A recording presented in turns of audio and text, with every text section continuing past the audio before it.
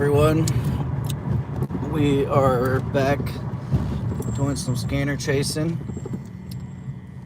Right now we are northbound on Western Avenue in St. Paul, Minnesota. Passing Thomas and Western.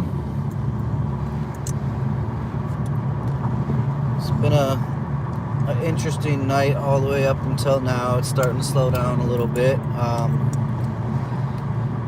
We had a robbery on the east side of St. Paul earlier where the Holiday got robbed. I believe it was the one going into the east side right there on 7th Street. He made his way all the way to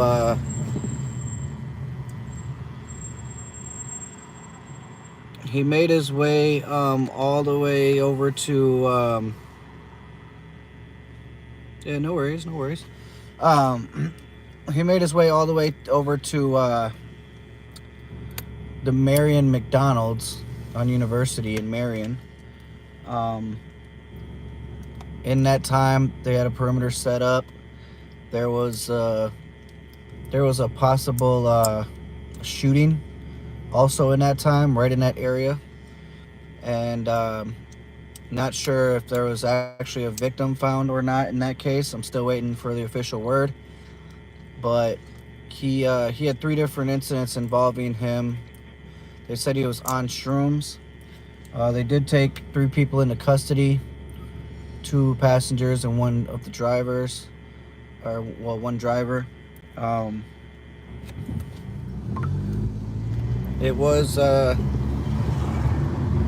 he did have a canine bite while being apprehended.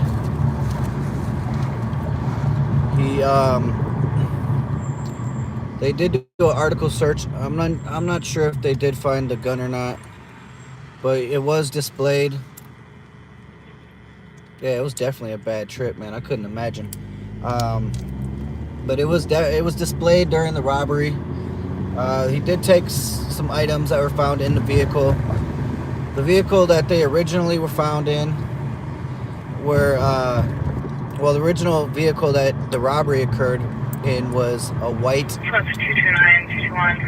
Charger. 4th Street and Wall Street to the female yelling at 2257. It was a white Charger that was the original vehicle that they fled in. But when they found them at the Marion parking lot at the McDonald's, he was in a white and green truck. So they did say the Charger was did have tires that were blown out on the driver's side. So I'm pretty sure that's why he possibly changed vehicles. Not sure which vehicle was his, but they did say both suspects their descriptions were very similar, basically saying that they looked like they were related. But good job to St. Paul Police Department. Crime scenes. And they did try to get state involved, but state could not, flight was not available at the time.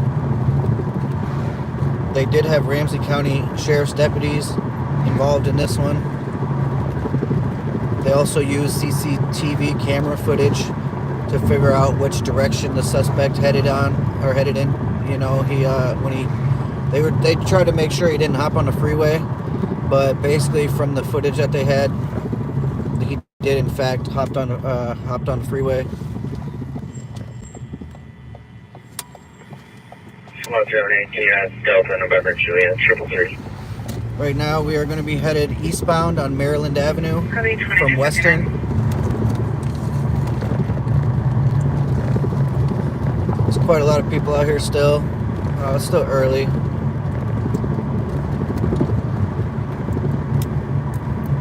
The person who said that they were shot, it came from the Hmong town village on over on Charles or University there, off of Western. Again, they did not locate any victims in that case. Copy with the Central Squad back.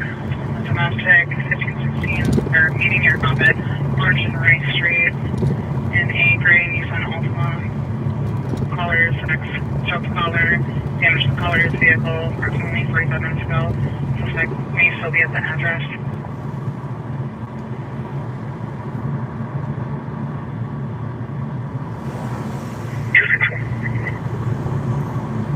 And 2300. Squad 3 going anywhere. Code 4 out here. 324 cancel. 324, you can stay clear. A shooting did occur earlier today. I'm still trying to get more information. A woman showed up at Regions with a 2300. gunshot wound to the leg. Have not found out any more information yet on where it occurred or who the suspects were in that case.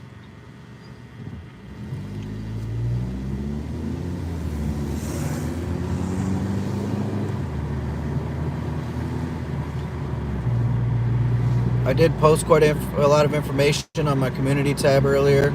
Feel free to check it out. Again, all the things that I post are preliminary information, and most of it comes from scanner audio.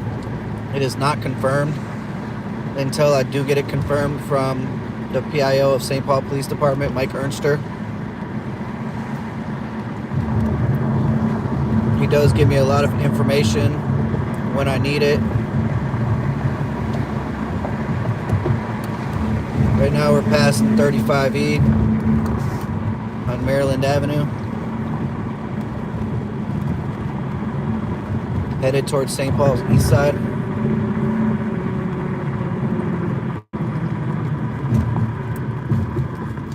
If you guys are new to the channel, feel free to subscribe. If you want to know what's going on in our great city, I do the best I can to provide the information that happens here in St. Paul, Minnesota.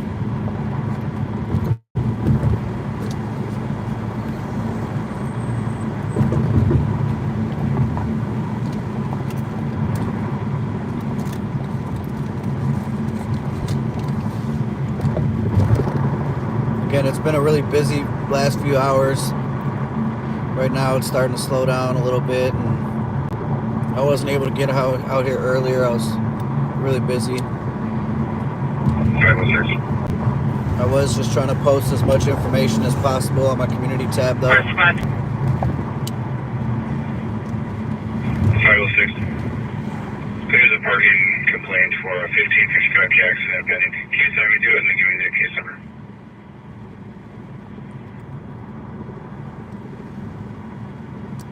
There's been a lot of parking complaints. 706, your case number 126922. A lot of people are just in the middle of the street, parking in the middle of the street. Squad 08. The other day, I was out trying to find an incident that happened over on 318. Colney Street. Clear by 311, 324. Over in Copy 2303. the Frogtown neighborhood. There was a man with a yellow dress that entered into a home of a woman that he met that weekend. He broke in, and she said she was going to call the police, and he left. He had a mohawk and was wearing a yellow dress. He was kind of a bigger sized person.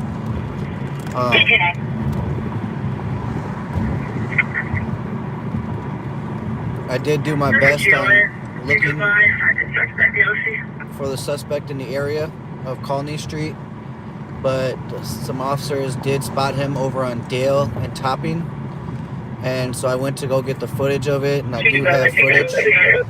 I'm working on editing. But yeah, we did find the suspect over there, and he was wearing a yellow dress, in fact.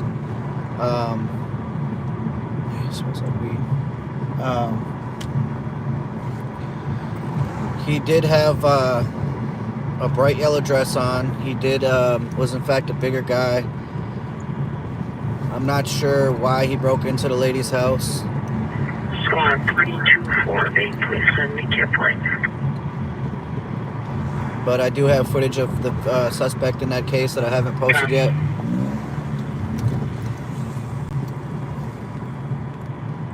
I don't believe he stole the yellow dress from her.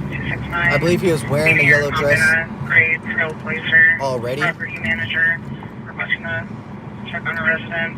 Resident seen in the beginning of June reports a bad smell from his apartment. That was the original description of the suspect, that he was wearing a yellow dress. It seemed to fit him pretty well. I mean, he was a bigger guy, so unless she was a bigger female, but he broke into her. He broke into her house, and he got pretty far pretty quickly. Unless there was a time delay from when she called. I mean, me and the other officers showed up at me and the officers all showed up within 2 minutes of the crime being committed. But he got all the way. I don't even know how he got where he got, because we were tracking down the area pretty good. I mean, there was other officers in the area. We did our best to try and find him, but I figured he was going to go towards the tracks on Jessamine. 329, copy the suspicious, 863 Rose Avenue, male juvenile, dropped off a scooter and suitcase an hour ago. Get some more blood smell.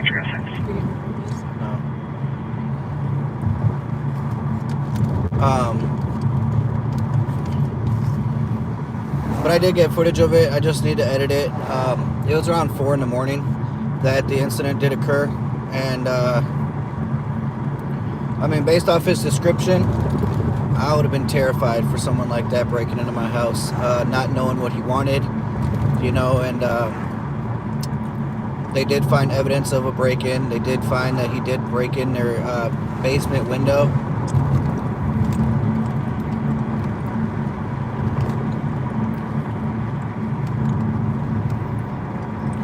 Right now, we're still eastbound on Maryland Avenue. We just passed Johnson Parkway back there, Clarence. We are passing Hazelwood now.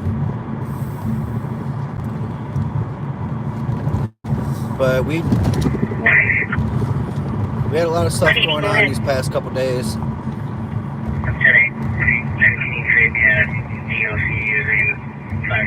Selling north, I gotta shoo a bunch of people off. Posted no trespassing property. Copy. There's a squad that come back 188 till they're code 4. 180, code 4. Copy, code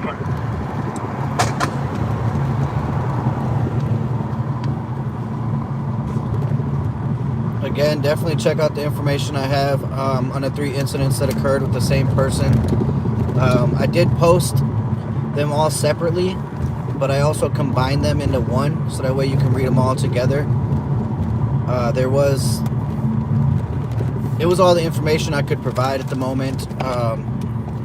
Again, it was all scanner audio that I heard, and it's all preliminary information until I can get it confirmed. But basically, they took 3 people into custody, 1 female, 2 males that seemed to be related. They had similar descriptions of what they looked like and what they were wearing.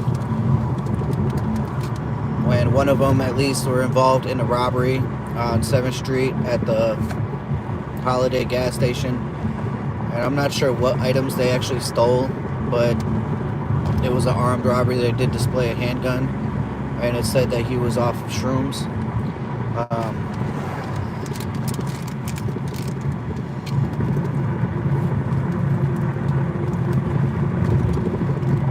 Person was hit by a car earlier, a bicyclist.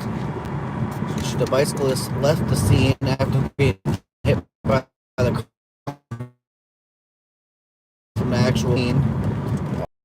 But she wasn't answering any questions. Not sure if she had like brain bleed, or if anything was like wrong with her that she didn't want to answer questions. It was possible intoxication. Not sure whose fault it was. They didn't release very many details on that one. But she did she did leave the scene of the accident. Didn't get information if the car, the suspect, or not the suspect, but the person who hit her, I didn't get any information if they left the scene or not. Hamlin and Summit with Minnesota Delta Mike Uniform 771. Hamlin and Summit. 2310.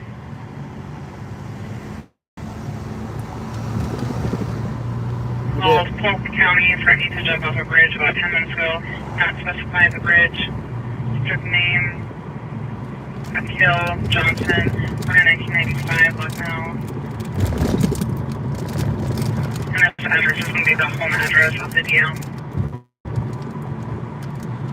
327. Person is starting to jump off the bridge. Not sure which bridge at this point. Still going to be getting more information on that one. We are headed southbound on White Bear. We're going to go westbound. We are going to go westbound on Minnehaha here.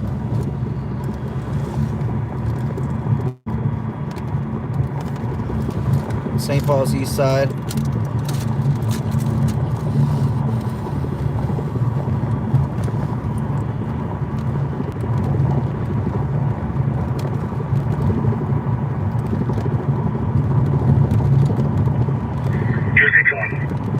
I am going to do my best to reply to your guys' comments, but I am driving and the screen is very small, so I can't really see the comments very well.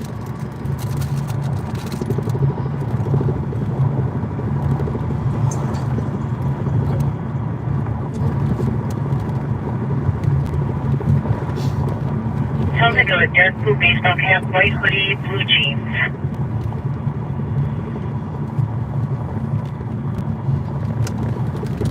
If you guys have any information you guys would like to share with me, you guys can email me at streetsofstpaul22@gmail.com.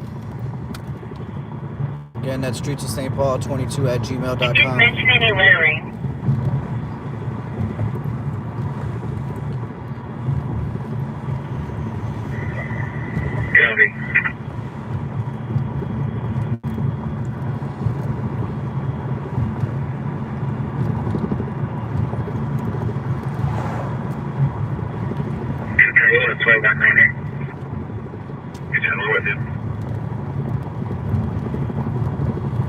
Again, the armed robbery earlier did occur at about 8:32 p.m. They set up a perimeter over on University Avenue about 8:45 p.m.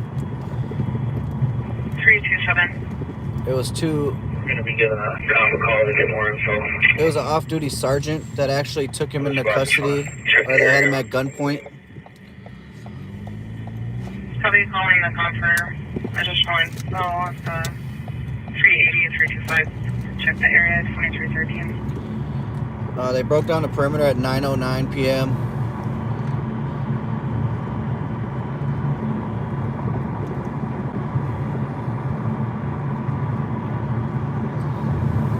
They also found a person.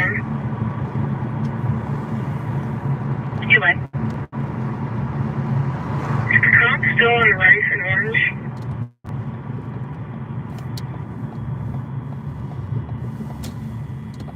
That's what we have from them. Would you like their number? We got one to say. I thought Discord was only for gamers. Not sure if that's accurate or not, but I know a lot of gamers do Discord. Yeah. We got one. Copy. One to take.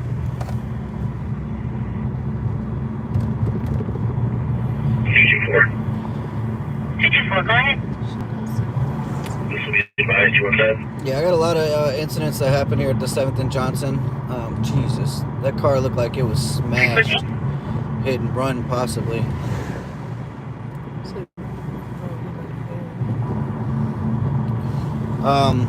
So basically, over on Como and Eustis, they did have someone with a gun earlier on the bus. Transit informed St. Paul police that they could use some assistance. They ended up getting one detained in that incident. Not sure if he brandished it. Yeah, we're suspect in custody right now. So, bail with the outstanding warrant. Copy. Are you close for? Good, we're close for. I don't know if 221 has found the victim yet, but he does have some marks on his neck as well, and say he got assaulted as well. Right now, I'm on 7th Street. There's a stench that is insane. Smells like sewers, and the stench is just overwhelming.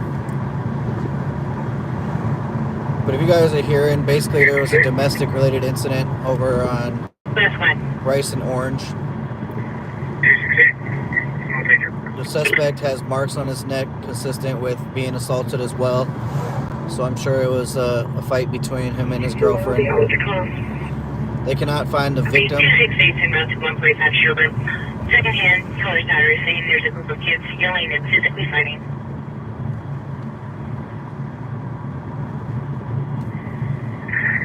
Copy.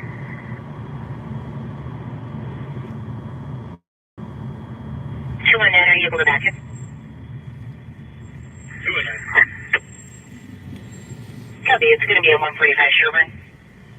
There was a bunch of teens fighting over in downtown St. Paul today. 2316. Around 7:50 earlier. They did. 771 Victoria's Permit 301.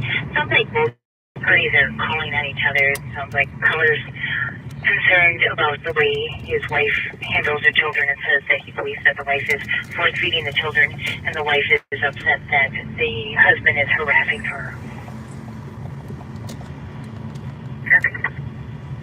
2317. So there was a group of about 30 people fighting, and then they did have 2 people. Cedar Avenue, is that the Cedar Avenue in St. Paul or Minneapolis? 301. Clear, possibly 383. 2317. But there was multiple people fighting downtown. It started out as a group of 30 that weren't fighting, and only 2 of them were, but then multiple people started fighting. The case number is 126907, and the time of the call is 2129. Copy, thank you. 18? This one sounds pretty funny to you guys. There was a girl who called the police 2318. from a phone, one of those hanging phone call boxes. She did say that there was someone smoking something, narcotics. Probably the comp also doesn't know the apartment number, 2318. I'm pretty far from the Cedar in Minneapolis right now. What about vehicle? But they did have, No vehicles registered to him. the girl did say that she, It's in Louisiana. the girl did say that she, She has limited info on him. she was pissed off because the person was smoking narcotics and they didn't share anything. So she called the police to, I don't know, make the person share, I guess.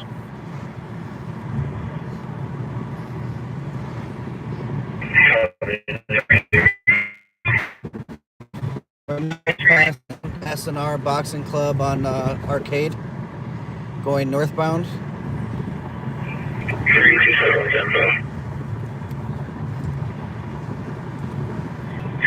go ahead. According to the cops, he had a history of making these type of suicidal threats in relation to the mother of his children and not seeing his child. This isn't the first time, according to the cop, and she's also kind of reluctant to give more info regarding him or potentially his whereabouts. But we did locate a address for the mother of his children that is in Minneapolis. Yeah, since weed became legal, guys, that's pretty much all I smell nowadays. I mean, I literally just smell it all the time when I'm driving. When I'm at the scene with the police officers, people are smoking weed. Copy that. 2320. It's becoming a regular thing now. In Maryland, Minnesota 10 tag 02894165. Fully live there, Maryland, 2320. 325. 325. Can you break me for a moment and put me on that stop? I'm right next to it. Copy 2321. They did have what appeared to be a 6-year-old kid on Snelling University running. There was no parents around. 380, what's your location? It was pretty late already, about 9:45, 10 I'm just o'clock. inside the apartment, seeing if I can see his name, mailbox. Copy. Hold up, shut him. I'll give him this morning. Roger.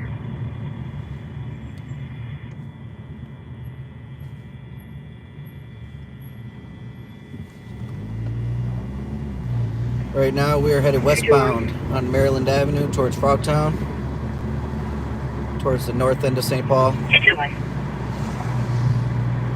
Your license plate between the Minnesota plate, Lima, November, Alpha, 751. A lot of traffic stops are happening right now. At 2322.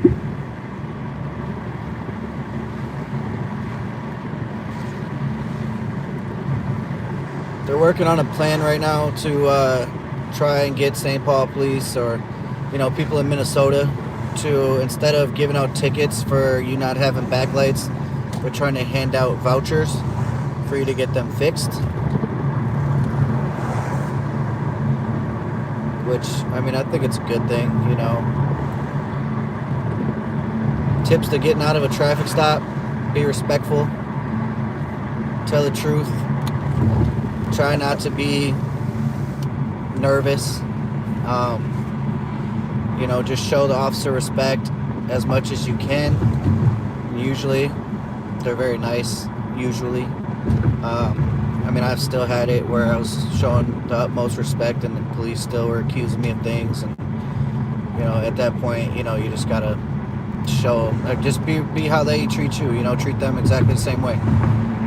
They use their position of authority. Can you go ahead? Can you advise medics up? We're gonna need some vans. It's an old, motor vans, that'd be great. 325, I'm sorry. What did you need?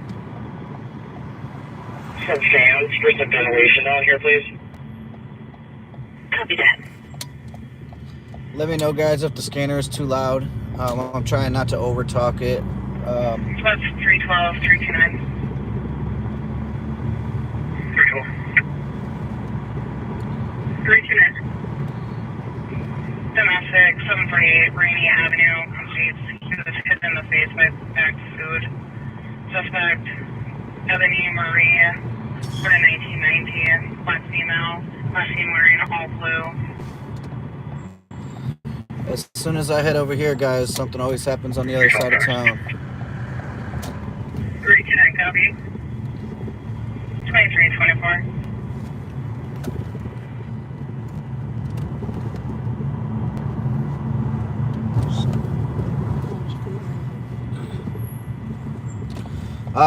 The age of the victim that died in the wreck, where his car started on fire, he was actually 22 years old. He was a very young kid. 377. They did say speed played a factor in that one. Is what system heading? From to the system arcade. Copy. It was not a kidnapping, it was a fraud, and it is clarified. Copy 2324. Thank you for watching. I do appreciate it, you guys, especially you guys who don't live in Minnesota. or St. Paul. I really do appreciate it. But again, we are in the capital city of St. Paul here in Minnesota. I did hit the block because I did hear some noise coming from this area that sounded like glass breaking. There was a gentleman that did have quite a bit of property on him that was walking with a lawnmower. 2325. Pretty sure he was the glass I heard breaking. Hey, phone, check it now. 2325. We are next to Oakland Cemetery here on Jackson. We're gonna go down Rice Street and see what's going on tonight. 312. It's Thirsty Thursday. 312. Just for info, your suspect has been drinking, has a history of violence with officers. I got you. I'm gonna roll with him. Can you have one more squad of this? Will be fine. Feel free to check out the live that I did last time on the incident that occurred over here. You're back in 2326. The burglary or attempted burglary on Sycamore and Sylvan. County 2752, check your status. 2752 is going to be a county car. Code 4 2326. A Ramsey County deputy.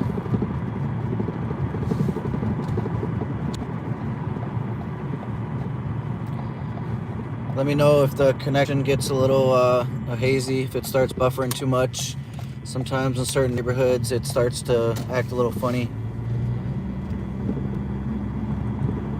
But again, the incident right over here on Sylvan and Sycamore, up here at the stop sign on the left. Go ahead. Someone did cut their hand open trying to break into this house. Okay, one of the officers who were involved in the McDonald's call advised what CN we're writing under, if it's going to be the robbery or if it's going to be the McDonald's incident.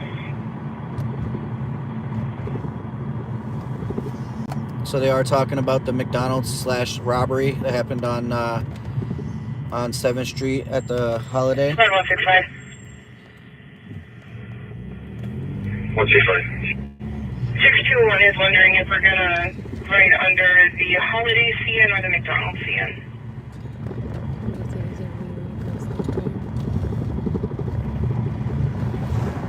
165. There will be two different CNs. There will be the McDonald's CN and the Holiday CN.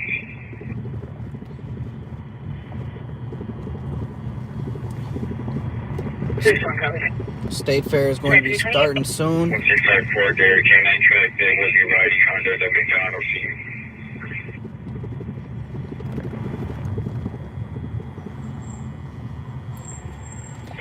Thank you. They're providing a little bit more information on the incident earlier. The K9 did track under the McDonald's case. They didn't have him track under the Holiday on 7th case because they know he hopped in a vehicle at that point. But the State Fair, it is going to be pretty, live this year. They did introduce all the new foods already. If you guys haven't saw it, Twin Cities posted it, Pioneer Press. They posted the information on the new foods that they had available this year. The one that really, really stood out to me was deep fried ranch dressing. That one it blows my mind. Honestly, it just seems like they're coming up with more crazier and crazier ideas every year. 260. Last year they focused more on pickles. Urban turn Wanda. This will plate Juliet Golf Charlie 013. It wasn't too much going on over here on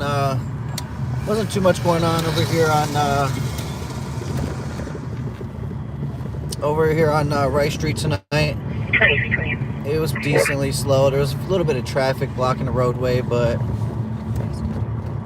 I saw it. 20. But the State Fair is going to be pretty live. I usually go there and get a pork chop on a stick. That's one of my favorites there. There's always a long line for it, but it's worth the wait, guys. It's definitely something that I try to get to and get every year. It's usually really, really, really hot though, so I don't stay for very long. Plus, there's always quite a bit of people out there. So these last few years, it's been getting, crime ridden. Been a lot of fights lately. Someone stole, I don't know if it was a year back or 2 years back, someone stole like some of the money at the fair from one of the concessions or something like that. And I mean, it was like a good portion of money that was stolen.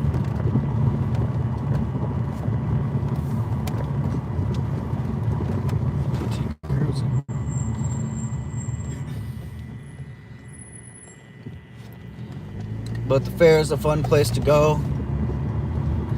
We had, I don't even remember how many people last year, but it was a lot of people. There's always record-setting amounts of people there. 268, code 4. 2331. They do got a new,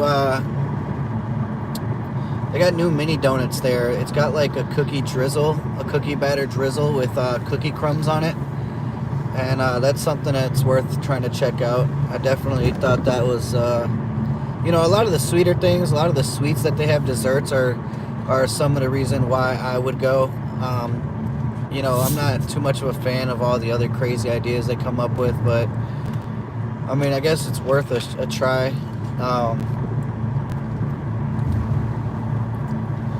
gonna go past the street where they did have the burglary over here with the guy with the yellow dress. Look at that moon over there. That moon is gorgeous. You see it? The burglary did happen up here on front, or off of front, I should say, on Selney. I believe that's what it's called. I think it's for the experience of going to the state fair, because there's so many people that come out of state to go to the state fair. Yeah, I think the state fair is actually one of the biggest in the country. Don't quote me on that, but that's what I do believe that I remember hearing. They do have multiple different events there. You could find all types of things there. They do have some rides and stuff like that as well. I remember reading millions of people come here from out of state. Yeah, it's thousands. It's pretty epic, man. It's at least a couple 100,000 for sure. Yeah. But it's a really epic place to go. You guys definitely should check it out. If you don't live here and go there, it's kind of like, you got to go there. Got to. Yeah, even if it's just a one day or a few hours. I'm not sure if it's always 12 days at a fair, but they used to always have 12 days. So, it's second largest after Texas, exactly. Okay. Go ahead. It's worth checking it out, though, for sure. Ours is definitely better. So, yeah, we're, I believe I said Selney, but it's actually Colney. It almost sounds like Colleen, but the incident did happen right here off of Colney. Everything's better in Texas.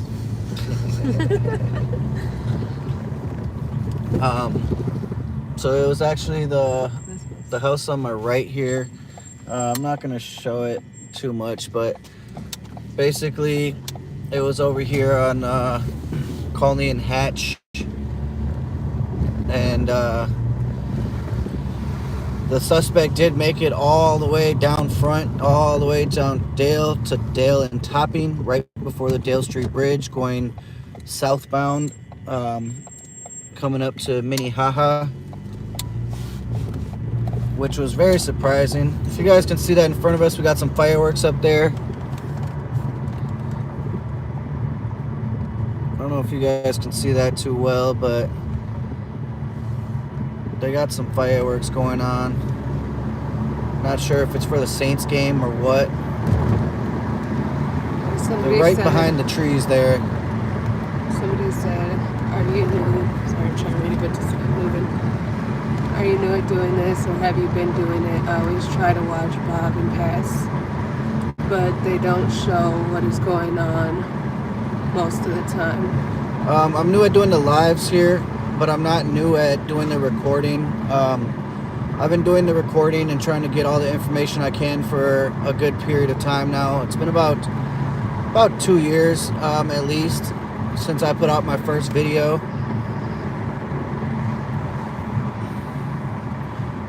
But I've been doing this for a little while now. I do it just for the citizens of St. Paul to try and get them all the information that I can. And basically, if you are new to this channel, go ahead and subscribe. Definitely, it's worth checking out. I do try to post as much as I can. Try to get to it on a daily basis. Basically, it is a hobby of mine as well, just to get out here and, I try to build a relationship with the police out here, but they pretty much hate me. Just in case you hear any shots, fire reports coming in the area of Western Maryland, I see aerial fireworks. So yeah, in Western and Maryland, there was aerial fireworks there. They just called it in. The police try to call it in before somebody else does, just so they get a lot of the information, just so they can let them know that it was fireworks and not gunshots, because a lot of people do call in gunshots when they hear fireworks. They don't want to waste any resources, so they try to just let dispatch know that they hear and see fireworks in certain areas.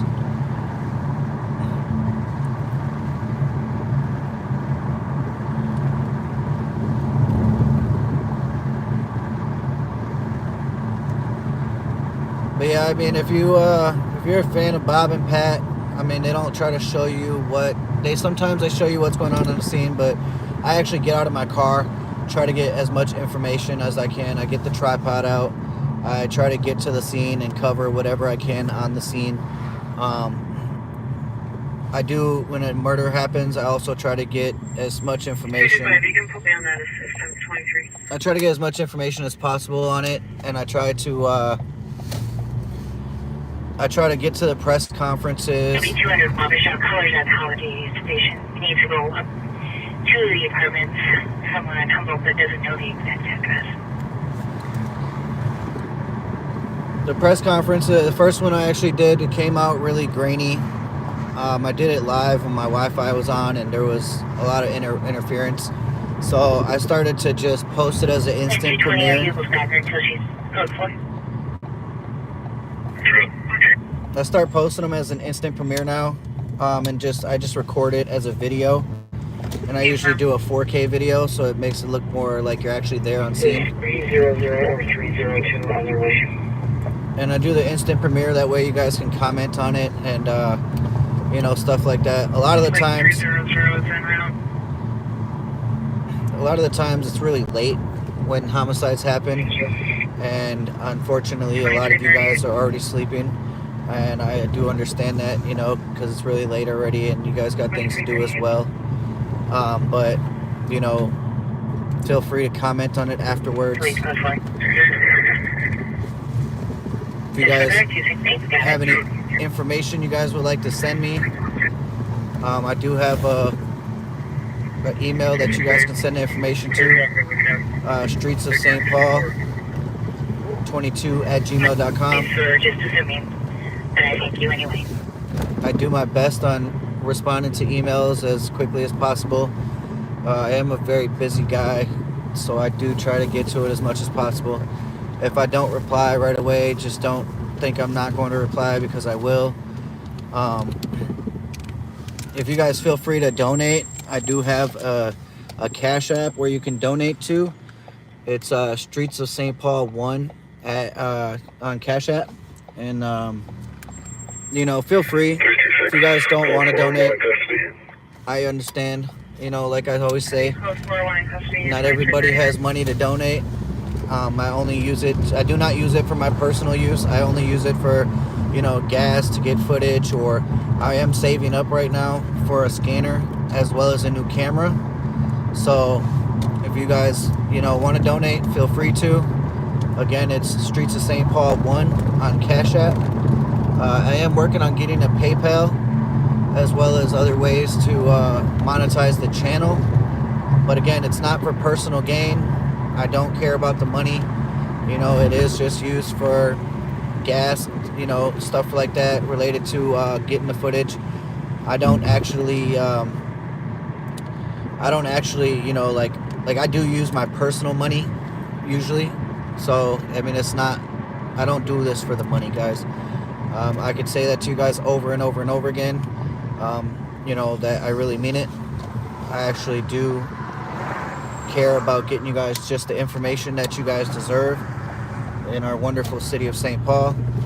I know watching my channel, it doesn't always seem like it's our wonderful city, but you know, there's a lot of good to our city. And Allison, I do appreciate you. Thank you for the donation. I really, really do appreciate it.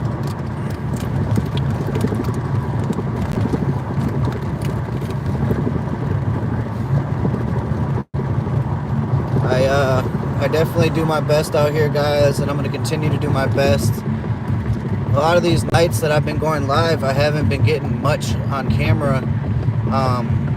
It's been very slow.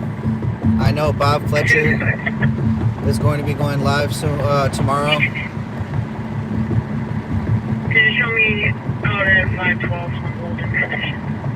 Unfortunately, I will not be able to come out tomorrow. I have some things going on. This weekend, it's probably going to be hard for me to get out. But I will be editing footage, and I will be posting some new footage for you guys, so you guys can definitely check that out. Again, the guy with the yellow dress, I will be posting that footage here this weekend, trying to get you guys the information you need on that one. I'm still waiting to hear back from the PIO of St. Paul on the actual incident that occurred. I know what happened, but I just want to get the facts from him, all the facts. But yeah, basically, he wasn't hard to spot. He was wearing a bright yellow dress, and he was a bigger guy with a mohawk. I mean, the description is basically 312. exactly accurate.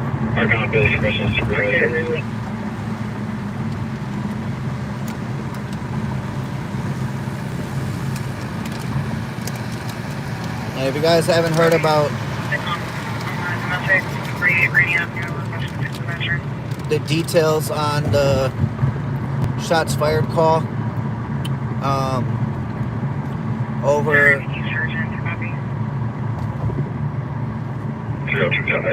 the shots fired call over on Conway and Forest, they did find the comp at 748 Rainier Avenue. The domestic is requesting a supervisor. They did find quite a bit of shell casings over there. That 2343. it was at least 20 to 25 casings. There was a Somali male that called, said that somebody was shooting at him. There was a vehicle that did leave the scene. Nobody was in custody, but they did have. He did get his tire shot out, as well as his vehicle was shot up pretty good, but he didn't. 327, copy the welfare check, Earl Street and Jenks Avenue for the female walking back and forth, 2343. Luckily, he did not get hit by any gunfire, so that was a good thing. You know, as many shell casings as I seen on the ground, I was pretty terrified for the victim in that case. I figured that, you know, he would have got shot at least one time, but, you know, I'm glad that he didn't. That's for midnight EOT 316.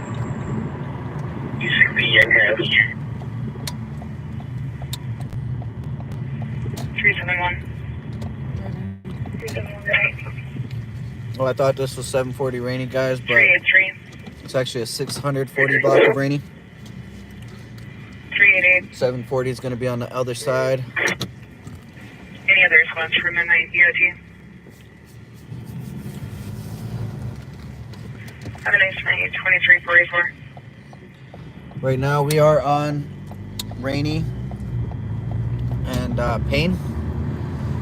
I'm going to be taking a left here on Minnehaha, going up towards M&H on the east side of St. Paul. If If you guys haven't checked out M&H's Hot Food, definitely check it out. 149 traffic. Some of the best gas station food I've had in a while. We're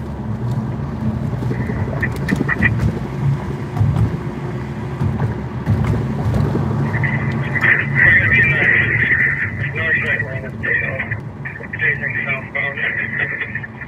That's Wisconsin, Alpha Tango Victor 9201. Copy in the cross. Just north of me, Just Copy.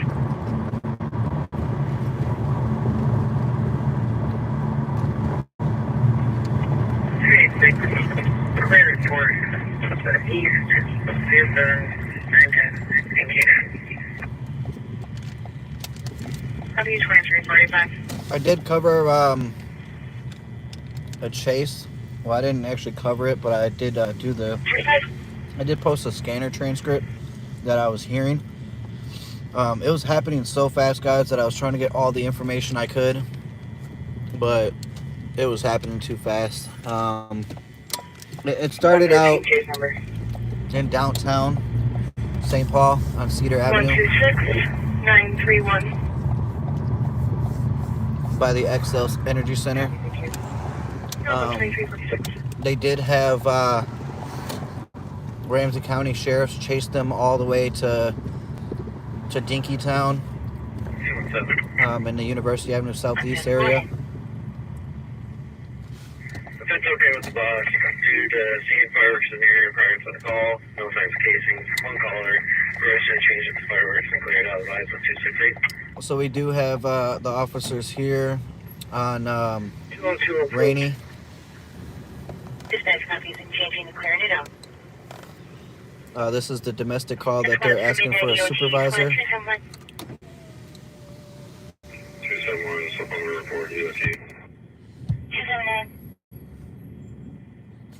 279, traffic, have a good night. You as well. And a safe drive home. Not sure if they ever found a victim on this call. And downtown beach squads 533 and 538.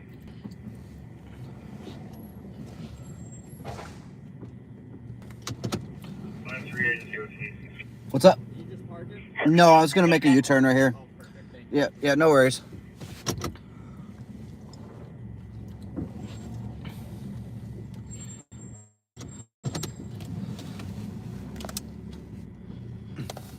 Again, they are blocking the street here, guys, so I am going to make a U-turn. There's not much going on at this scene right now other than these cops standing around just probably waiting for the supervisor still. Didn't hear a supervisor show up on scene just yet. But this is... Come from the east on Rainy. So yeah, they're telling the supervisor It'll be a few minutes yet. he still has got a few minutes before he shows up on scene. But they're telling him to come down the east on Rainy.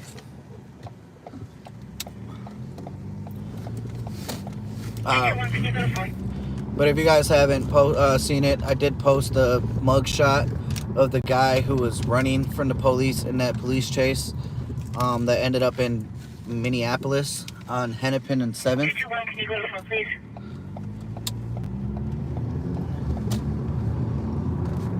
I do believe that there was a kid in the vehicle. I know there was a passenger that got out of the vehicle 380. and then got back in.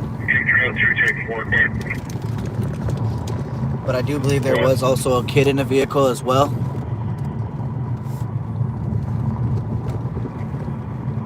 261 or 210. 261, can you get a hold of 221? Right now we're going right on 7th Street here. Let me know if you have any troubles. Bravo 318.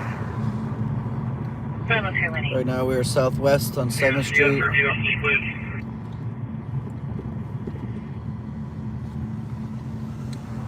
Javier, you code 4? That's short home rate property here. Let's know if I need assistance. I try to give you guys all the details that I can. PLC at 640 Jackson. 2349. These are just off of memory right now. but I did type it all up. All the things I'm talking about right now, you guys can find on my community tab. I do post all the information I can on there. Sometimes people aren't aware of the community tab, but you guys can definitely find articles that I post that are daily articles, whether it's from Fox 9, KSTP, the Pioneer Press, you know, all the other resources or sources that I can find. I do post as much as I can. If you guys don't know who Ruben Rosario is, he is one of the top columnists and top journalists at the Twin Cities Pioneer Press. He worked there for either 30 years or... Restart a fire. You need help. Let's get the door off. Come on, closer.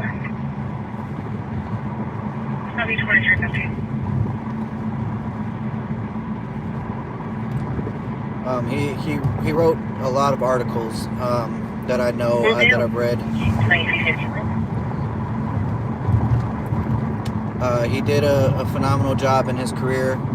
He did pass away from melanoma.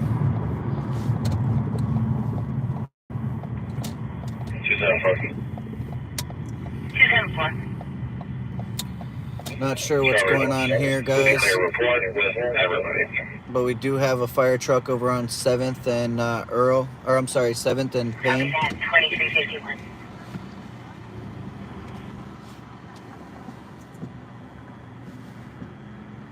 I don't see any firefighters in sight. Bravo 318, go ahead. I'm going for here. Just for officers and central here. There's a white male in his 50s wearing a black shirt and tan pants. I escorted off property. He's northbound on Jackson from regions here. He's extremely hostile towards police if they have any interaction with them. You can clear this out, advise. I'll be back on my COT. It's possible that it's a medical call down here. There's a lot of homeless population down here. 2352. A lot of drugs being used. 224. 224. A lot of people are leaving the scene right now. Oh, you're fine. At least 4 or 5 people just left the scene from back in those woods there. So it is possible that someone maybe OD'd of some sort.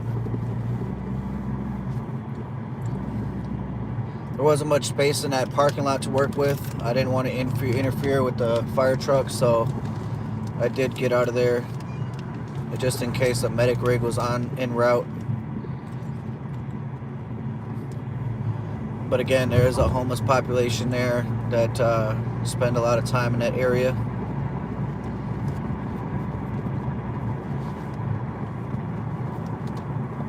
We are going to go left on Tedesco on the city's east side. On Tedesco and Bird the other day, there was a bunch of shots fired over here. They did find shell casings. Maplewood. They attempted to pull over a white Honda hatchback, unknown plates, for speeding. They will not be pursuing. Vehicle is last seen northbound Henderson from Minnehaha until I-2353. Did have a car tick off from Maplewood Police. Eventually they find their way into St. Paul somehow. And then after they end up going to Minneapolis. They hop on 94 and they go straight up to Minneapolis. Right in front of us here we got the jail. This is where most of the press conferences are held.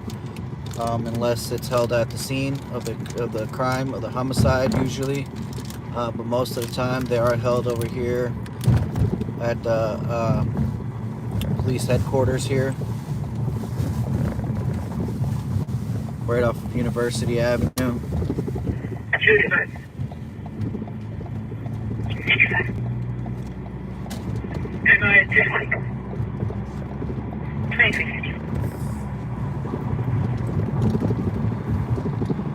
We've had a lot more car chases than I ever remember as a kid.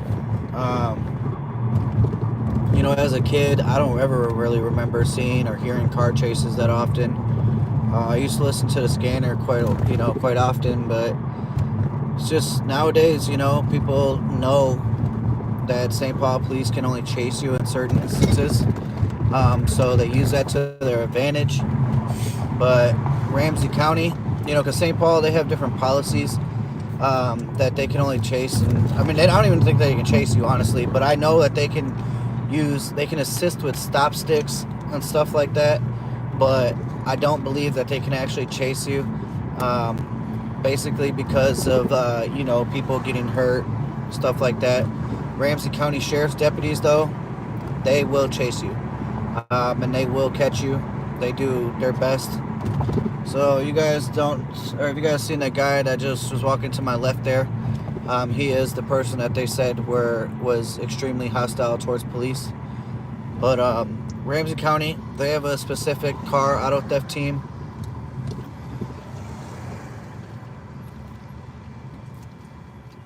They will catch you. They are authorized to pretty much go wherever they want to. I mean, in the city or in the county of Ramsey County. But they also do assist in Hennepin County as well, inside Minneapolis borders. That's where they caught the guy who ran from them just the other night. They did use Minneapolis canine, I believe, on that incident. They found a male in the bushes.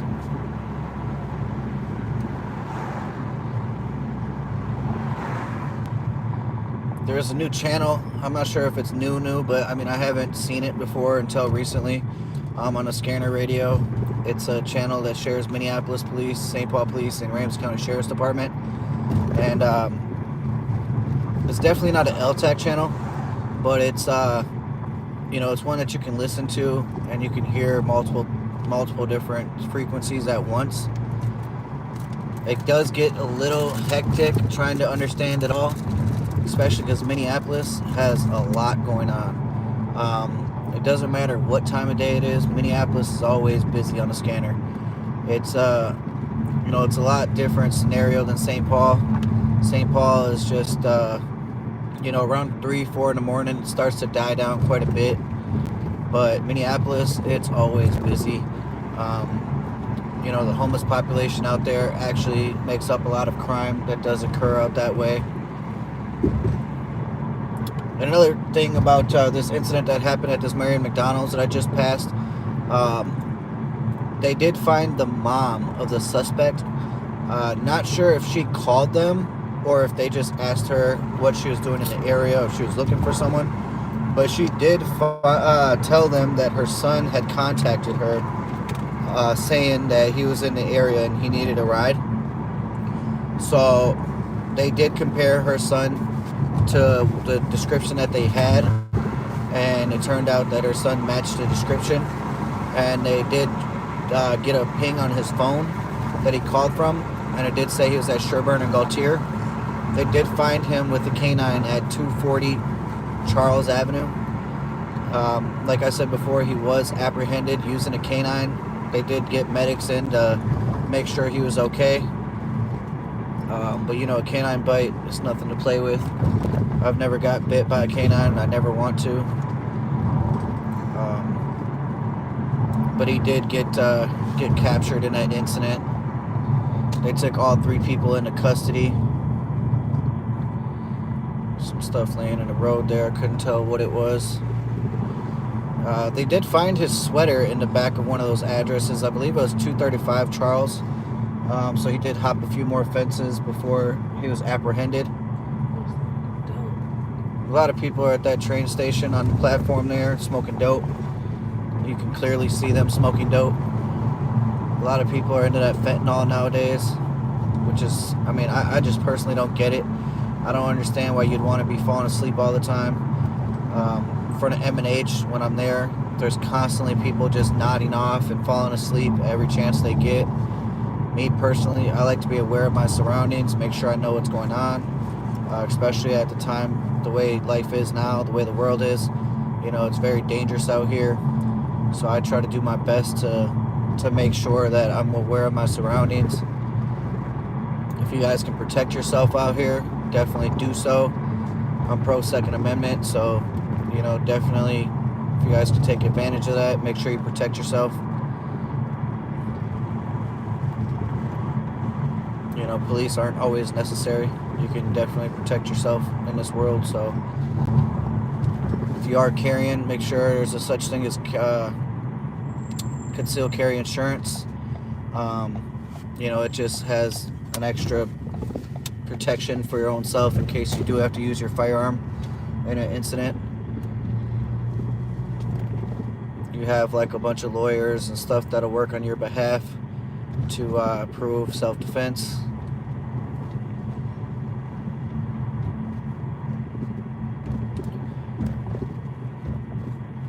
Right now we are going northbound on, I believe, Victoria here. Let me see. Yeah, we are northbound on Victoria, coming up to Thomas.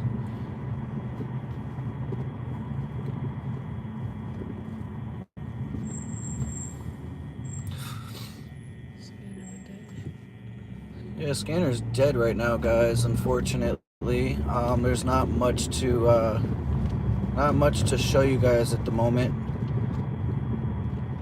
Hopefully, in the next couple hours, it picks up a little bit. There has been, you know, between 12 and 2 is usually prime time for crime. So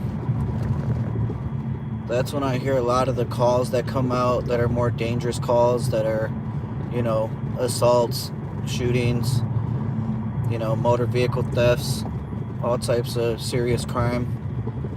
And, you know, a lot of the motor vehicle thefts end up turning into shootings after they steal the car. They go and use it for another crime, robbery, stuff like that. Seems like these types of crimes are happening more often. You know, Mike Ernster said in a press conference recently that, you know, there's not as many people dying as last year, but there's more people that are being shot at, more property that is being shot up, more rounds being fired in each one of these crimes. And, you know, like I've said in previous videos as well, these kids nowadays got extended magazines, they got drums on their rifles, they got AR-15 pistols. You know, they fold them up, they put them in a backpack, all types of things. A lot of crimes involve rifles nowadays, and if they got a Glock, they got a switch on the Glock to make them shoot at a rate of fire as a fully auto weapon. It's really unfortunate in those cases that, you know, people use weapons like that. They also have rifles where they have binary triggers on them. So when you compress the trigger, it shoots one. When you decompress the trigger, it shoots another round. So it shoots 2 rounds on one trigger pull. I mean, when you do have a gun like that, it can basically turn into a fully automatic weapon.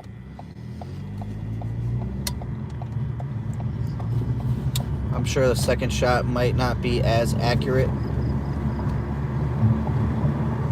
but a lot of the times that's why you don't have very many actual victims out here, because people are just, you know, letting a whole clip fly, but they're not actually shooting at the right target.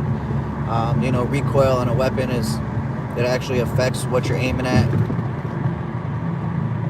But yeah, the suspect was found right here to my left with the yellow dress. He didn't make it over the bridge before police in different districts with officers here. It was 4 a.m. You know, there wasn't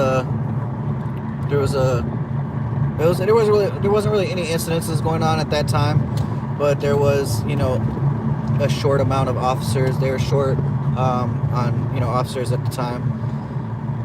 It was a little bit after shift change, but they did ask for other officers in other districts to assist them on this one, and I'm assuming it's the officers that were coming from other districts that found the suspect.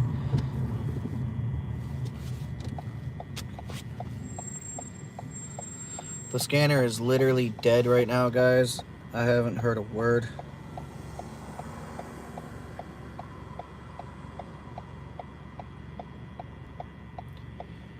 We are northbound on Dale. Gonna turn on to Front Avenue here. to go eastbound. We're gonna go try to go down Rice Street one more time, seeing what it's looking like.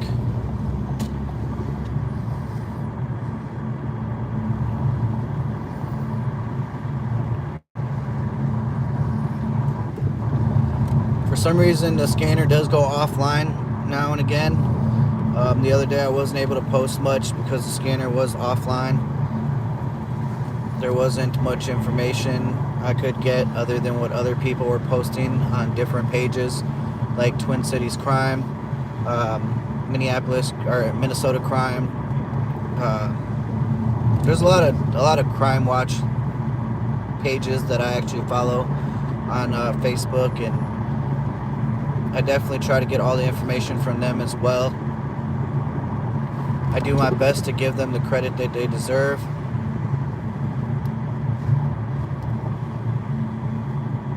There's a lot of hardworking people out here trying to get you guys the information that you need.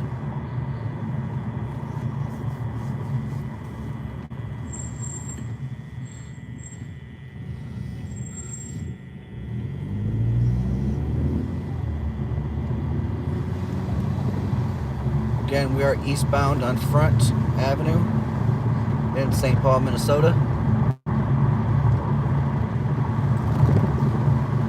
It's unbelievably slow right now for a Thursday night. A lot of people are just out partying, and eventually it'll start with the Thursday night shenanigans.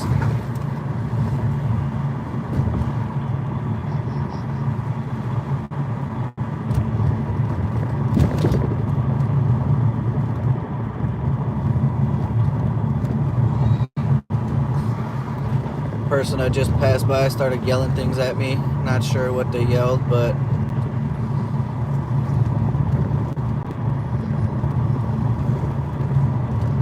I've covered a fair share of incidents that happened in this neighborhood here. A couple shots fired, shootings, things of that nature. A lot of it turns out to be shootings and stuff like that.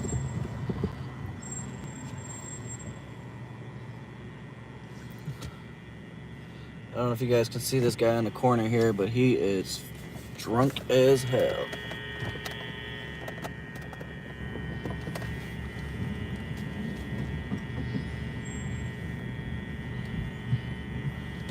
He just sat back down, but he's pretty wasted. It's really early. I mean, it's not too early, but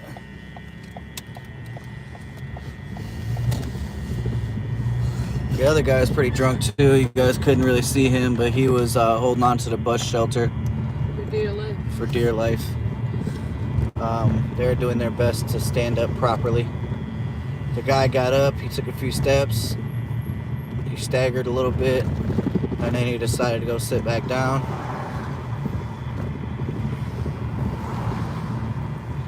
There's always guys out here shooting dice, stuff like that. There's quite a bit of people outside Bourne's right now. I would say at least like 8 people.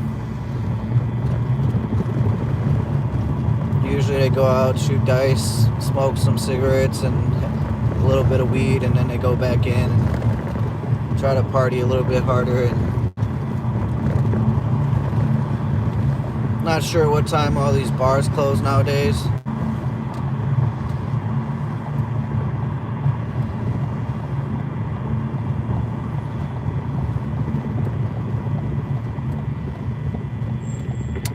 Copy your route to 1135 Alamo. Callers Anonymous. Wanted to report an occupied GMC Terrain parked in front of the address with lights on.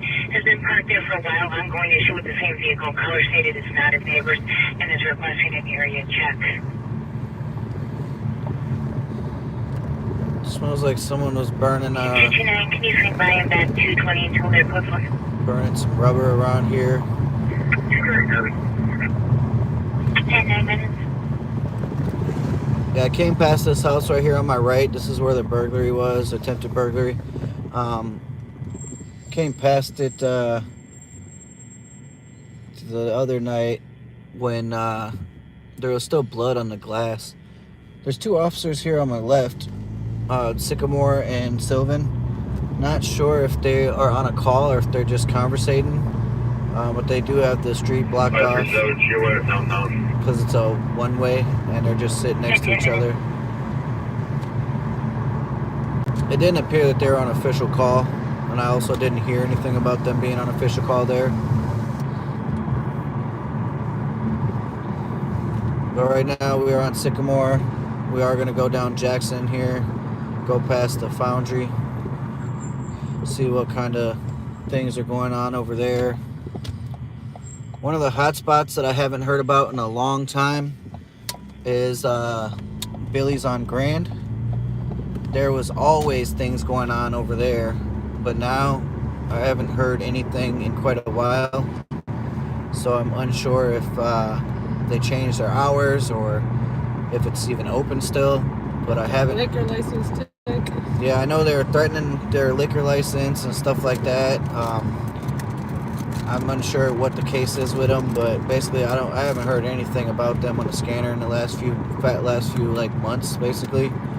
But there was a part of time or a point of time where there was just call after call after call, shots fired, fights, mainly shots fired, and Ramsey County Sheriff's Department would show up, St. Paul Police would show up, but now I just don't hear of these things occurring anymore.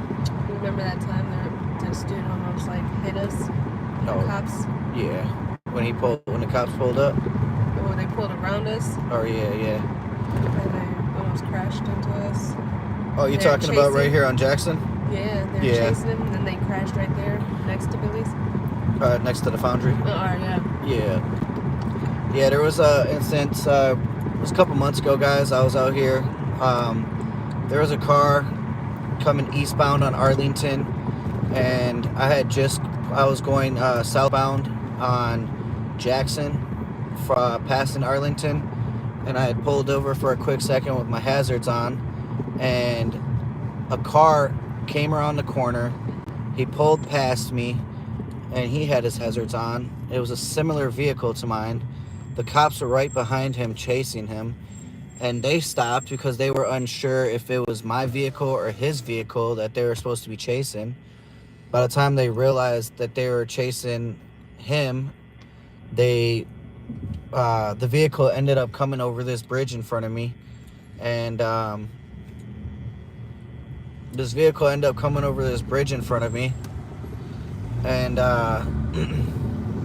basically he crashed right here to the left of the foundry, right here into these bushes.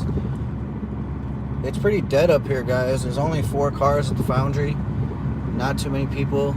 It's not packed at all like usual. I'm sure this weekend it'll be more packed. But yeah, basically he went over that bridge right there. It was a couple of Asian guys. One of them was caught, the other one was still at large. From what I seen a guy get into a vehicle that was very suspicious. The guy looked exactly like who they were describing, and he seemed to get away, but they definitely did their best to try and track the suspects. But again, he did come around this corner up here to the left with the police following him, and they couldn't figure out. I was pulled over right here on the left side, and they couldn't figure out which vehicle to chase. So they spent some time trying to get their information before they ended up going over the bridge and finding the suspect. But I wasn't trying to, I wasn't trying to throw them off in any means. But my car wasn't exactly the same car as them, but it was black and it did have hazards on. And their car was black and also had hazards on. But mine is more of like a SUV compared to theirs. Theirs was a little tiny car. I think there are police on White Bear Avenue. Yeah, I'll go head back to the east side. Once I do, who knows? It'll probably slow down again over here, or it'll probably pick up over here on in Frogtown neighborhood, North End. That's just how it goes. I spend a lot of my time going back and forth from east side to Frogtown. Rarely do I ever go to the west side, unless something I know, like a murder happens or something like that. Just because, it's from my opinion, it's pretty decent on the west side. I don't hear very many calls over there, so No.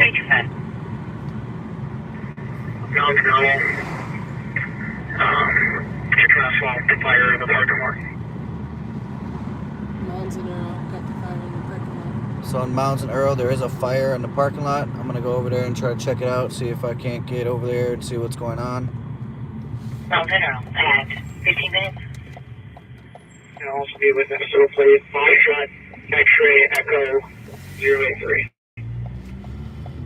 Not sure if it's just the fire in the parking lot. I don't believe it's a vehicle on fire.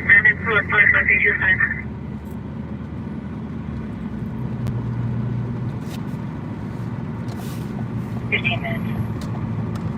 There's people on the side of White Bear. On the side of White Bear, sorry.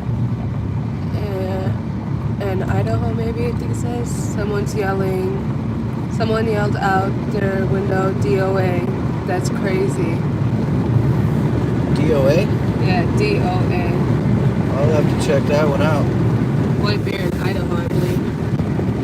I'm gonna go there right after I go to this call about this fire here, see what we got going on. So we haven't got that call in. Let me call that in. It's worth checking it out just to see if anything is happening over there. A lot of the DOA calls are sometimes medical. They do ask police to respond after the medics have, made sure, pretty much after the medics show up on scene and confirm it's a DOA, they do ask police to respond just to confirm it's not suspicious of any nature.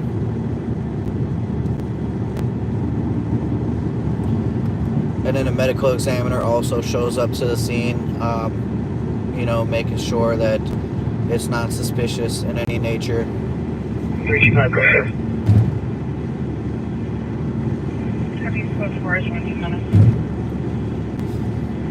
I know if you guys did see that incident that happened over in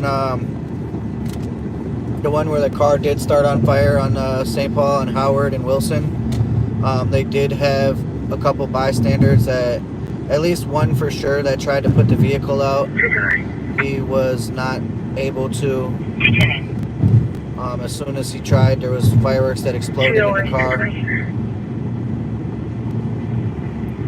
17 minutes. I also shared a video that one of the news sources had. They got footage from one of the other residents on scene that did show more footage of fireworks exploding in the vehicle. But he did perish, unfortunately. He was on fire for quite a while before the fire department showed up. They did have a tough time getting him out of the vehicle. I'm guessing he was melted to the seats there, or inside the vehicle.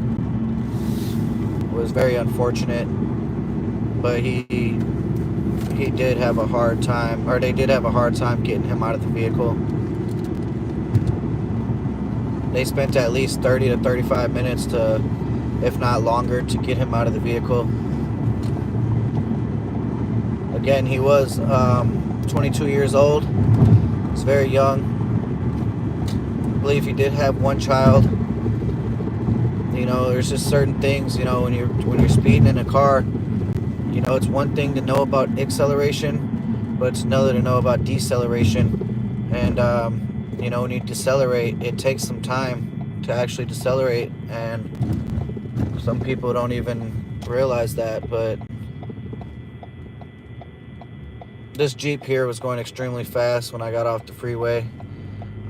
He did cut in front of me pretty quickly.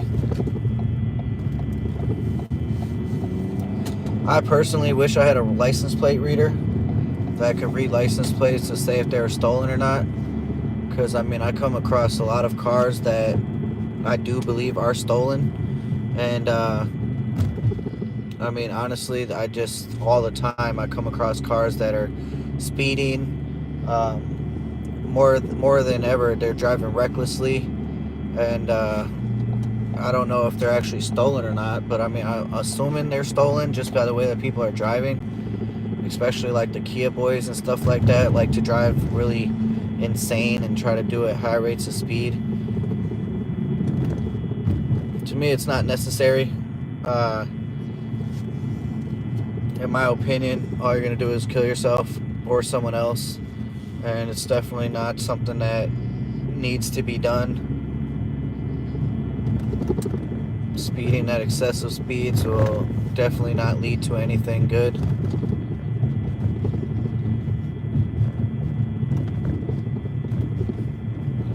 that Earl that I just passed? I'm not sure. If that was Earl I just passed. I don't see any fires of any nature over there. I know the police probably put it out already, but I don't even see any police over there. I thought they said 7. They said Earl at Mounds. Could be the cop in front of me here. 5123.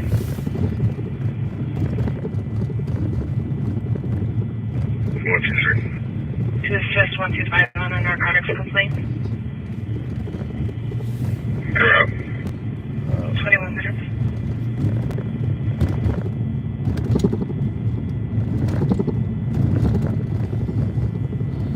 I'm not sure. Ain't there a park up here? There is, right? And that's Earl, Yeah. I think. Oh no, I know there's a park up here that they can. Yeah, I think it's going to be further up here, if I'm not mistaken. Yeah, that one that we used to go to. I am doing better on learning my streets on the east side here. There's the park. Trying to do better at Yeah, least. there's Trying like to bright learn. lights. Yeah, it does appear that these are cop lights right here. Yep, they are. There's a cop right there.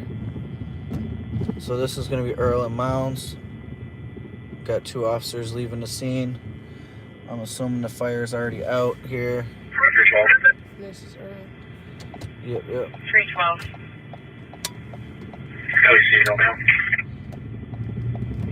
Coming to the LAC, 22 minutes. Got here just a little bit 32 late. is following. Probably following to the LAC, 22 minutes. Could have just been on like a barbecue pit or something. Yeah, I'm not sure exactly. There's a Serenity nursing home right here, but I'm not sure if that's the parking lot they were in or if it was the parking lot to the park there, but there's no fire that I see, so I'm assuming St. Paul Police got it put out. 325. Two clearance advised. With 326, 327. Probably 22 minutes. I do believe that's the officers that just cleared themselves from this call. I'm gonna look up White Bear in Idaho.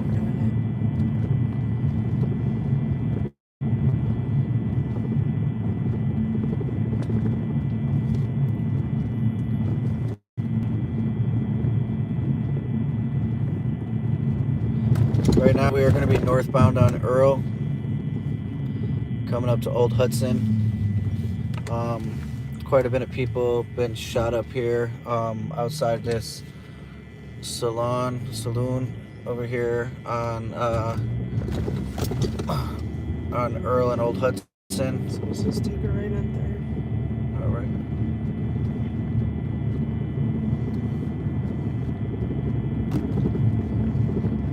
We are going to go check out White Bear in Idaho right now. Let's see if can't find any incident up there that occurred.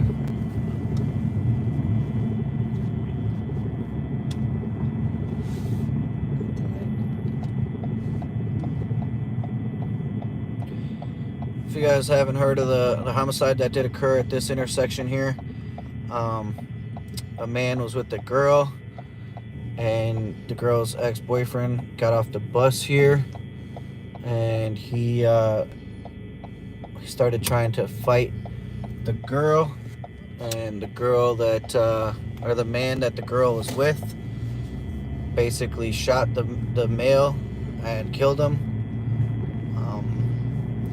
He did not get or he did get charged with as a homicide. but they said that he could have walked away or something like that. All he was doing was protecting the female he was with, but basically he did get charged with it.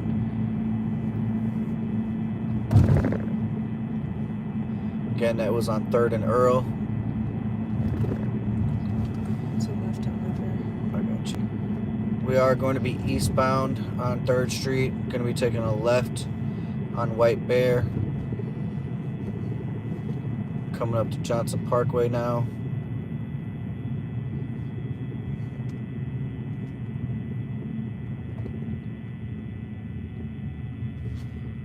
It picked up there for just a little bit. Nothing too major calls, like nothing any major information being provided.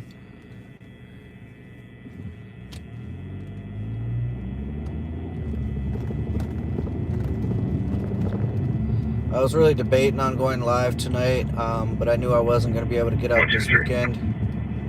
1, 2, 3. And code 4, they're clearing out the other cars to cancel. Copy 125, 116 clear. Remember back in the day when the kid died over here at these apartments? Which ones? These ones over here across the street from the gas station? I think so. It's up here by Holiday, right? Oh no, this so. ain't here. It's over there on the other side. Oh, This yeah. is Harding. Yeah, So when the it's on kid the died other at the... side. They were shooting shots from behind the apartment building on Minnehaha Yeah, at the Holiday right there, and he died outside the pumps of Holiday while he was pumping gas. yeah. There was that one, and then there was a time back before that when they were playing Russian roulette. Oh, yep.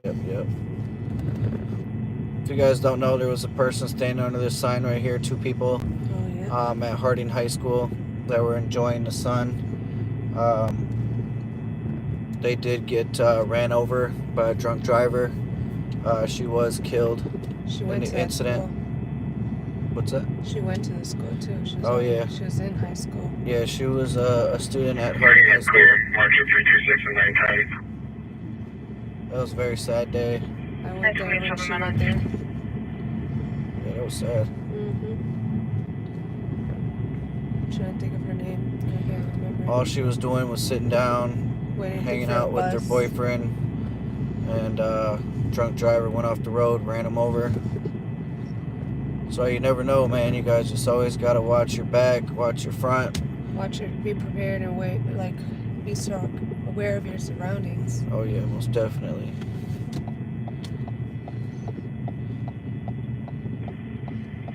168 and Royal 2, LEC, don't mess. We got the 63 bus in front of me here. I believe he goes to Sunray.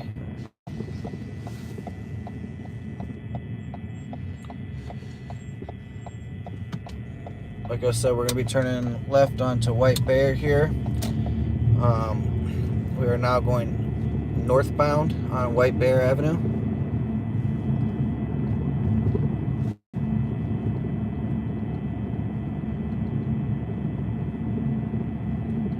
If you guys don't know your directions, just know that if you're facing north, left is always going to be east. Right is always going to be west, and obviously behind you is going to be south. The sun always sets in the west. That's one thing you can tell when it's sunny outside. You can tell it always rises in the east, sets in the west. So again, if you're facing the sun and it's rising to the east, your north is going to be to your right.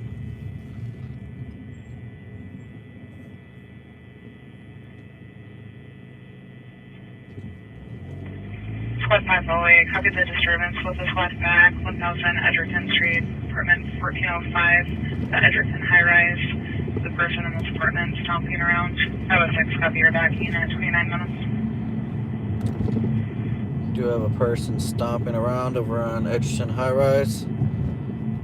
It's not really a call I'd go to.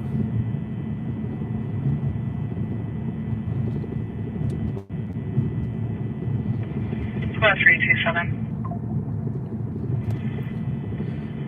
327. It's hard to get footage in places like hotels and high-rises. Domestic, 1995, Maryland Avenue East. Tom's brother assaulted him. Do you see getting additional info? 327 copy. At 30 minutes. If you guys heard that, if someone was assaulted at 1995 Maryland Avenue, his brother assaulted him, so it becomes a domestic. Copy. If you didn't know, domestics are involved with family, your girlfriend, but yeah, a lot of relatives, father, son, anything of that nature.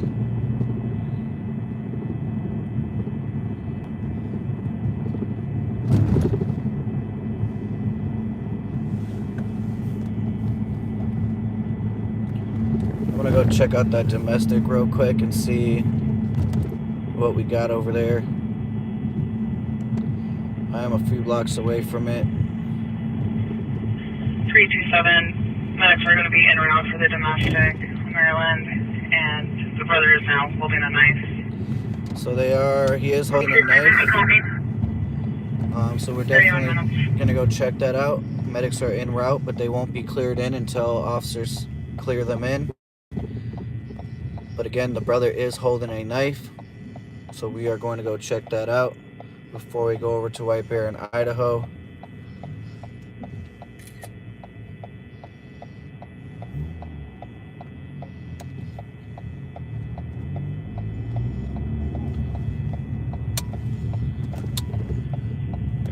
A lot of the times I do show up at these scenes before the police themselves. Sometimes it can be very dangerous, so I try to stay back as much as possible. We do have police en route in front of me here. 1995 is behind us. Is it? Yeah, it's by Ruth. Okay. But I do have multiple officers coming very quickly to the scene. So I'm assuming that I'm going to be the first one. Well, not first one, but I'm going to be pretty close to getting there before them. I'm going to pull over now. They're pulling up on me here. You got 1, 2 officers coming. They did turn off their sirens and their lights because they are getting close. They are trying to surprise the suspect here.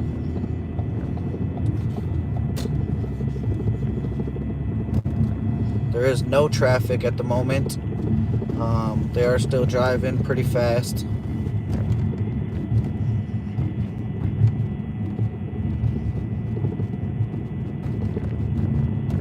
I was looking for a house number back there behind me. I didn't see any. Again, I'm still learning these streets over on the east side as well. But officers are pulling up to the scene right now.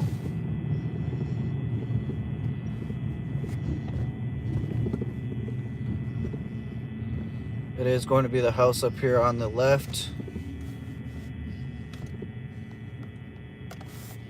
They do have their guns drawn. 327. They do have their guns drawn.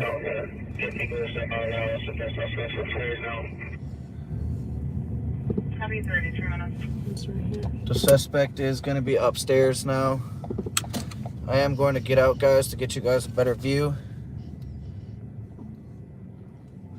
I hear more officers en route as we speak.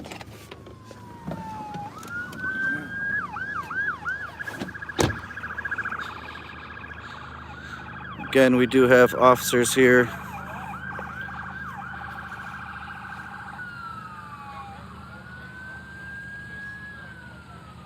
He's saying his brother's going crazy.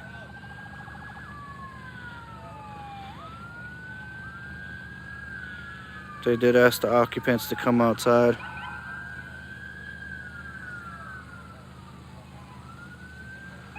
They do have more officers coming to the scene.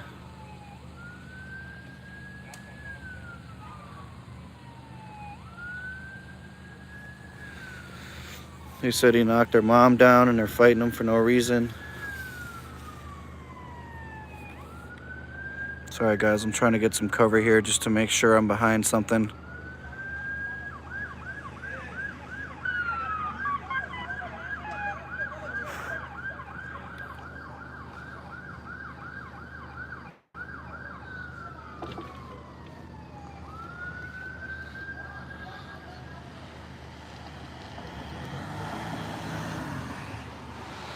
We did have more officers. We got at least 4 more officers pulling up on the scene. One's going around back.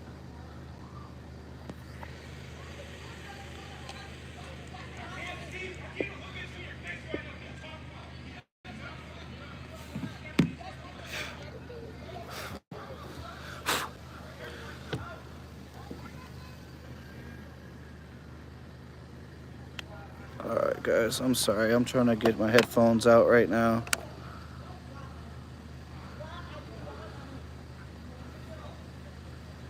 They are asking for Daniel to come outside.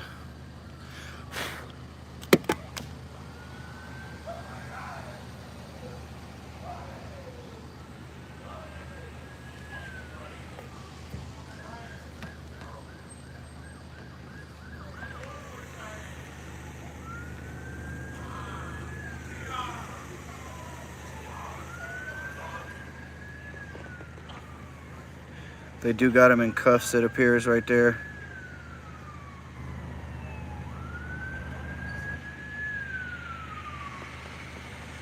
It appears that that might be Ramsey County Sheriff's Bob Fletcher, possibly.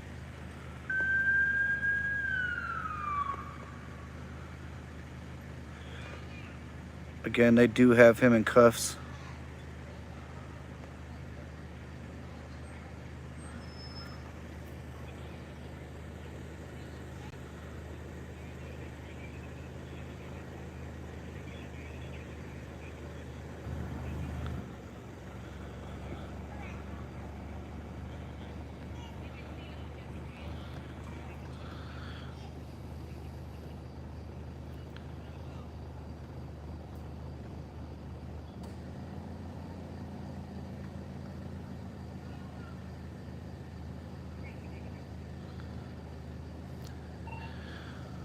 The suspect is taken into custody.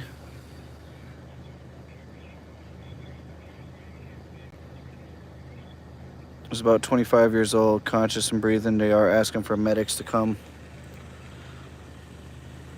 Not sure if that's the victim that they're asking for medics for.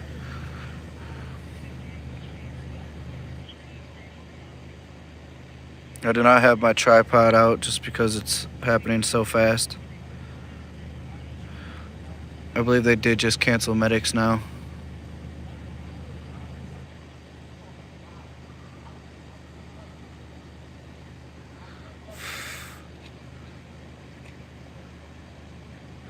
Yeah, I know. I try to stay back. I'm actually behind my car. Well, the medics are here anyways. I'm trying to stay behind my car just so, you know, people don't get too emotional.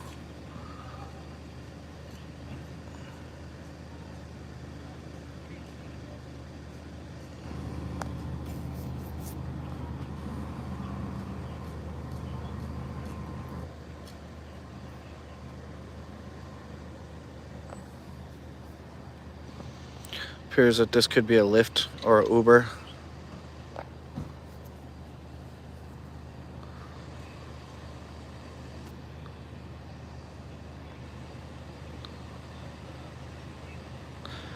They are checking for injuries right now. Again, the other suspect is taken into custody. Or the suspect is taken into custody. He did say that he shoved their mom, and he was trying to fight them for no reason. It escalated to him grabbing a knife, so that's why the officers did pick it up a little bit and speed up. The suspect is right there in a white shirt on the left of the screen with the officer. He did come out of the house screaming.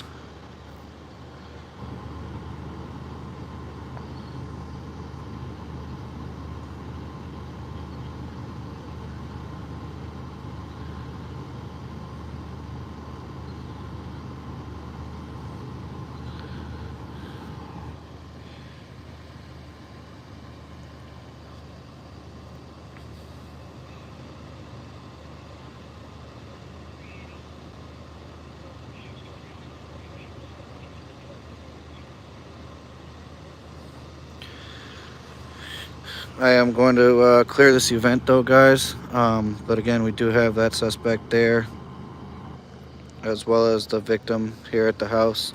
But we are going to clear this one. and head back to rolling around, trying to find some more crime.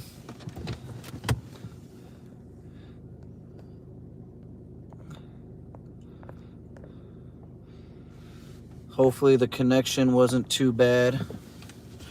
Kind of like in a dead zone over here in this area. But again, the officers did step it up quite quickly because they did say that he was holding a knife. So they wanted to make sure that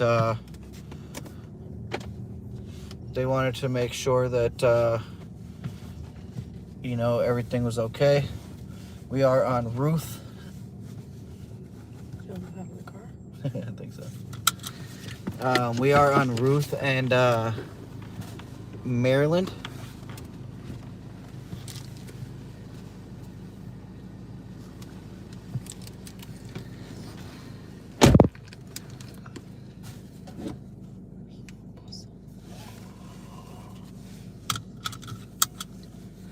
That's as far as Maryland goes down here.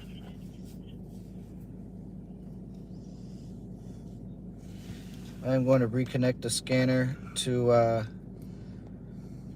the car here.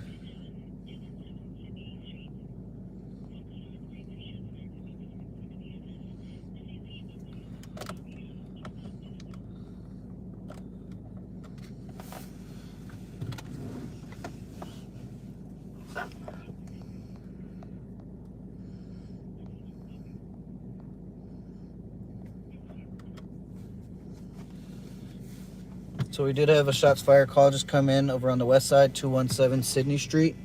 They did not see anybody, but they did hear a car speed off. So we are actually going to head over there and see what we could find. I don't usually go over to the west side a whole lot, but 302, your CN 126934. Copy, thank you. 42 minutes.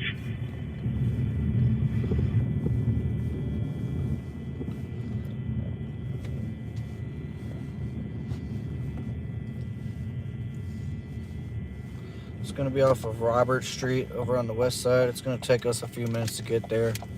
This route avoids a road closure in 2.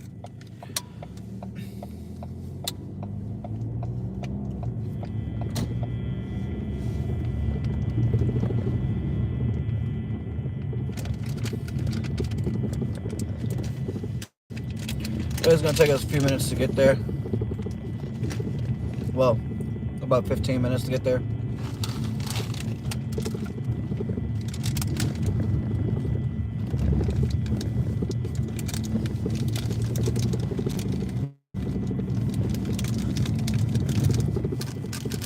Like I said, when crime does happen on the west side, it's usually a shots fired or a major crime. 508, high copy en route to 261 University Avenue. It's going to be for to assist caller to get her belongings. Sounds like she was there, but needs assistance in getting them back. And 219, can you assist in particular? Go for it. I knew that was him in front of us. It was Bob, huh? It was Bob. He turned left in front of us when we turned left before that. Yep. And then we realized he was going the right way, so he busted him. He does as well. Copy that. 219 on Martino Vita. Yeah, so Bob was there on the scene, guys. My fiance did confirm that it was Bob. He didn't have Pat though. No Pat? Oh. No Pat. Yeah, it was definitely Bob was out here tonight, guys. You know, just because he's not live doesn't mean he's not out here. You can tell by his Durango. Ain't that Durango? Yeah, a lot of them got that Durango, though. But you can tell by his Durango. Yeah. 386, copies the missing person, phone call, 1377 Farrell Street, 44 minutes. You know, last time I was saying on my live about that missing guy, Sebastian, And if you've apparently I was misinformed. They were updated, and I didn't see the update. Unfortunately, they did find the body of a person who matched the description of Sebastian. And his parents are asking for the privacy just now on trying to make sure that they get some privacy because, you know, the family does deserve it.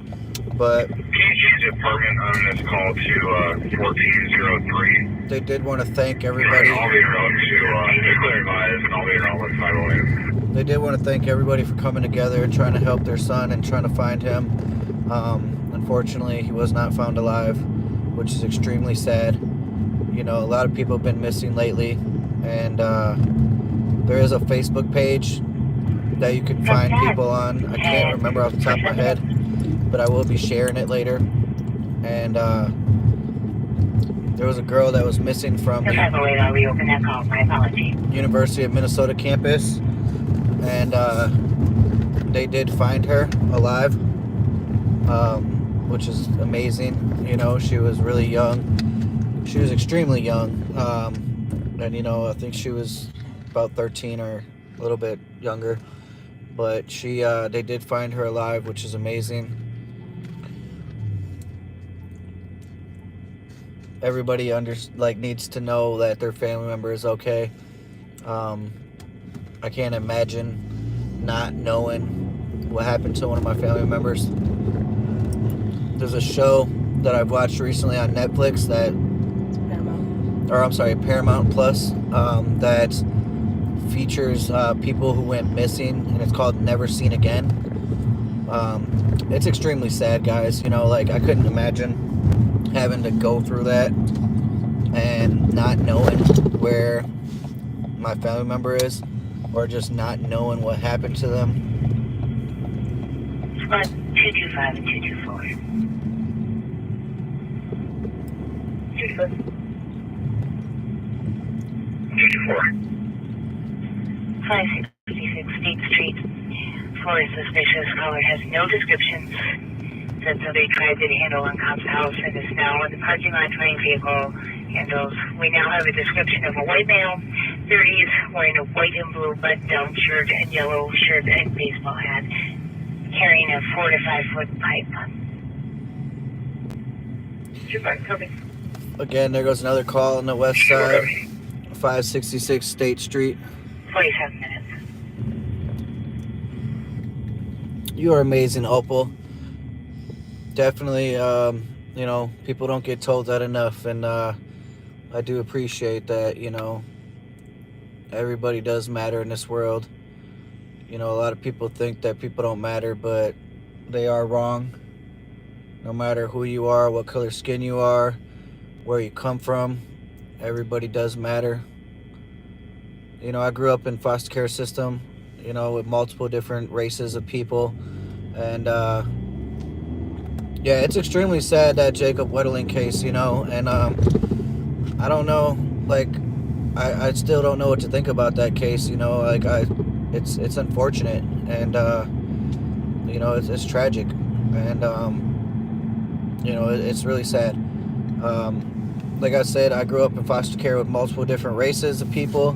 You know, there's never one color of person. There's never, you know, we're all going through the same thing. We're all, you know, had bad parents, or, you know, our parents weren't all that great. Caller has real camera footage of the incident. Or something happened where we got took from our parents, but we all had that in common, you know, and all we had was a bag of clothes, and that's what it was, you know, and I look at everybody as equals. I don't treat anybody any differently. No one's better than me. I'm better than nobody. You know, it doesn't matter how much money you got. Doesn't matter anything like that. How many possessions you have. We're all the same in this world. You know, we all came in this world with nothing. I don't know. It's just, it deserves to be treated, you know, like they matter for sure. I don't know if you guys heard about Bryce Borka over in Egan. He was with his friends one night having a good time.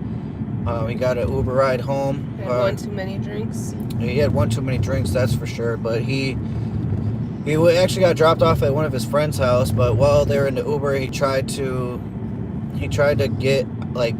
open the door while the Uber was still moving. They ended up getting dropped off at his friend's house, and he was supposed to go one way to back to his house, but he ended up walking the opposite way. He ended up in Fort Snelling State Park, and he was never seen again. He called his friends, and they went to go try and look for him. Unfortunately, he had like 4% on his phone. I don't know if he ever called the police, but his phone died, and they called the police the next morning. Unfortunately, they did not find him. They had done multiple different searches, and they tried to use canine. They tried to use different other methods.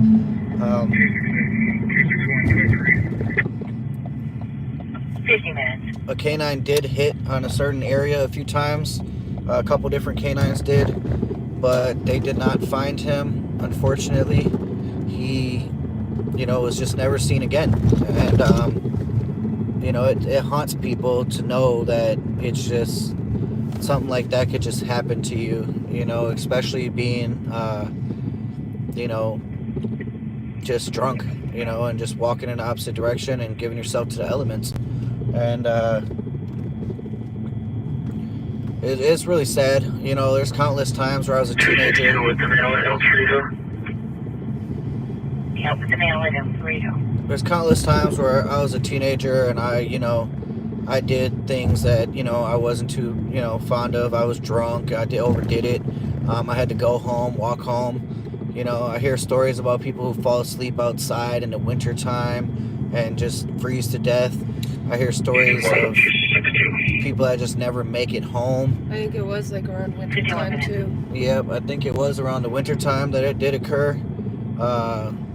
It's extremely sad, and I think it was October, close to Halloween, that the situation occurred with Bryce. But, a lot of people were expecting to find him in the river, like how other teenage college kids end up. They always say that they just walked there on their own, and what did they do, commit suicide or something that they say? But I think there's something else behind it.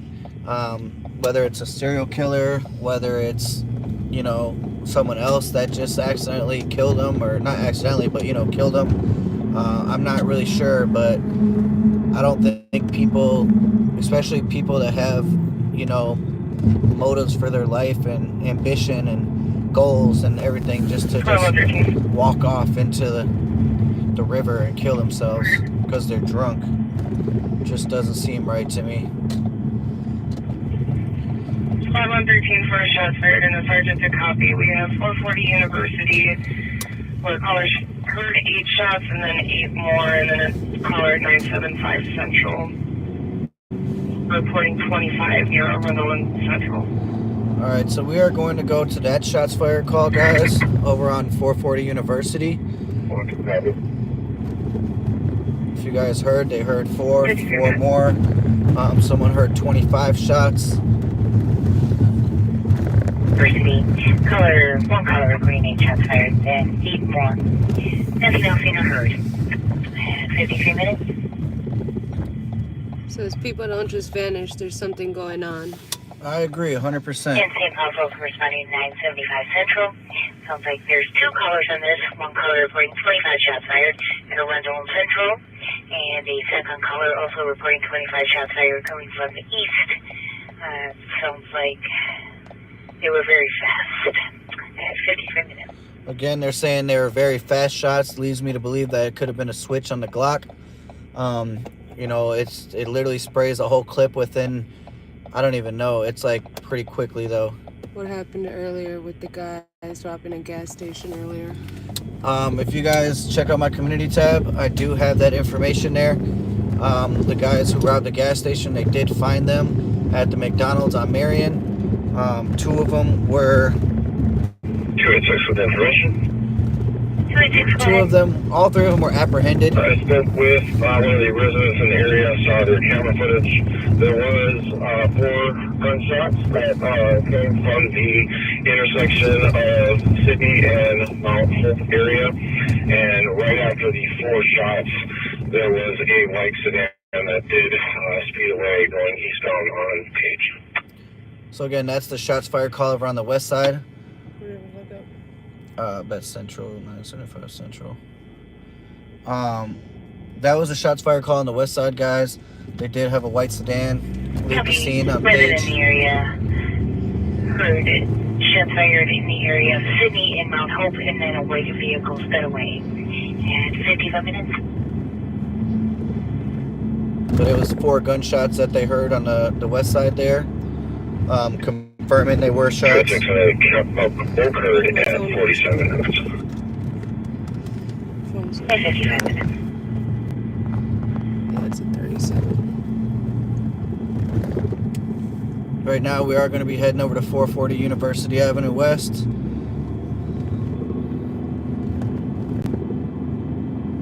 We are going to head to probably around the area of Central and Arundel.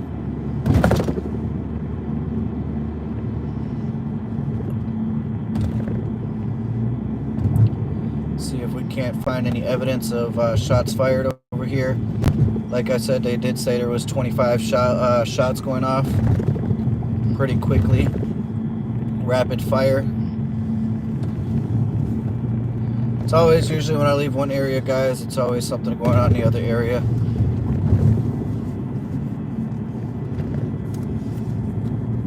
We are right now westbound on University Avenue.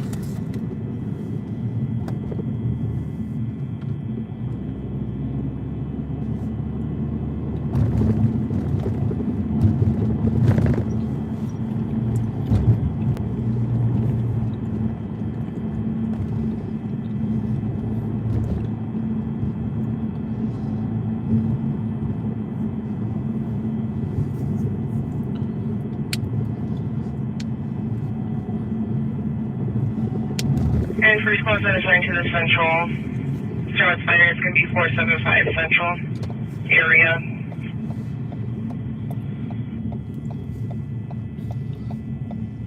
I believed it was 975, but they just changed to 475 Central. 101, that's exactly where we are. What information led you to believe this is the location? The second caller that had originally called, that surely came after the university call, said 25 shots at Arundel and Central.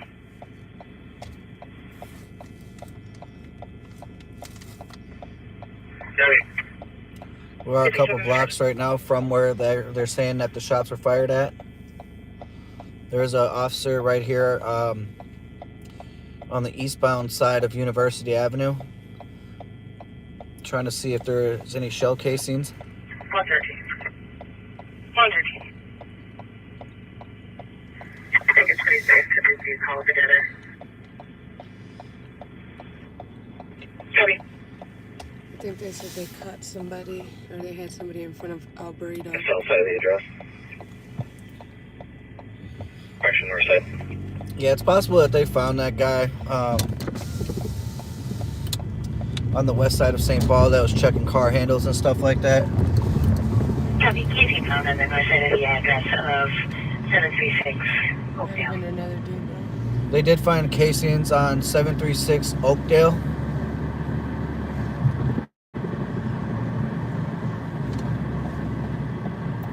So this is going to be Central here to my, going to my right. 21, we're going to check out with one sitting down on a bench in the middle of the playground.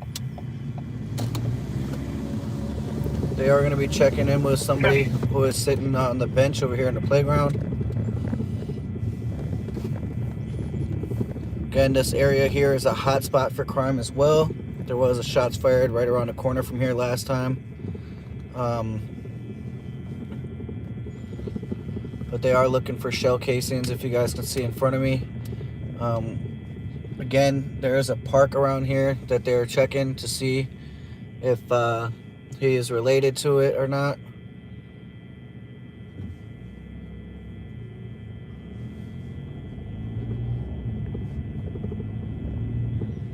We do have at least 4 officers, 4 cars in this area already looking for shell casings. More than likely, you'll probably find them in the street a lot of the times because the car drives off soon after. Sorry about the glare there, guys.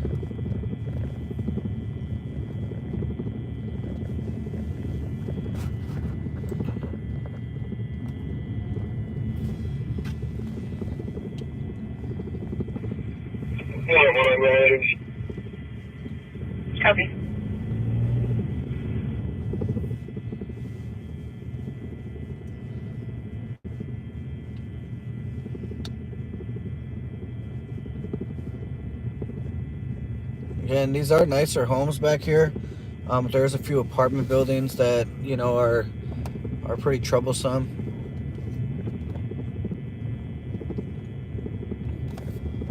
A lot of drugs being sold back in this neighborhood.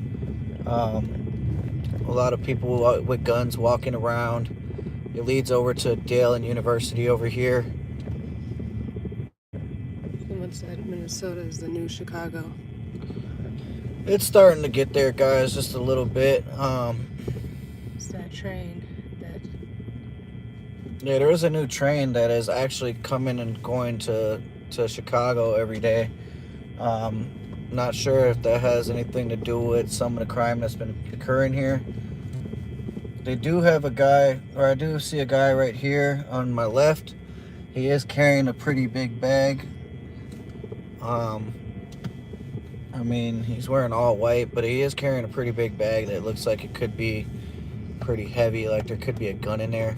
Not sure if the police actually stopped him and asked him any questions. But again, that was Dale Street in front of us. I am going to make a U-turn to try and go back the other way, just to see if we could find any shell casings. The police usually do a pretty good job on finding shell casings here, especially when it involves so many rounds of shell casings.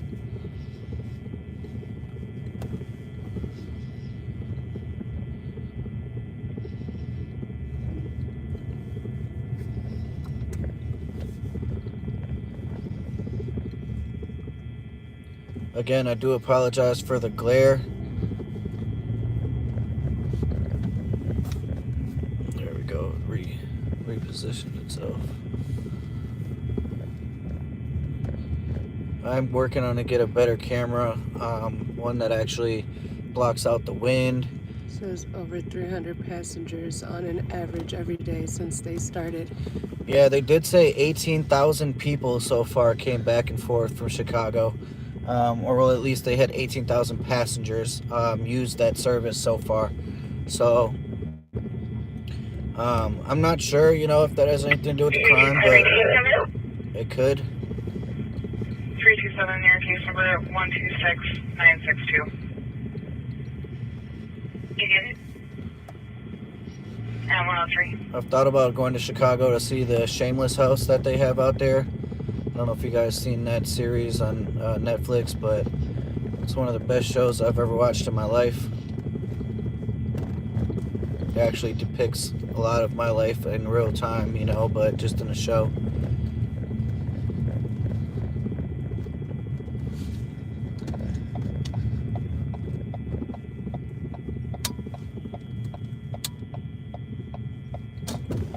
It's 326. 326. Domestic meteor comp at the BT 1785 Suburban Avenue. Comp wants to report her boyfriend had choked her. Incident occurred an hour ago. Declined medics. Suspect's not on scene. Comp was hesitant to give address to PC. So here is Central and Arundel intersection.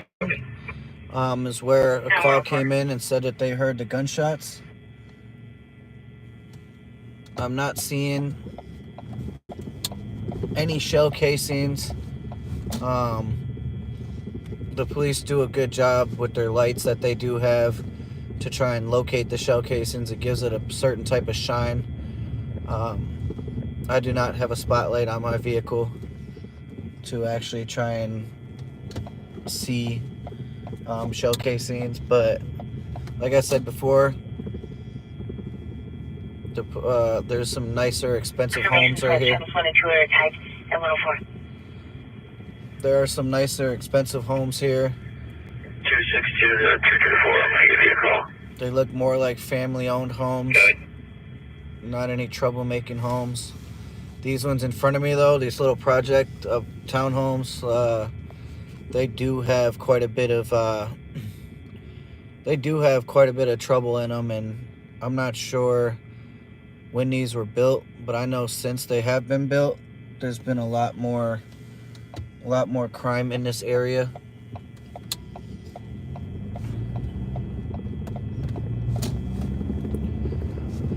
The last time I was at a shots fired call around here, it was a lot of shots. It was rifle rounds, there were handgun rounds.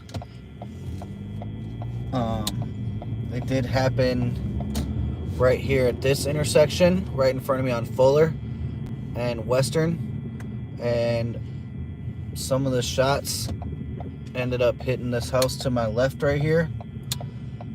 So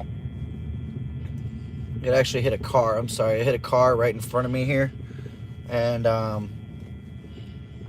not sure if they were the intended targets or not, but they did see like a light baby blue Buick that was the suspect vehicle. They weren't sure if it was involved or not, but it was definitely in the area right after the shots were being fired. That's not the first time I heard of a blue Buick LeSabre being used in an incident around here, especially a shooting. I've actually heard it multiple times where they saw a light baby blue Buick, and so it could definitely be involved in other shootings in the area. Earlier, the cops actually told the other cops that somebody was following them. I don't like cops to believe that I'm following them.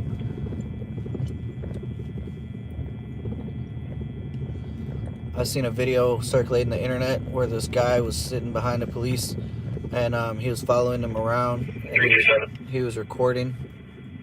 327. Mr. Squad's on this for primary. Other squads I've talked to, if I remember, if they just write a quick stop there, huh? Thank you.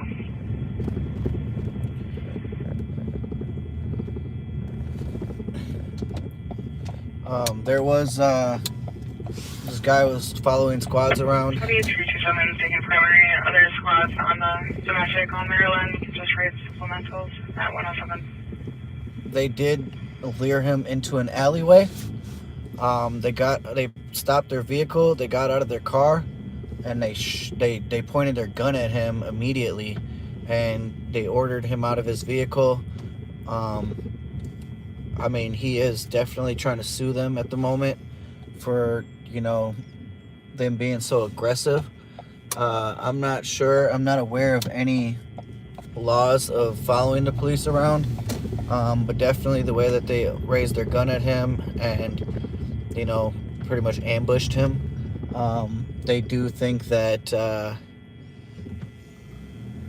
they did think that he was a threat of some sort, which in my opinion, obviously them basically just being followed makes them intimidated. But again, if you guys notice these houses around here, they're really nice houses, really nice cars. They look family oriented, and they don't look too they don't look ghetto. They don't look like there's a bunch of thugs living in them. There's actually a nicer part of, the area here. And I just don't seem like, it doesn't seem like, a lot of shootings or shots fired would be happening right here.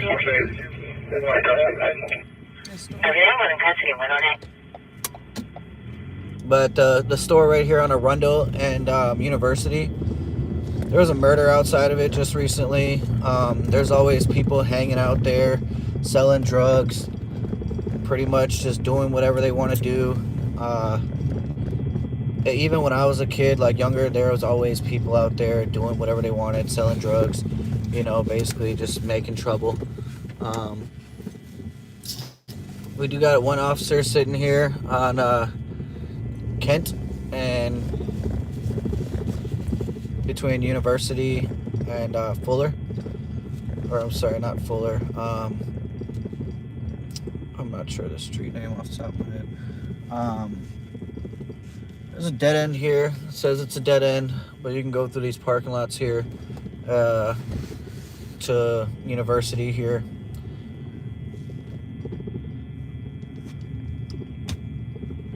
can't make a left turn. Ever since they put the train in here, you can only go on major streets. Sierra West contact American 9515 Dale, the upper unit. Our sister and brother were arguing, and brother punched sister in the face. Name is Cortez Walker. Just left on foot. The girl was just punched in the face by her brother. Which one was going? She's going to be a domestic. 116. Here's contact back 116 till their code 4.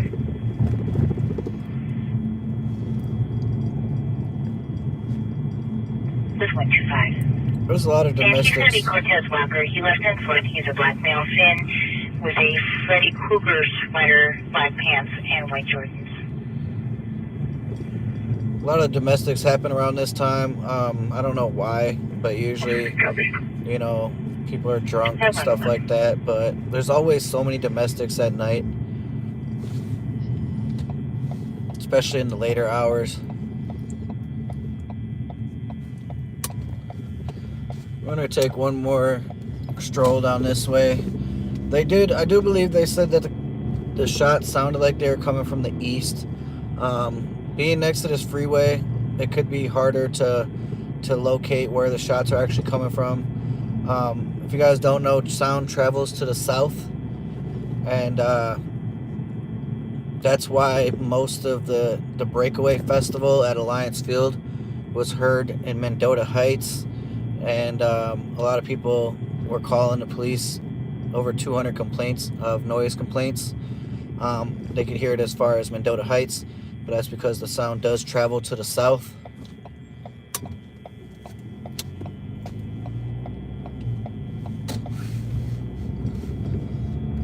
The people who hosted the Breakaway event, they did say they were going to try and do better next year. Try to do a lot more research on the area, stuff like that. They did bring a lot of money to local vendors here. They did do a good job on that, but like I said, the people weren't too happy that lived in that area. They were actually very, very upset that it was happening, and I believe it was a 2-night thing. But yeah, there was over 200 complaints, and it was one of the first major events that they had at the Alliance Field. Again, if you don't know, the Alliance Field does hold 19,400 people. 225, 224, can you go to 4, please? It was made in 2019, in February. The first thing that occurred there was the game between New York and Minnesota United at in April of 2019. And they spent between 230 to 250 million on the place.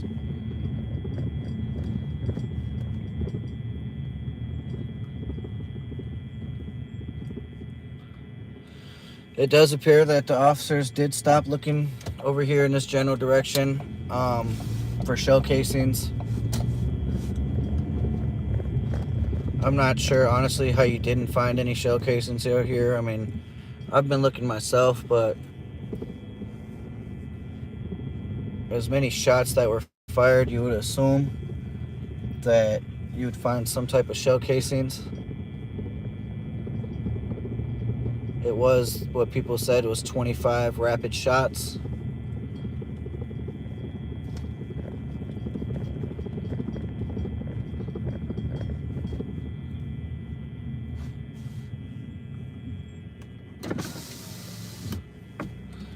You know, a lot of the times, guys, I be in the area and I don't even hear shell casings or shots fired myself. I'm not sure if, like, I mean, usually I have my windows down and I just don't really hear anything.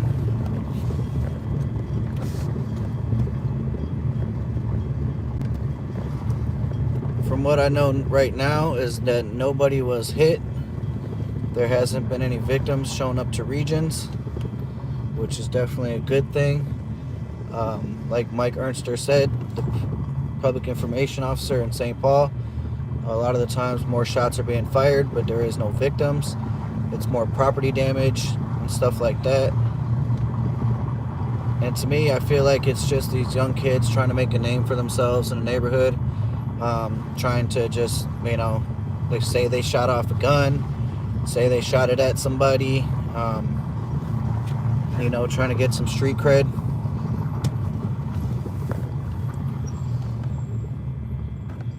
Right now we are on Grotto and Central in St. Paul's Frogtown neighborhood.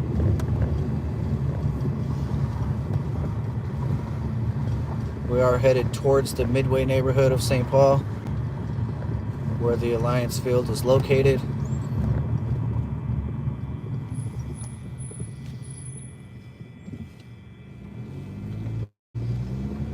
You see that down? Tow truck?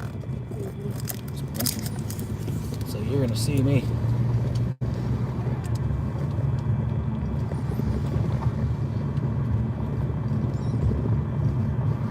Again, there hasn't been too many things going on tonight. It's been extremely slow. They did apprehend that suspect at the last scene pretty quickly. They did play it out properly because they did say he had a knife, but they located his hands where didn't have a knife in them. They immediately put him in custody.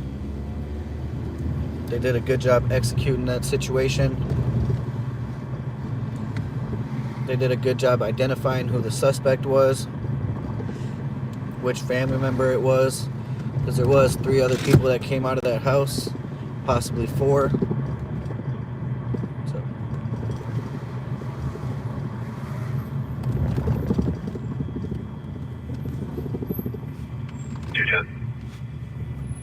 Yeah, go ahead. Can you put us on a PPV, 5th and Broadway?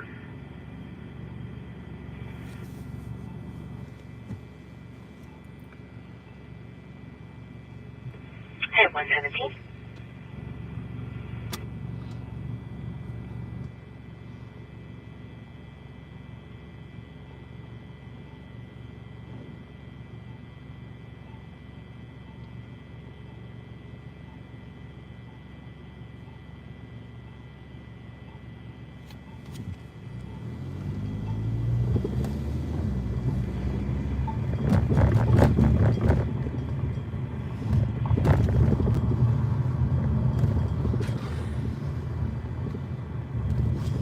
There was a gunpoint incident on Arcade earlier. 2774, I copy your updates and squads.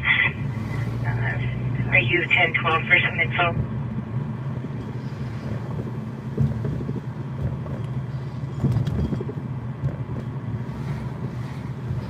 They are going to be providing some information here soon. I'm not sure on what exactly, but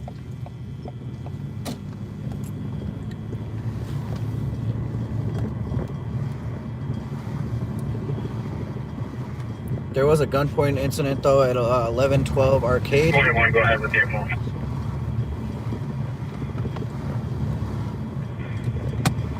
It looks like the Walker Party does have a juvenile felony warrant for weapons.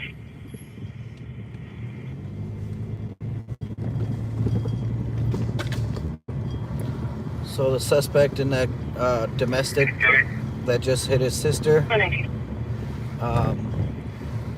he does have a juvenile felony warrant for weapons. Usually it's a firearm. 125-181, he's going to be wanted for misdemeanor assault. And now he's wanted on misdemeanor assault. Copy. They see where he usually goes, or? So? They say where he usually goes, to get in a car or walk around. Supposedly he's homeless, doesn't have a vehicle. She claims his grandmother lives probably like 3 blocks north from where the address is, but she's not exactly sure what address it is. Try Thomas and go eastbound and try Marion in front in that area.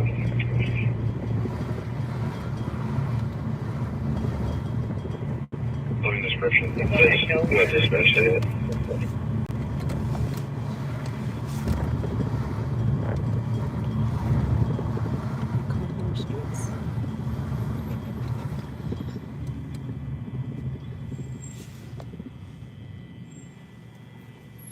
I appreciate that, Ralph. 181, did you need that description re-aired? I don't give out my personal information, guys. Copy. Definitely just call me Streets if you want. I do accept that name. So yeah, like I said, there was an incident at 11. 165. Jesus, did you see? Hey, changes to robbery and share report with everyone. And you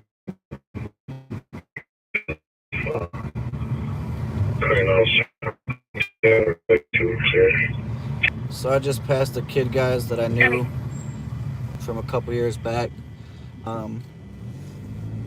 He's on drugs now, and he is looking horrible. He's usually outside at this time tweaking, and that's what he's doing right now. It's unfortunate, you know, but I do pass by him quite often, and every time I do, he's always outside tweaking.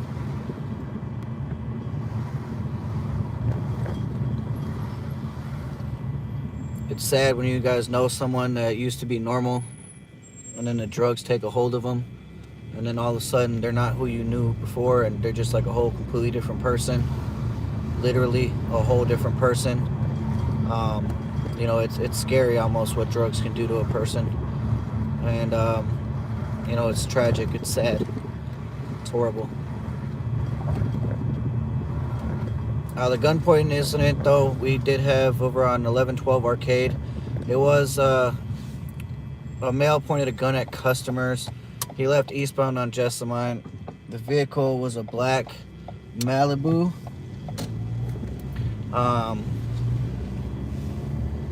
They were asking if State is in the air or not so they can get him or get them to follow the vehicle. They did not. State was not available at that time, but they did just get, like, they got more information that he went down Jessamine and Mendota, or he went north on Mendota. State did ask for the ground information to see if they could help out in the incident, but the officer was trying to get more information, but he did not get very much information. Back in that intersection I was just at, guys, I don't know if you guys remember the video I had. There was a homicide that did occur where I was a few blocks out, and there was a homicide that occurred right in the middle of this intersection right here. The body was laying right here. You guys can definitely check out the video I have on that one, but the body was laying right here in the middle of this intersection right where I'm at. Was it here? Yeah. I swear. Yeah. And it was horrible, guys. It was horrible. I did my best to get the best footage I could, but they did have it all blocked off. But again, the body was laying there, and the police did everything they can to not put up any barriers. Like, they just left the body just there. They didn't even, like, they didn't put the barriers up until way after. My King's house? Yeah. But he, the body was there It's not here. for quite a while. Huh? It's not here. That's a block over, isn't it? No? They did have the whole street blocked off, though, guys, and they did their best to just let everybody see the dead body. I don't know, it was kind of crazy that they didn't cover it up.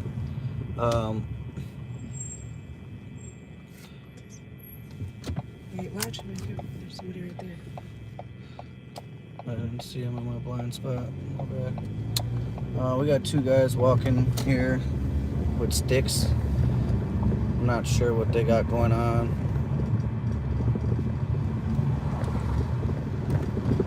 So go left on this block.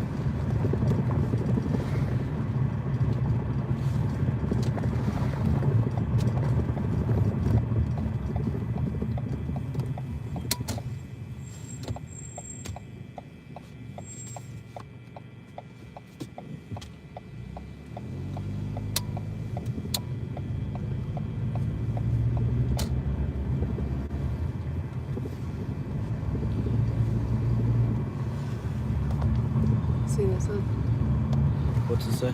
so he's the neighbor that's out at 3 in the morning, sweeping his driveway with a vacuum cleaner.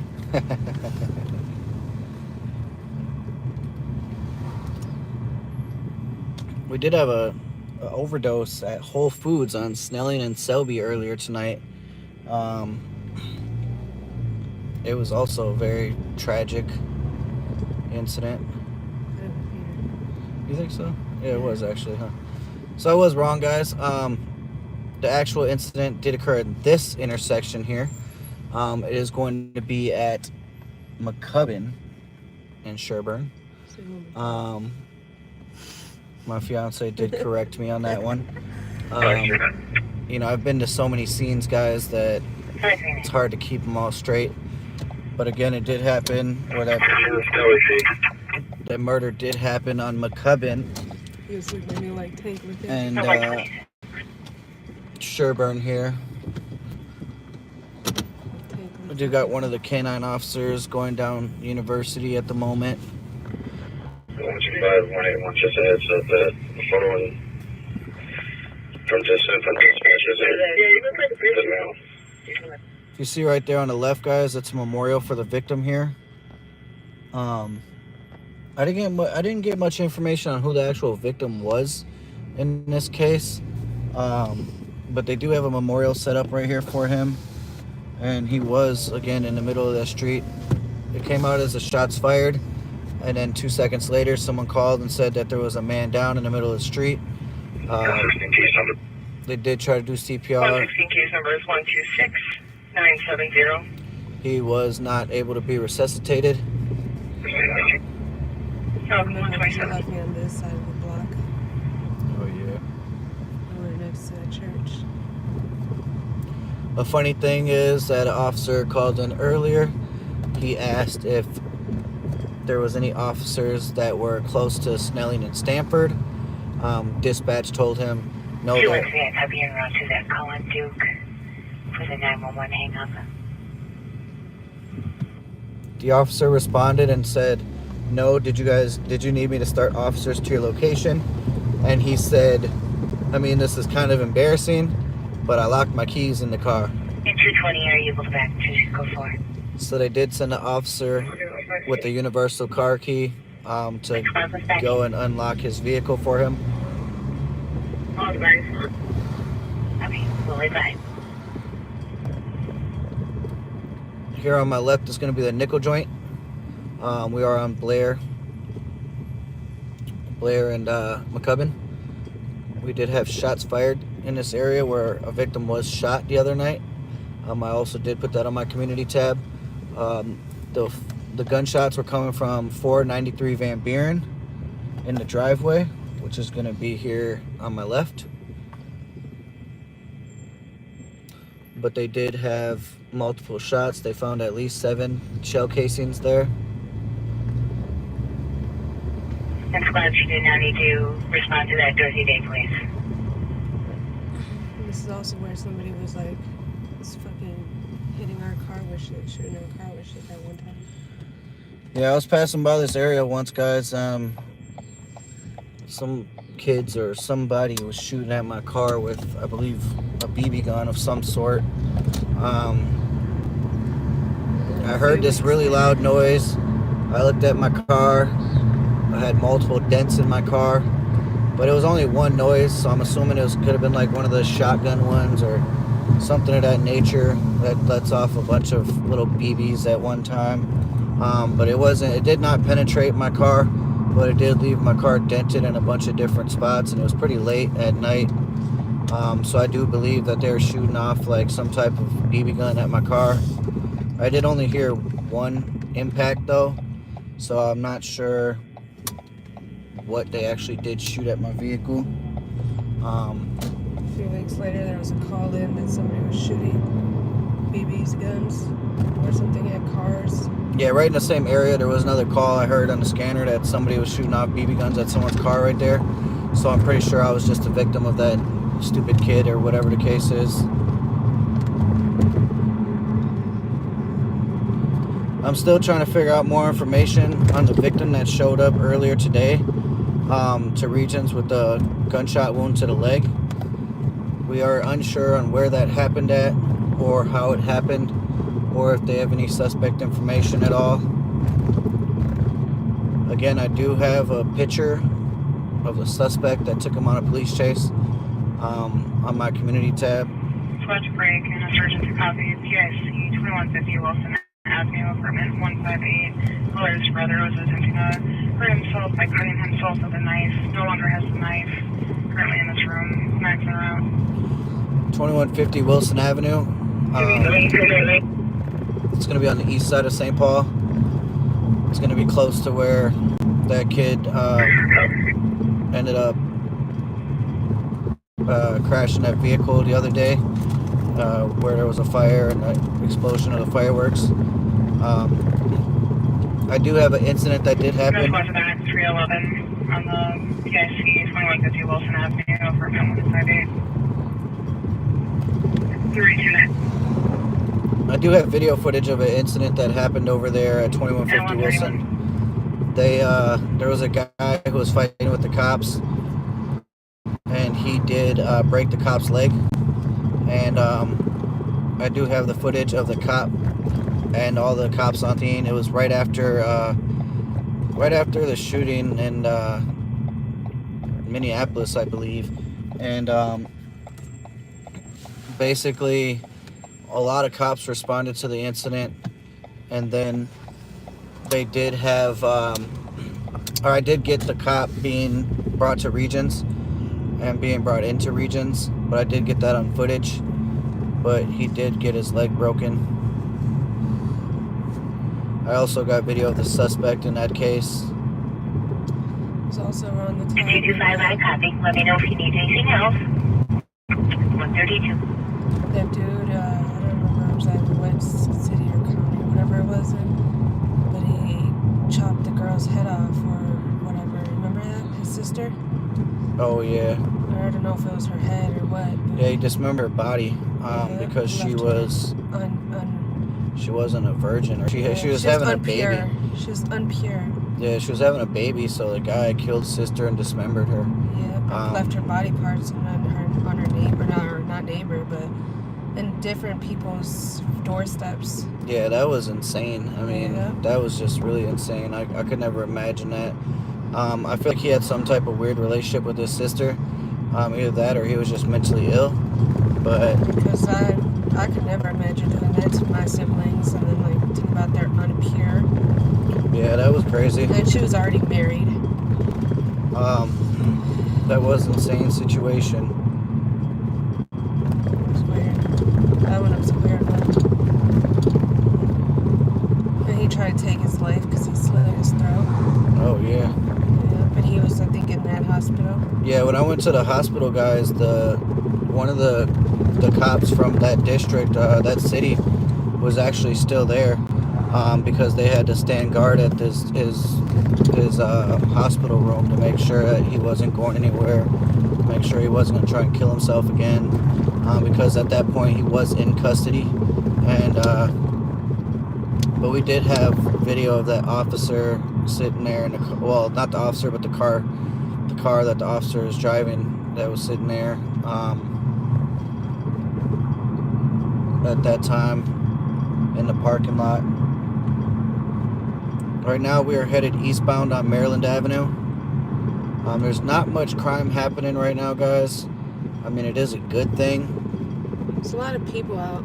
There is a lot of people out. They kind of look sketchy, but they're not actually doing any criminal activity right now. So, but there is a lot of people out right now. It's almost 2 in the morning. There isn't much happening. By 2, I definitely think I'm gonna call it at 2 o'clock in the morning.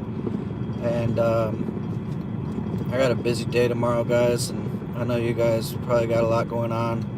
It's Friday. Bob will be live on patrol tomorrow, and that's one reason why I don't think I'll ever go live on Fridays, because Bob will be live. So just this cop just made a U-turn behind me. Which means something must be going on down there. You probably won't get it for 2 minutes.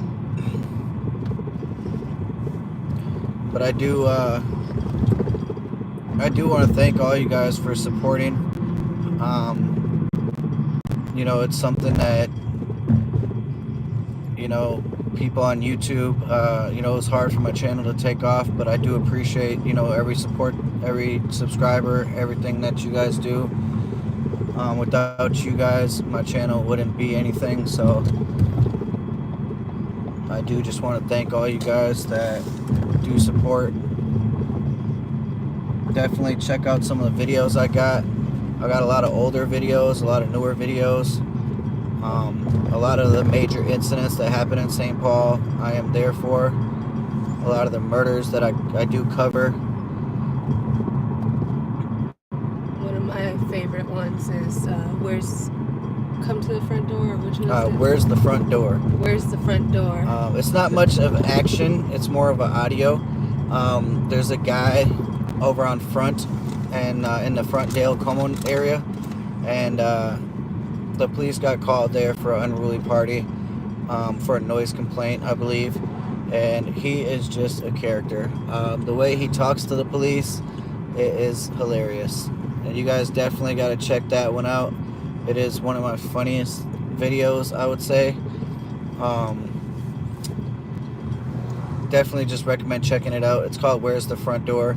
I did do it in 4 different parts of shorts, but I am going to combine those into one video here, and I'm going to post it shortly just because it is funny. But I also did post them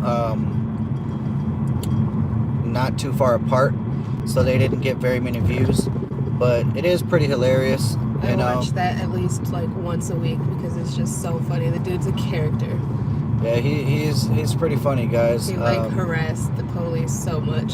He shouted out his Cash App on there, but it was hilarious. I do got a car riding my tail right now. I'm trying to go the speed limit, but he is riding me pretty hard.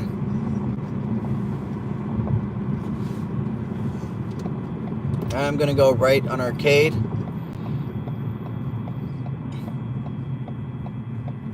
Again, we were eastbound on Maryland here, but we are going to go right on Arcade, and we are southbound. Not sure what this used to be. I believe it used to be a CVS on the other side of Walgreens, right here on the corner, but they did close that one down.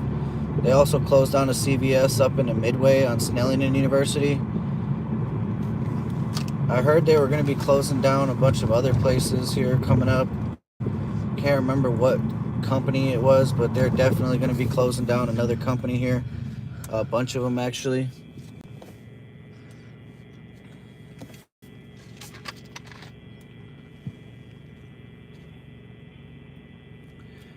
Yeah, Mark, I mean, that'd be awesome. You know, I met Ralphie recently. He's a pretty awesome guy. I see Capital Transparency on a lot of the calls that I go to, but I'd never actually met him. And you know, I never actually spoke to him or nothing like that, but you know, we actually see each other on a lot of scenes that we go to. I haven't seen him out here too often lately, but somebody said one night are you live, and do you go live in the day? So I just started doing these lives where I'm actually doing the scanner chasing. So far, I've picked some horrible nights to do it because there isn't much going on. So I pretty much just feed you guys the knowledge that I know about St. Paul. But I haven't yet done a daytime live. It's usually later in the evening or later in the night. But as far as doing the lives, you know, I asked last time if you guys wanted me to do more. Unfortunately, the days that I have gone live so far to do the scanner chasing, there hasn't been much going on. But I will definitely continue to do lives. Usually I used to do them only when a certain situation or incident would occur that I feel like was a major incident. Before I would only do it then, but now I'm trying to do it more to the point where I do it on a weekend basis, at least one day during the weekend. I mean, a lot of the times when I do videos, it's just shorts, and the shorts get a couple thousand views. My little Susie short, I think, got like 125,000, 150,000 views. I never really intended to make that like a video blow up or anything like that. It was just the interaction I had with Susie because I almost ran her over. But basically, I never intended it to like get so many views. I do not get paid off of YouTube. I am working on monetizing my channel though. I need at least, so I thought it was 3,000 watch hours, but I actually need 4,000 watch hours. And that's what I'm really working towards right now. And right now it only says I'm at about 800, but that's as of a week ago. But I've been trying to do more lives, trying to post more longer videos, because obviously the shorts are only 1 minute long, and you can't really get, I need at least 3 million short views or something like that, and I'm only at like 150,000. So, but I am working on getting everything monetized and stuff like that. I mean, if I do go live again on the weekends, what time do you guys think I should go live? I know that's the thing that I really been thinking about. I don't want to go live too early because there's not a whole lot going on, and I don't want it to be too boring for you guys. I want it to be exciting. Usually a lot more crime happens later in the night, so I've been starting it around 10:30 to 11. But I mean, if you guys want me to start earlier, I can. If you guys want to see a daytime live, I also can do that as well. You know, if you guys are interested in any of those options, I will. You know, just let me know what time you guys think works best for you guys, and also what day. I'm really iffy on going live on Fridays because Bob Fletcher is live. The Shadow Girls is doing Bob Fletcher's live with their chat on. So, you know, a lot of people are going to be watching on the, days. Someone said do it like at midnight because Bob starts juking at midnight. I think it says. Sorry, I'm trying to get close. Jenkins. If you put all your videos into a playlist as viewers, you can pre-play. We got a lot of construction going on here. I've seen a lot of construction on 35 earlier. Somebody said 10 to 2. 10 to 2 seems about right. You know, those are my prime time hours. A lot of the crime. For 2 o'clock EOT. They are doing roll call right now. 1261. A lot of the time, you know, 10 to 2 works well. 262. 262. So right now they're calling out all the officers that are getting off of work. 286. Again, we are passing by the jail here. 27. St. Paul Police Headquarters. I'm trying to read it. I'm trying to read it, but it's so bouncy.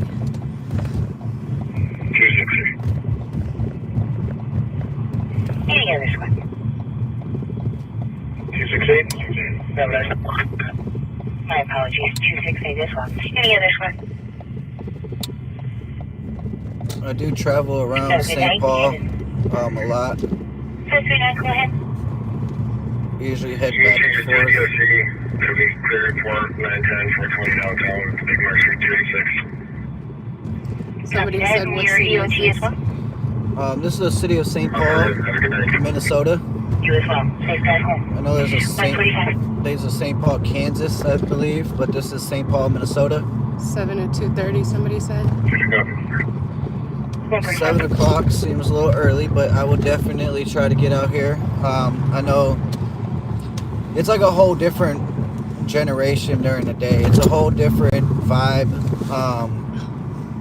The people, there's usually a lot of different calls at that time, a lot of fights, a lot of, there's a lot of groups of fights, a lot of groups of people out. So, I mean, at night, it's definitely a lot more of the major crimes. Or St. Paul potholes, we call it. Yeah, St. Paul is known for the potholes. Even though it didn't snow a lot this last winter, there's still a lot of potholes out here.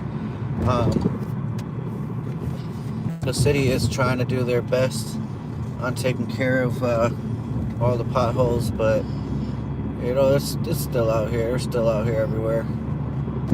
But I do travel all across St. Paul. I travel from the east side back to Frogtown. I didn't end up getting over to the west side. I was going to for the shots fired, but I ended up going to a different incident, and I didn't find any shell casings over that way. Neither did any of the officers, from what I know. There's a lot of stolen cars there. Yes, there is. I do believe I just saw a stolen car just a little bit ago.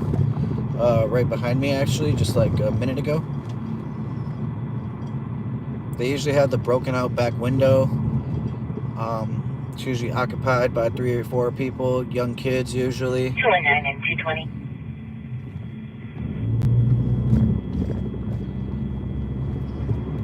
Triple. 477 Cedar, if you could meet security, they have a party that's refusing to leave named Priscilla. Been there for about an hour. Sounds like it's a black female wearing a turquoise shirt, blue jeans, and no shoes. They do have a woman downtown St. Paul that's not trying to leave. 217, cancel 220. Just like, 220 or clear, no. 147. someone said I live in Ohio. Don't get to travel much, so I love watching other states, doing live streams. That is the way I travel. That's awesome. That is my way of traveling. Sorry, I'm trying to see. Seeing a lot of beautiful places. That's awesome. I do definitely watch other people's lives that do this as well. It does give you a glimpse, especially the people in Los Angeles. They do amazing jobs showing you exactly what it looks like out in Los Angeles. And quite frankly, there's a lot more crime out in Los Angeles than St. Paul on any given day. That's why I wanted to tell you to do a live stream during the day so you can see more of the daytime. Yeah. It'll be nicer. Yeah, I mean, I'll definitely do a live stream during the day, show you guys. Yeah, Bakersfield, they got some awesome streamers out that way. They got some that show all these major incidents. They stick there to the end. Then they drive around. They show you everything that's, it's beautiful out that way. I mean, there's some bad parts just like every other city, but I mean, I can't wait. One day I will travel to Los Angeles, Bakersfield, everywhere in California. I plan to go up the coast, go down the coast. I mean, I haven't made my way that way yet. I made my way pretty much through St. Paul, like down St. Paul, down 35, all the way to Texas, in every city in between there. But I mean, as far as going to the West Coast, I have not made it there yet. White T-shirt, his stream is good. I checked him out. Pretty awesome.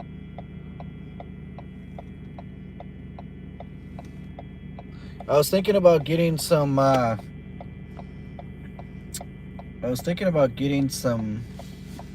shirts made with the streets of St. Paul on it.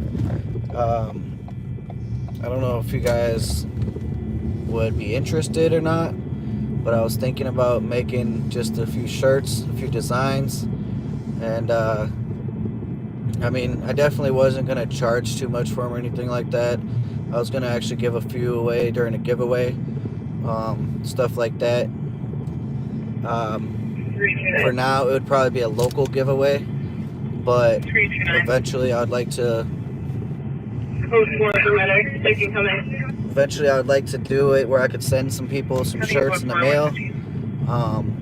But I do want to make some shirts, just for all you guys who are subscribers, and definitely do a giveaway. Yeah, and you gotta, want to represent the city. Yeah, it's our city, so I gotta try and represent it. But it's the streets of St. Paul, and I definitely want to do that though here soon. And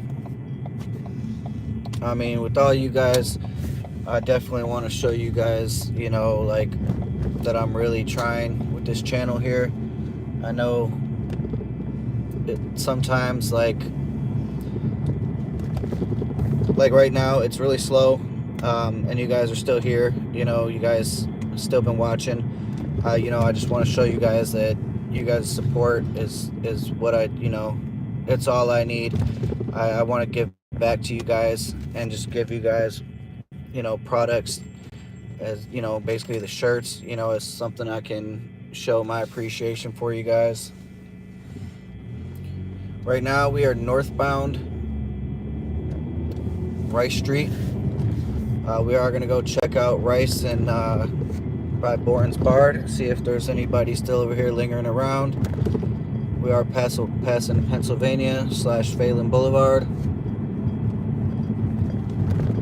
Please do, Mark.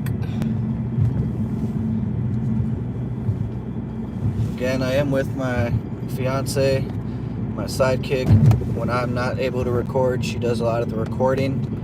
She helps out a lot with my channel. It's something that she supports me doing. We do our best to make this channel what it is.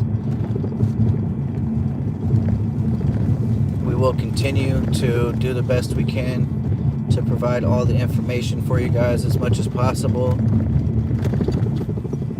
We do still have a few people outside of Bourne's here. A couple cars in the middle of the road. That's normal for this street here.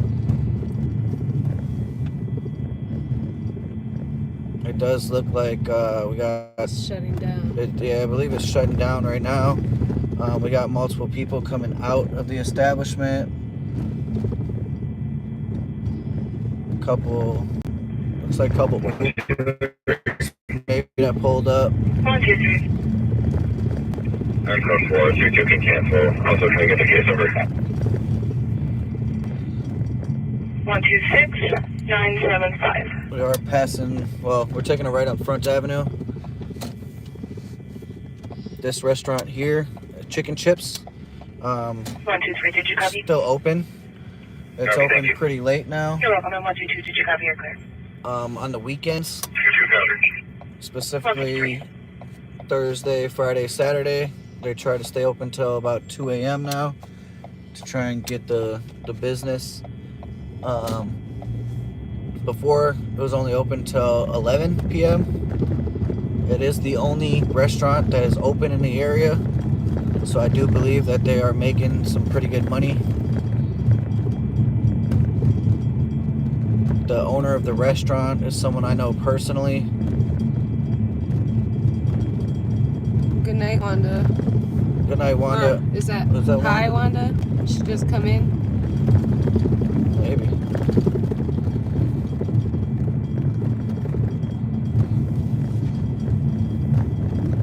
Once again, I do appreciate all you guys. Like I said, we don't have very much going on. We are passing Rice Street where Bones used to live, on where he used to have his setup. Rest in peace to Bones. 210. Can you check the area along 402 University? It's for an 18-year-old female named Ashley who was brought in by PD. She left of her own accord, but they're concerned due to the degree of impairment. She left in a black hoodie and short shorts, on foot, no direction of travel. If you guys don't know Bones, I don't know if you're truly from St. Paul. Yeah. 155. Bones is a Rice Street legend. Susie ended up taking his place. and he was just, you know, he had a lot of demons going on inside of him, but he was always, you know, a good guy. He did the best he could to work off where he was staying. He was always sweeping up, cleaning up, doing things. Ralphie said, I still find myself looking for bones. Every time. Me too. Every single time. 206, You know, 217. they took his dogs away on multiple occasions. And I am EFE. Have a good night. NSA Fred home. 156. Dogs. He was a veteran. I do believe that he was a veteran. He, you know, he was just a good guy all the way around. Never heard anything bad about him. One time I seen him smoking some weed. It wasn't very good weed, but he was sitting out there just puffing, and you know, all the weather that he's endured, it was insane. You know, it was negative degrees out, and he's sitting out there and he's doing his thing, and there's not a moment that goes by where if I go down Rice Street, I always look for bones. And you know, he passed away. I did hear that they were gonna make a statue of him, but I think that was just a rumor. It would be nice if they did make a statue of him. Or some kind of memorial. Yeah, a monument of some sort. I mean, he definitely deserves it. He was a true legend on Rice Street. You know, a lot of videos that I've been seeing of Susie, she was supposed to go to treatment. Then she didn't go to treatment. Then now she's saying she's still going to treatment. But I'm only going to believe it when I see it, guys. You know, she's already been there. She's already done it. She's still back on the streets. She's already doing the same stuff that she's been doing. You know, with all the dollars that she must have got from people, I'm sure she could have bought her a house by now. I'm sure she could have did a lot of things by now. A lot of people still do give her money. Unfortunately, it goes straight to the crack man. You know, and sometimes it just takes you know, you can only change when you want to change. You know, there's multiple people that pressure her into going to treatment and stuff like that, but when you're ready, that's when it's actually going to help you because you want out. You know, other than that, it's going to continue to be the same thing over and over and over again. People can tell you over a million times that they want you to go to treatment, but until you actually want it, it's not going to happen. You know, and then, like, even if they do get you to go to treatment, if you really don't want it in life, then it's going to be the same situation. You're going to be back on the streets. You're going to be back to doing the things you did. And, I mean, that's just the reality of it. The bars are just letting out, so it should get a little pop in here. Yeah, I might give it like a little bit longer, guys. I know it's been slow, but you guys are still here, so I'm definitely going to give it a little bit longer to see if we don't get any action. Sometimes it does pick up between 2 and 3.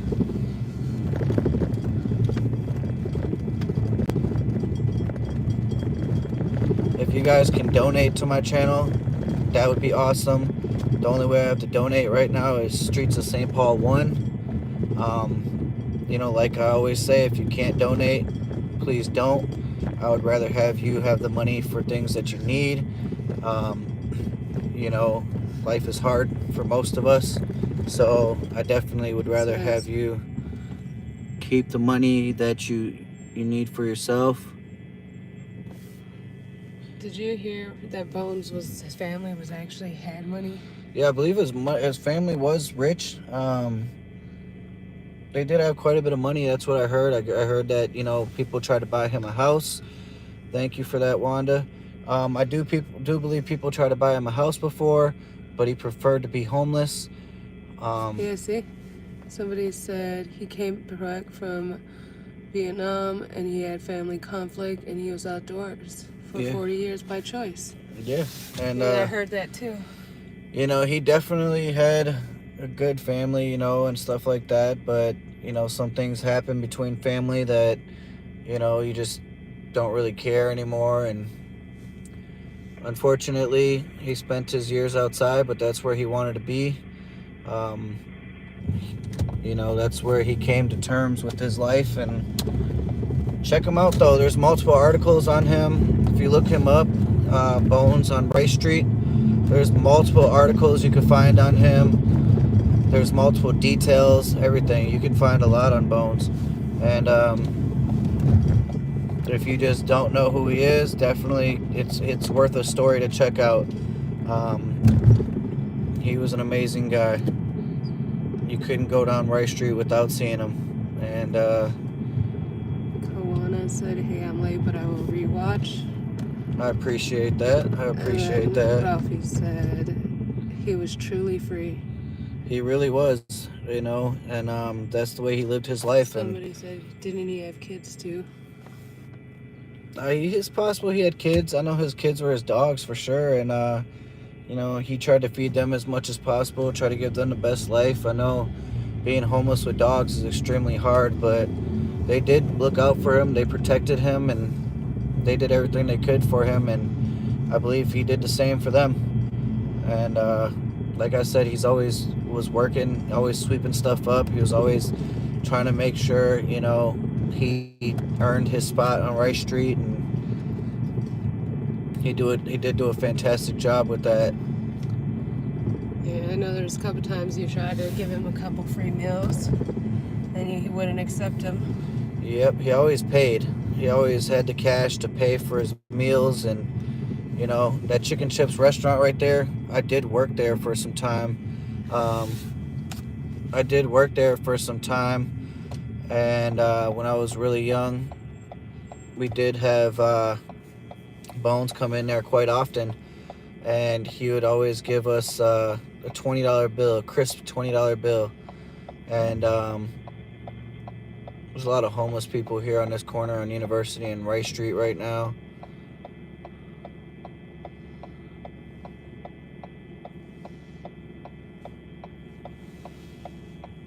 There's one walking through the intersection with a cart. If you guys seen him in front of me just a second ago, he had a cart full of belongings, including like a step ladder or a ladder of some sort.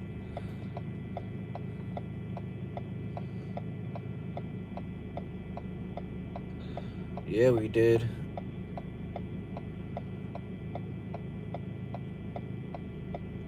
Thank you, Kwana. I do appreciate that. I am doing my best to grow the channel and keep it up. And you know, I'm never ever going to be interested in the fame like Bob Fletcher. That's not really what I care for my channel. Like I said, this channel is based upon you subscribers. I don't even like calling you guys fans. I like calling you supporters, you know. And you know, I'm definitely in it for that instead of you know, the money or, you know, the notoriety of the notorious channel. I'm not really, you know, into it for that. I do it literally just to give you guys all the information I can. You know, our city, based off of my channel, doesn't always seem great, but it is great. You know, it's our city. 318. I do appreciate all you guys that are not in St. Paul watching. 318. And out of state that watch. A call back from your missing person stating the party has returned. A missing person did just return, which is always a good thing. It's always sad when someone's missing. Like I said before, you know, I can't imagine not knowing where my loved one is. And, you know, family member, wife, anything, you know, it's sad. You know, parents, cousins, uncles, it's always troubling knowing that, you know, someone is missing. And it's always a blessing when they return.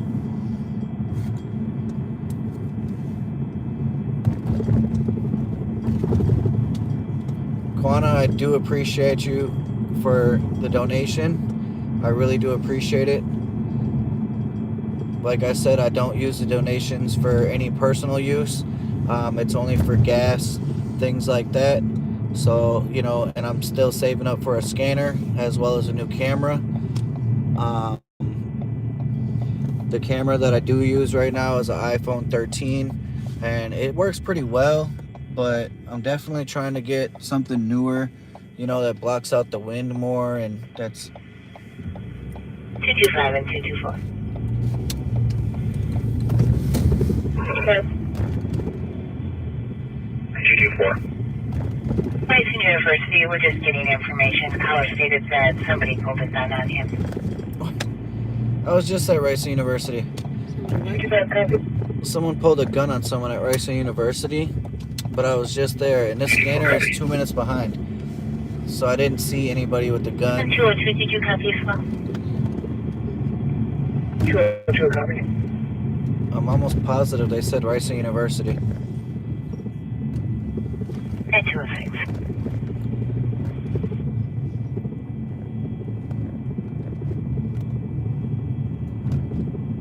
I can't read that, it's too small.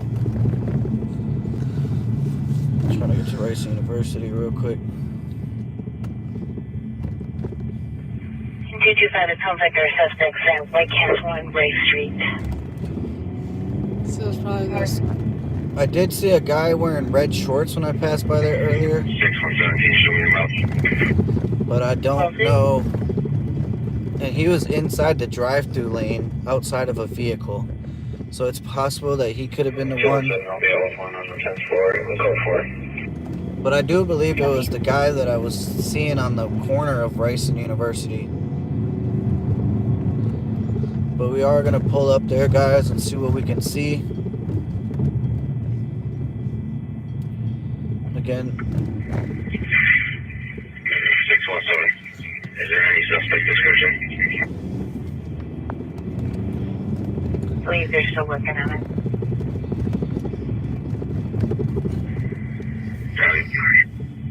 to fill the tank, I think it's like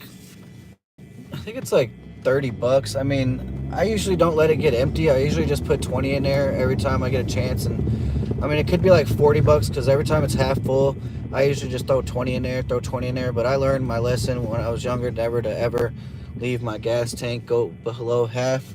I always try to just make sure that I have enough to always get where I'm going. I would never ever run out of gas. I'm very, very what's the word? I like to pay attention. You know, I like to pay attention to detail. I like to understand, you know, like that I'm not gonna get, you know, abandoned somewhere, you know, or just stranded somewhere. So, I mean, whatever. Caller states that he was at the White Castle at Uni and Rice, and a male pulled a gun on him while he was waiting to pick up food as a door dasher. Whatever you want to send, I do appreciate it. 208. We are going to be pulling up. At 208. We are pulling up to the White Castle right here on Rice and Uni. See what we can see. But they did say a suspect pulled a gun on a door dasher. We have one officer there going out of the parking lot. Again, I do not see the suspect that I did see earlier. I believe he did go across the street. 229 and 220, can you head to United Hospital? We have a stab wound victim that is there with his girlfriend. It sounds like they were stabbed somewhere in St. Paul. We don't know where. So we did have a stabbing just occur at United Hospital. The victim showed up just now. Him and his girlfriend said that he was stabbed in St. Paul somewhere. At 209. Being Our suspect at Rice and Uni is going to be a black male, heavy. Sounds like he remembers a partial plate of 175. So maybe the suspect did have a vehicle. Can we get a location of our cop? Affirmative. They are working on getting a location of the caller right now. Copy that, 209. It's like a ghost town over here, guys, now. I don't see a single person in sight.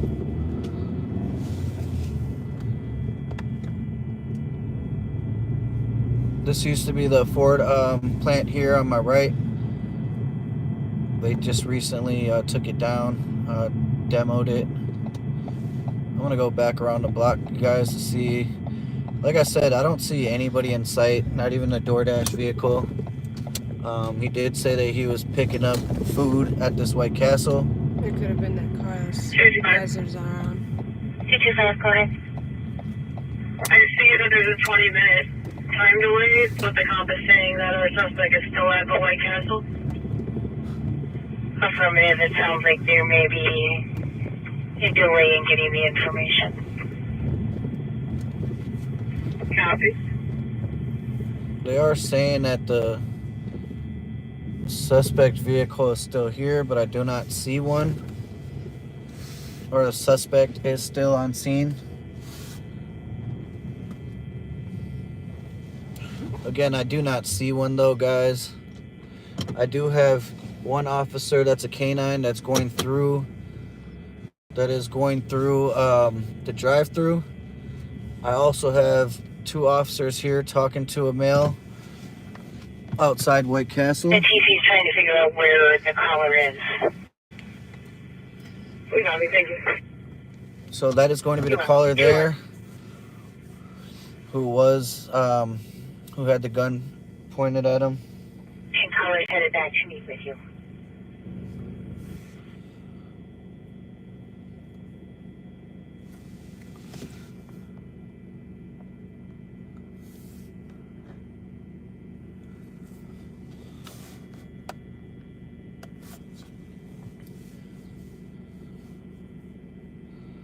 That right there is going to be, what do you guys? We're going to be checking with staff at White Castle. That right there on the left is going to be the canine officer. 212. What distinguishes their car from the other St. Paul cars is the white hood. If you guys can see that, that means that they are a canine unit.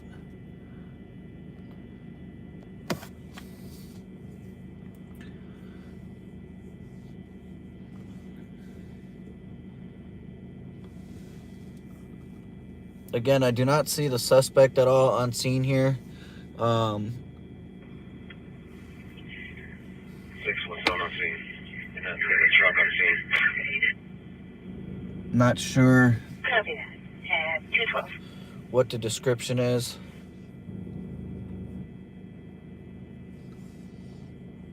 I just don't see anything out of the ordinary right now.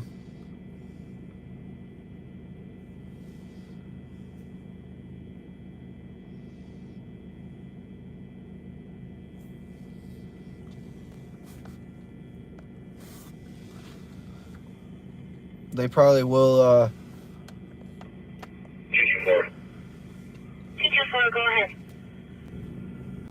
So they both, suspect and our cop, have left the scene. Sorry, that was just a verbal dispute. We'll see if we can get in contact with the cop. So I'm guessing that was the worker here at White Castle and not the victim. They did say that he left the scene. 215. And did you want his number? No, I'll grab it off the cat. Thank you. They did say there was a Let me know if you need anything further. verbal dispute. We do have at least 4 or 5 officers on scene here now.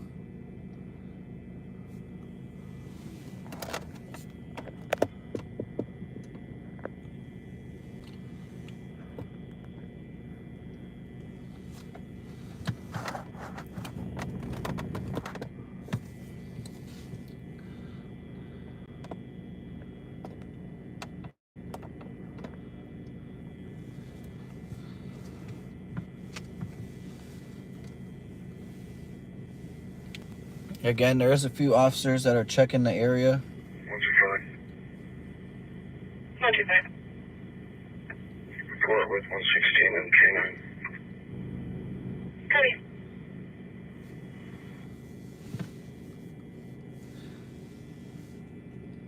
Yeah, that's definitely the post-call huddle there. I mean, you see that on every scene that I ever go to. One just turned off his headlights here that it's on Rice Street. He's in the actual lane.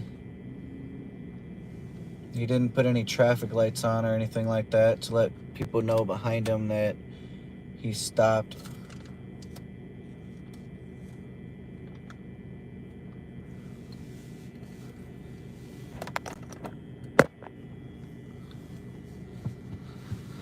A few vehicles are just pulling in, or one vehicle is pulling in. I'm not sure if he is going to be the victim. It's likely that he is the victim. The police are walking over to him right now.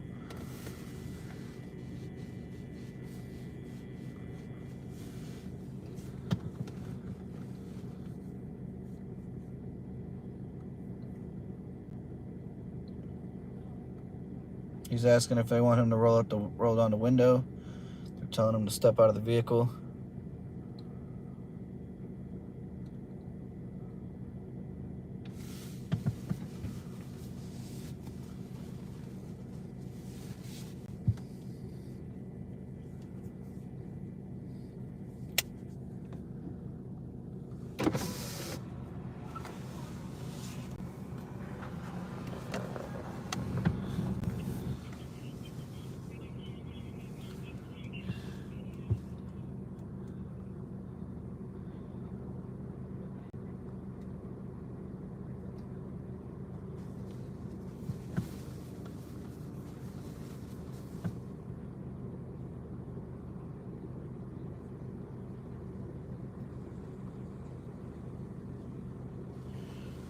Sorry for the silence, guys. I'm trying to get information here.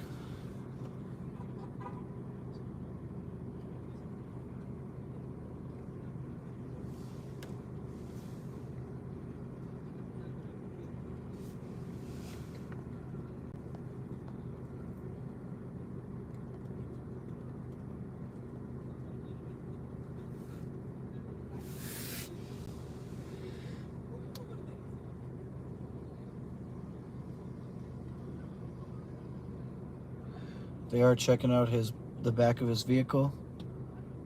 It's possible that he used something to hit his vehicle here.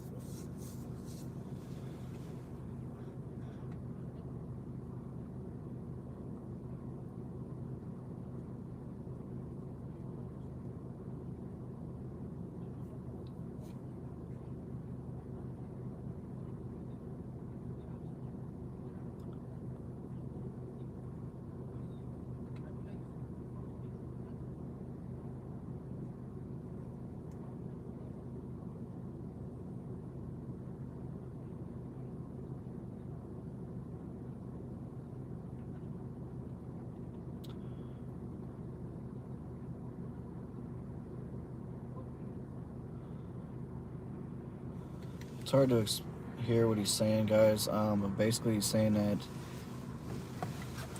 the suspect in this case was arguing with him. He told him that he had an Uber or a DoorDash, and him and the guy started getting into an argument, and he started saying that the guy was following him through the drive-thru.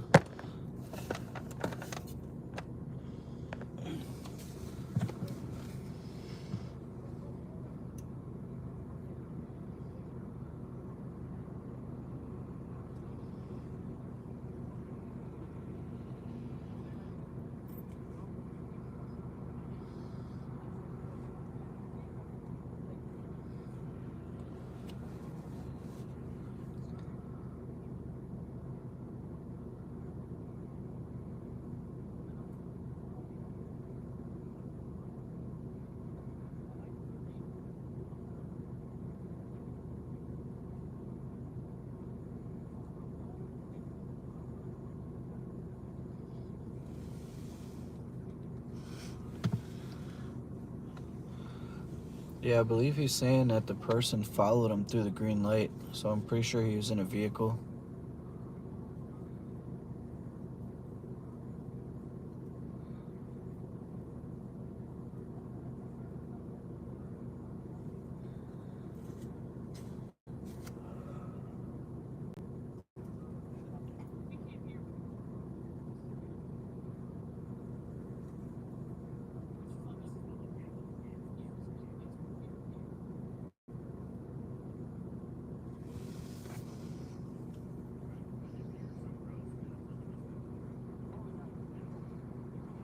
So it's possible that it didn't even, from what I hear him saying, he's telling that he told dispatch that this was the location that he gave, but they said if he was somewhere else, then he got to tell dispatch that he's elsewhere.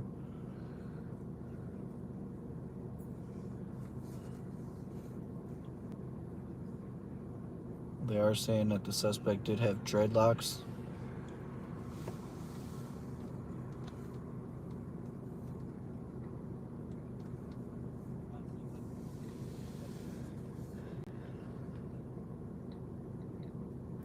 It's possible that the suspect was in a pickup truck, but they are kind of having a hard time understanding his description. He was saying it's like the same like his, but bigger.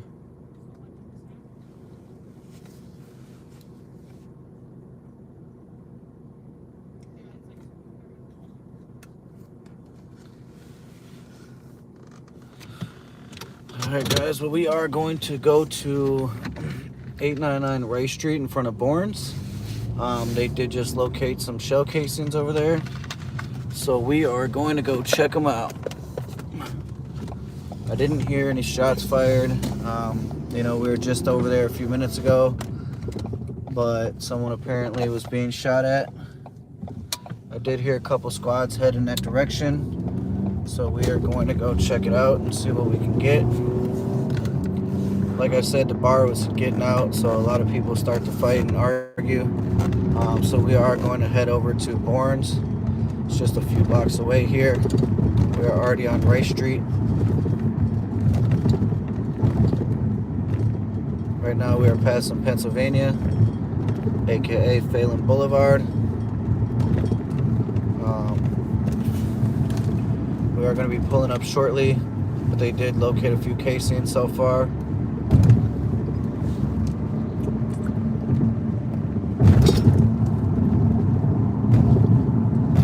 As you guys can see there, we have multiple officers already on scene.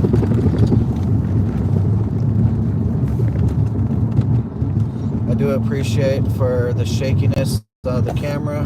I am working on getting a new mount here, but I am going to get out of the vehicle. So sorry. Just trying to hold it. No, you're fine, you're fine. I am going to get out of the vehicle here, guys.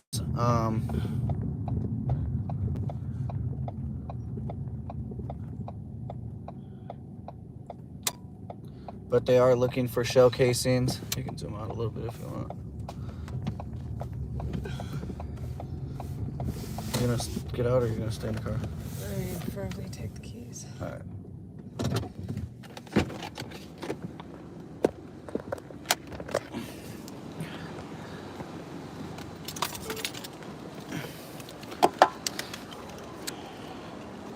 All right, guys.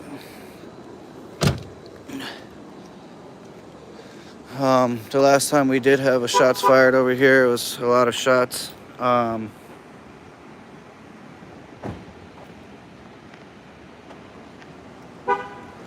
last time we did have shots fired over here, it was actually quite a bit of shots. But that is going to be Bourne's right there in front of us. As you guys can see in the street over here, we do have at least 1, 2, 3, 4, 5, 6, 7, 8, 9, 10, 11, at least 12 casings that I can see. I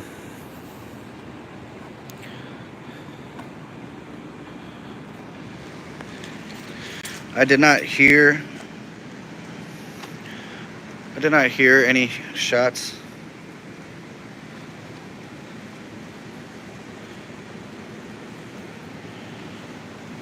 They have someone that they're trying to find at Sherburne and Dale.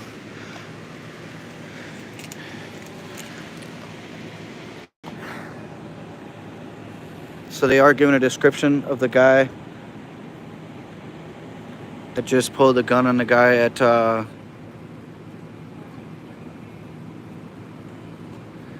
they are giving a description of the guy that just pointed a gun at the guy at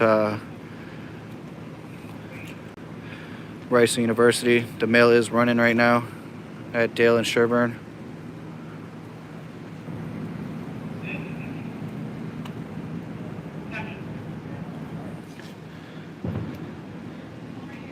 I did just hear a really loud bang. Can you take my spot? You want some only? They do got one running. This officer here is going to be going to assist. But we do have more shell casings in the middle of the street here.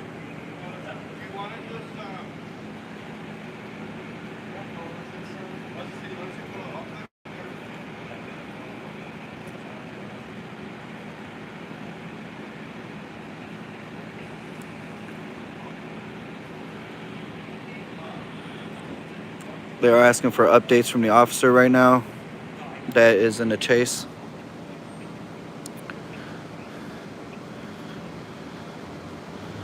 He did run through the yards northbound. Again, we do have multiple shell casings spread out through the street here. We are at 899 Rice Street in front of Bourne's.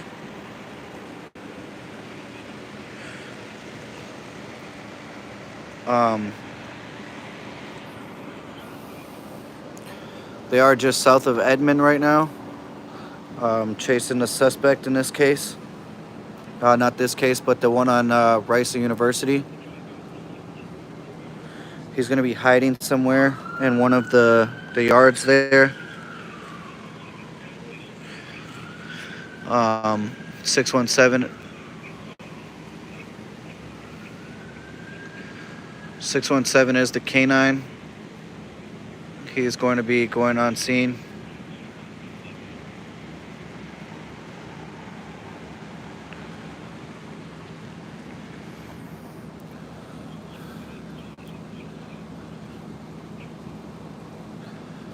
And I may be mistaken. I'm not sure if he's related to the incident on Rice University, but he is wanted on a Ramsey County warrant.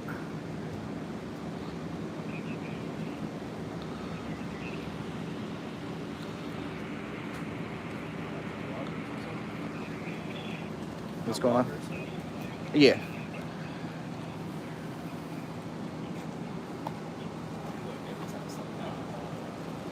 You said what? I say every time something happens, y'all come out. Yeah, I try to. I got a YouTube. It's called Streets of St. Paul. Yes, sir.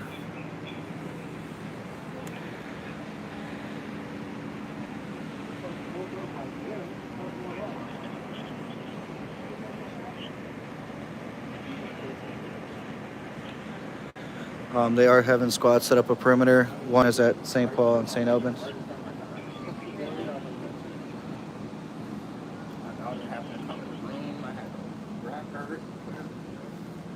Did you hear these shots going off? Yeah, my window's right there. Oh, yeah. I came out there to make sure my car wasn't shot. Oh, yeah, for sure, man. Shit. I just got that motherfucker. Hell yeah, that's a nice motherfucking car. I love that car. I ain't gonna lie to you. Hell And yeah. it's all-wheel drive. It's slow. You know, I'll put it up for the winter. Oh, yeah. Yeah, I was just out here, just passing by. I mean, I didn't even hear the shots because there's an incident going on at Rice University where a guy was pointing a gun at a DoorDash driver. So I was covering that incident, but then I heard all these shots come out on the scanner. And then they got another incident going on right now on Dale and Edmond over there of a guy who ran that's got a warrant, and they're trying to track him with a canine. There's a lot of shit going on right now.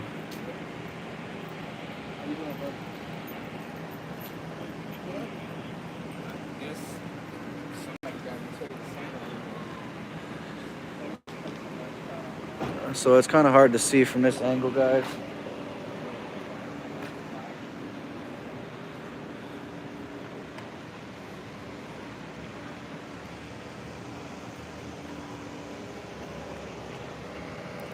But from this angle, you guys can see how many markers there is.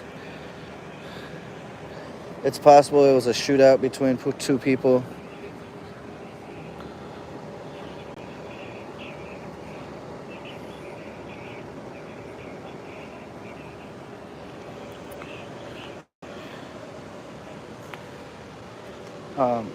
The guy who is running right now just lost both of his shoes. He does have dreads.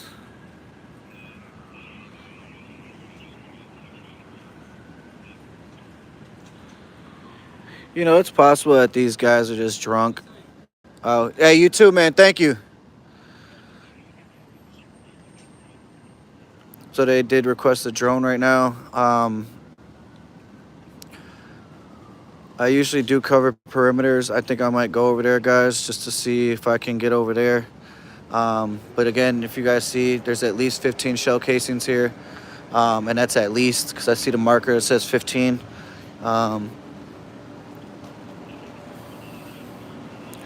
But they're spread out pretty heavily. Yeah, it's at least 16 casings in the middle of the street here, guys. Followed by some trash.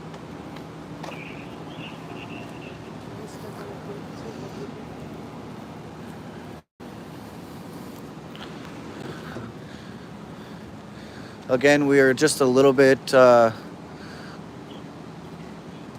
off of Bournes here.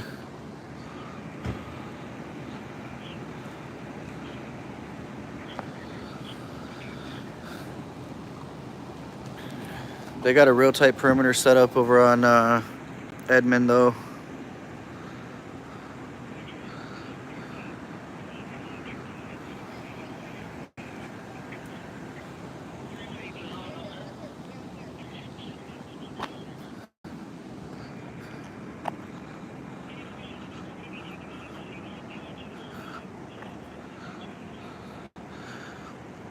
It's possible that this vehicle here is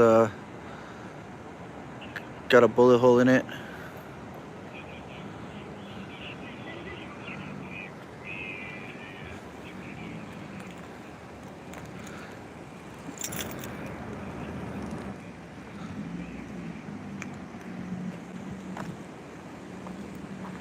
But they are starting to track behind 654 Edmond. I'm not sure what they discovered here across the street. Cannot.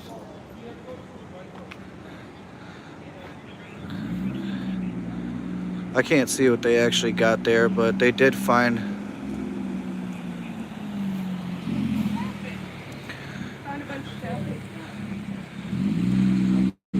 They did find a bag of some sort.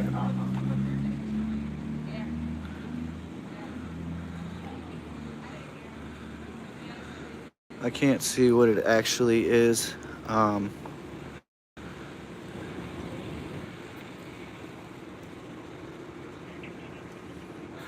It's possible that they're just collecting shell casings at this point, actually.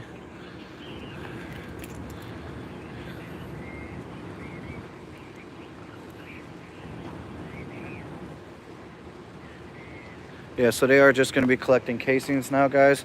So I'm going to head over to where they're looking for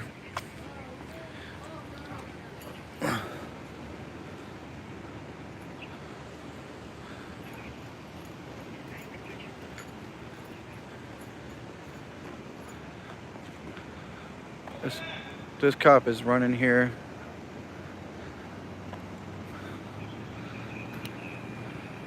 Not sure what's going on. The car is trying to get through, apparently. So he's telling him to go around. But we are going to head over to where they have a suspect.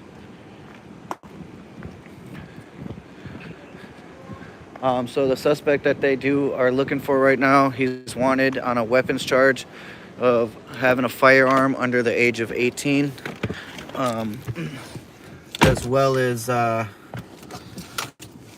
believe, an assault charge that he also has a warrant for. But we are going to head over to that perimeter, guys, and see what we can get. Like I said before, between 2 and 3. Between 2 and 3, it gets pretty busy out here.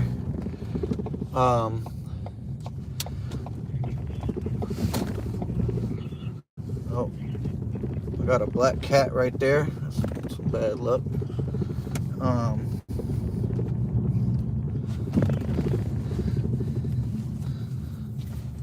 I'm gonna put the scanner on the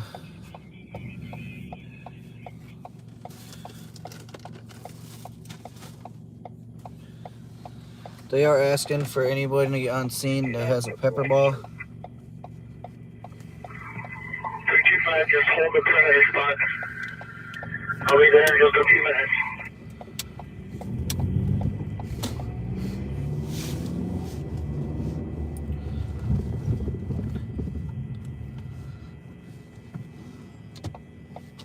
So far, they did not find the suspect in this case yet.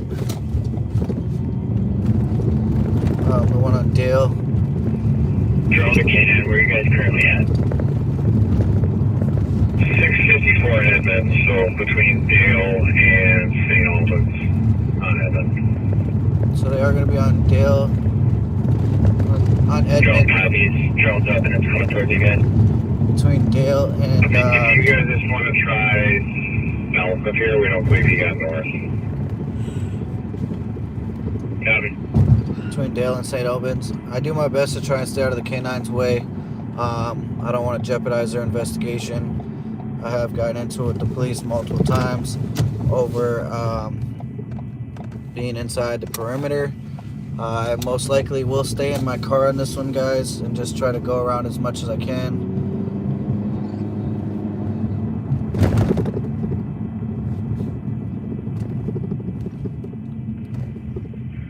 Two. 202. That copies the region's call. I'll stick up there. Not sure if he fled because they identified him or if I'm not sure why he fled in the first place.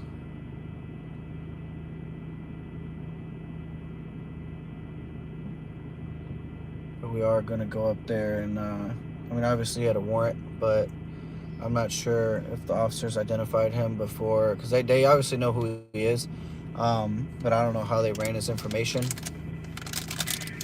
202, do we have any shots fired off of Dale? I know you're going on that street. Negative, yeah, the only one I'm seeing is the one on Rice. They're asking if there's any shots fired calls off of Dale.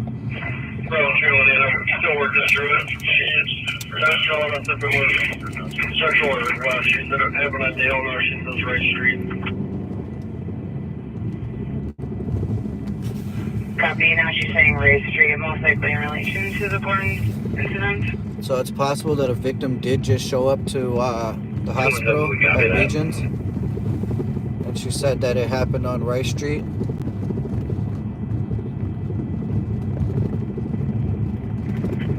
To the Bravo squad, is it Rice Street? Looked like to the leg. She was walking with assistance, but now she's somewhere in the hospital trying to leave. We're trying to track her down again. So the girl did just get shot in the leg. She is trying to... And 217 to the Bravo squad. Do we know if they arrived in that Lincoln Navigator? We have people on scene saying that they drove away in one.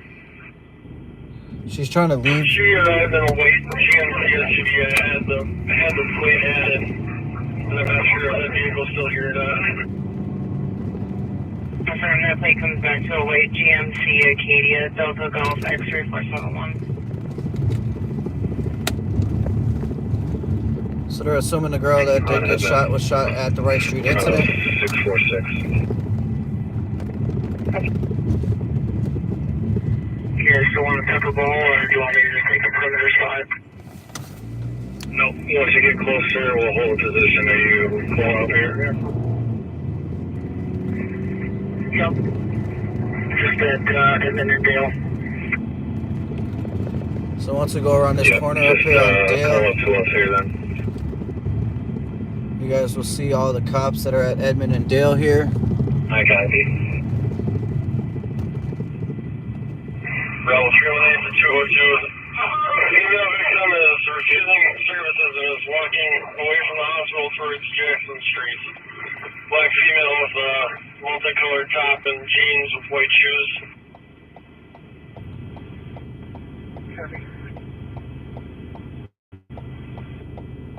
So the female is leaving the hospital with a gunshot wound to her leg. We're gonna make our way there. Do we have a distractor behind it or what? We're at 632 Edmond right now. Confirm that's the correct structure and it's behind that. It's just a heat signature, but it's worth checking out. This is going to be Edmond here. I cannot go down that street at the moment, but they are working their way down there. What's in the The canine did just go in the alleyway between Edmond and Charles. Yep, it's going to be south and directly on your right, around the corner, close to the house. I am going to go down Charles since they do not have it blocked off.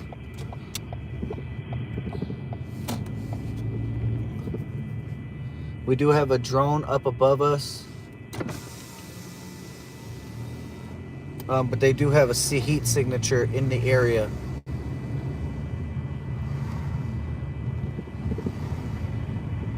Whatever squad is pulling that region there, that's the female off to your left, walking northbound on the sidewalk. Children, that's me. Let's try and make contact. See if I can get road terminations. Again, I am not She's able. particularly interested in talking to us. I'm not able to get into the scene here, so She's severely intoxicated as well. there is the girl. I'm gonna go try and get And footage two of. the squads, just be aware, we had both parties shoot at one another, so they might be armed.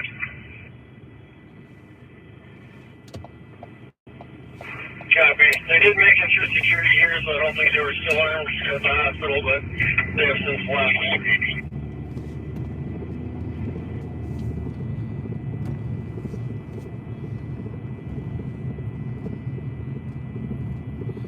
We do have multiple officers here in the street. This is the perimeter that they have set up here. This is going to be Sherburne and Dale. We have MIB, which is Men in Black Security, here to my left.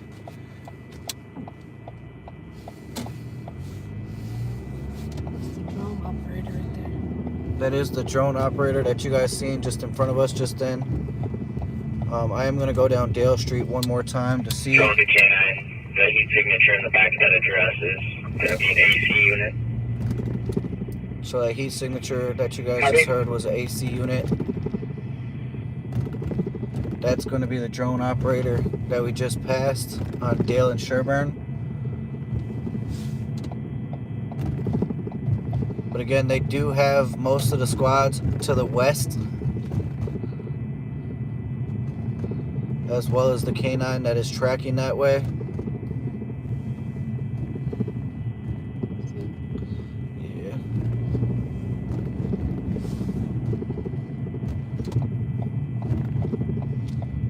I'm gonna do a quick walk up. You gonna come?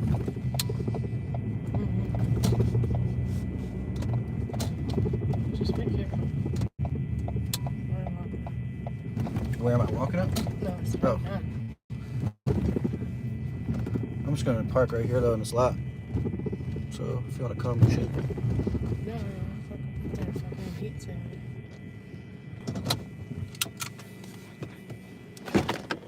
I'm gonna do a quick walk up for you guys. We're gonna see what we can get. I'm not gonna try and get too much involved. I am going to be quick on this one.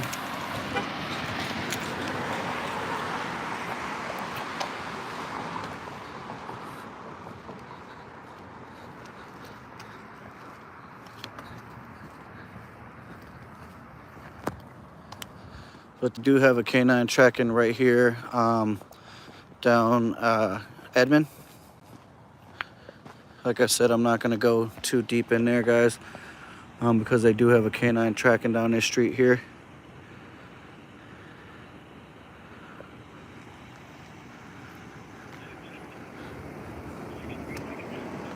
They are checking 636 Edmond right now.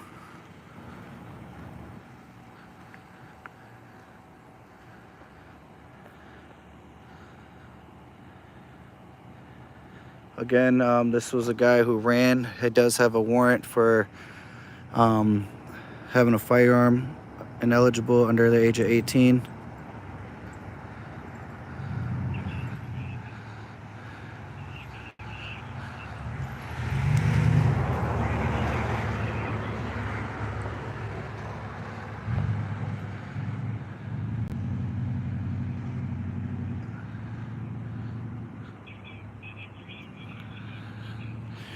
I can't see the canine right now.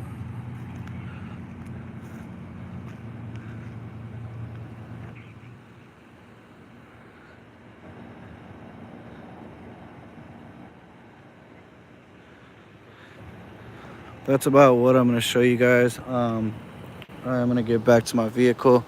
Like I said, I do not see the canine from here.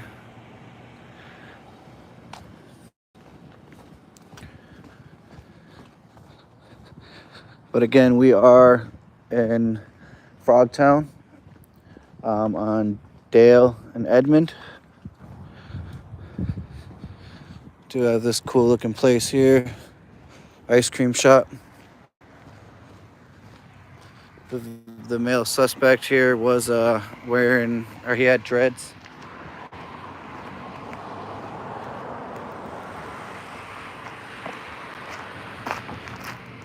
They are working west in the alleyway, towards the Sherburne address that they have.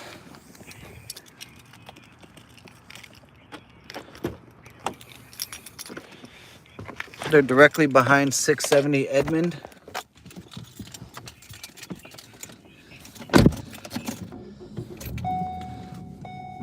It says they do have a lot of trees that are covering that area back there, so they are checking as best as they can. I am not sure if their drone has infrared technologies.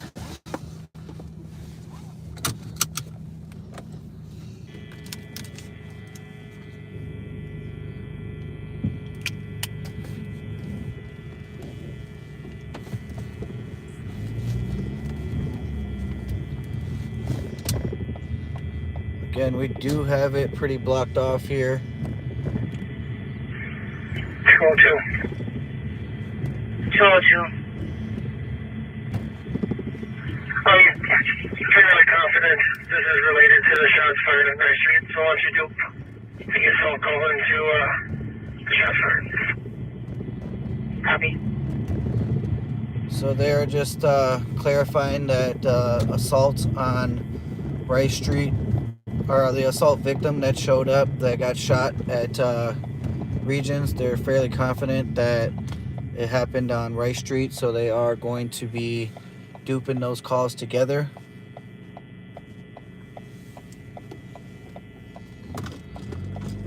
We are going to, we do have an officer right there in front of us that is part of the perimeter, but he's not at the same time. I mean, he's just on the lookout there. But I am going to go down to Regions to see if we can find a victim here.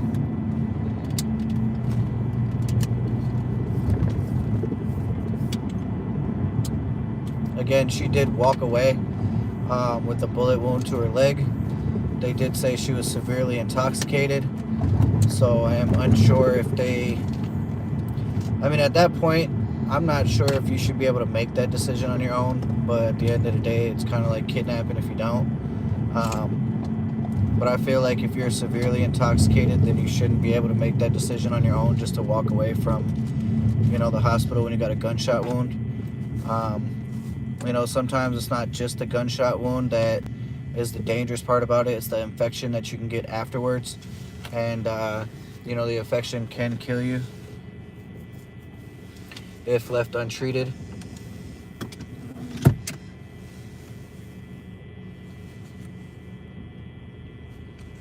We do got some guys, Metro Transit, that are cleaning up here, trying to repaint some of the things that we have on the platforms.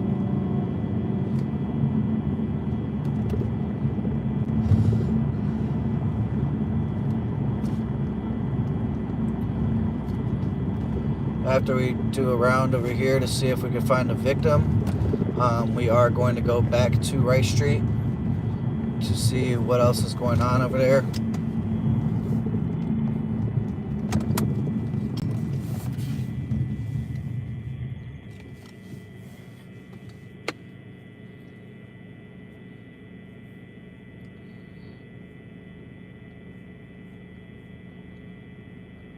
But again, there's two different incidences going on.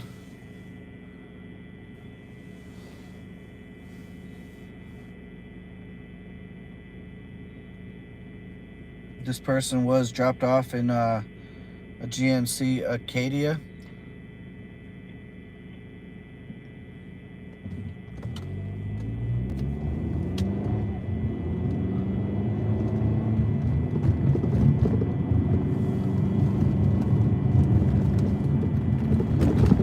We're gonna look to see if we can't find this victim here.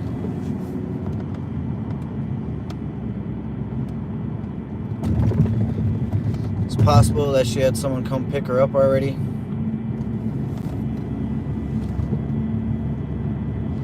She was uncooperative with police. She did not want the help from the doctors.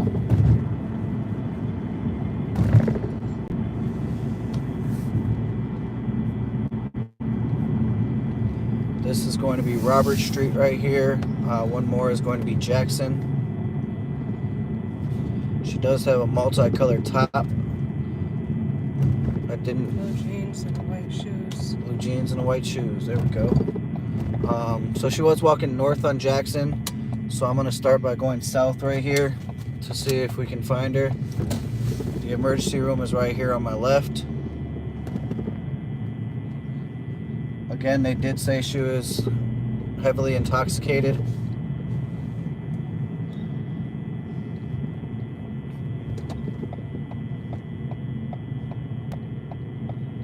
I do not see her here. Tracked back out on Edmond, working east towards Dale. Eastbound Edmond towards Dale at 253. They are tracking eastbound on Edmond towards Dale in that other incident. Do have a cop right here in front of me to the left.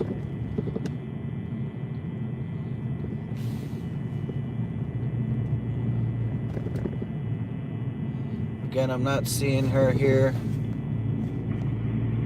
210 to 12 team. You want to check? You guys check that 654 address in?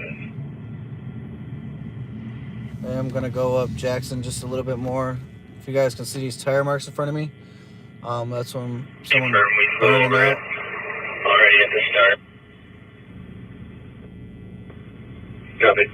Definitely kind of fresh because they weren't here just a little while ago when I came up this street. I didn't come up Jackson, but I came up University a little while ago and they were not here.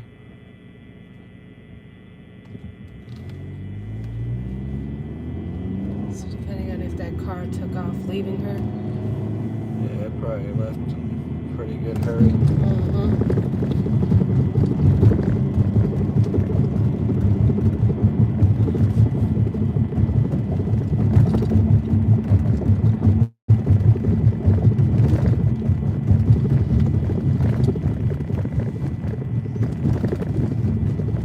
I am going northbound on Jackson right now. I do not see anyone.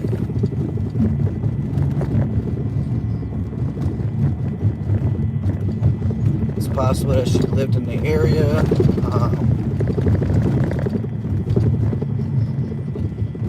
I mean, she was walking with assistance because she did get shot in the leg, so I'm pretty sure she didn't make it this far.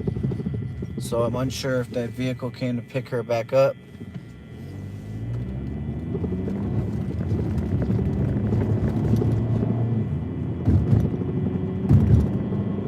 So we did not find a victim, so we are going to go back to the scene on Rice Street and see what's going on over there right now. was gonna say, unless she went down the other way. Yeah, it's possible. We got Hoover's Pub right here on the left. I believe back in the day it used to be called something else. I can't remember off the top of my head, but definitely it was called something else.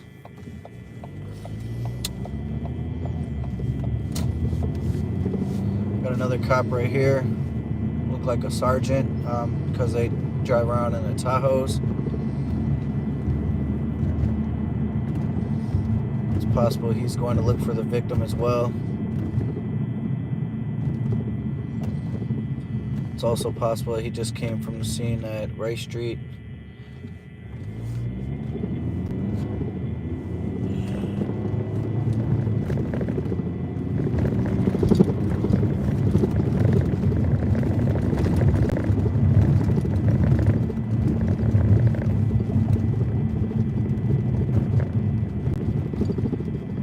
They do not think it's life-threatening, so they're not going to put up the tape. And if they did, then it's because they just want to make sure they understand what's going on. We do got a couple people right here standing on the corner. One sitting, one standing.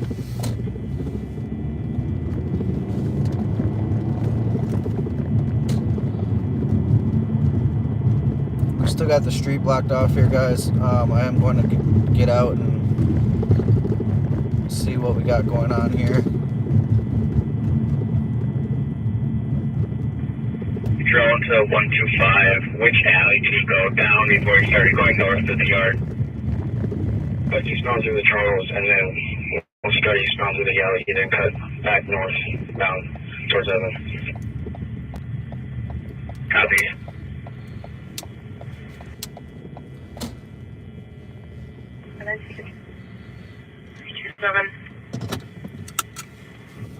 Coming up. We're not getting any answers at the door. Can you air out the number for me, please?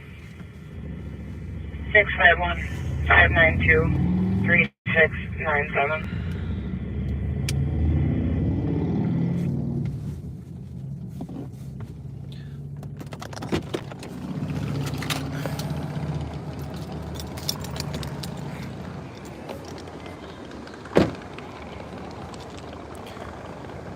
Like I said, guys, we are back on scene of the Bourne's call. Shots fired. They're actually shooting because they did have a victim show up at Regions. They do still have shell casings in the street here. They are collecting them at the moment.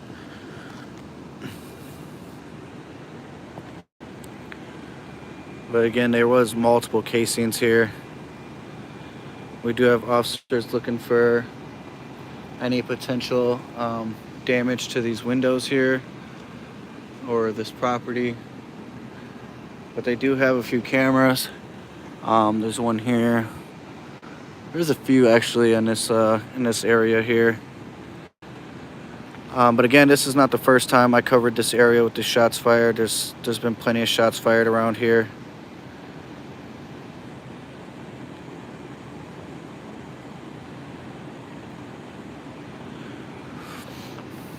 The last time, I believe the owner was actually outside himself.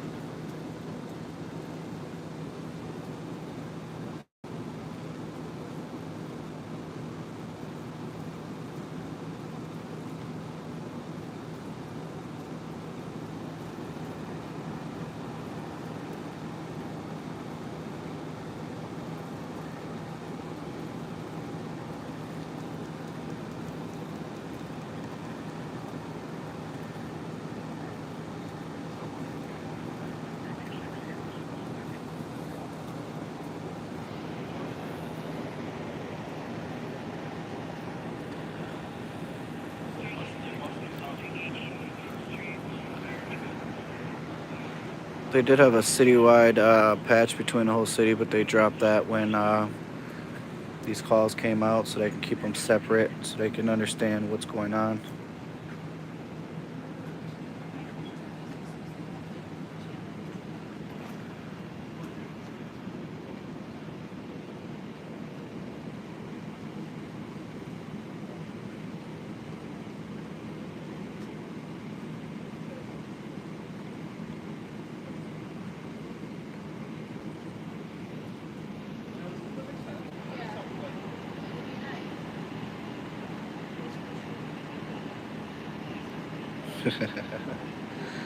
That's actually pretty funny, Mark.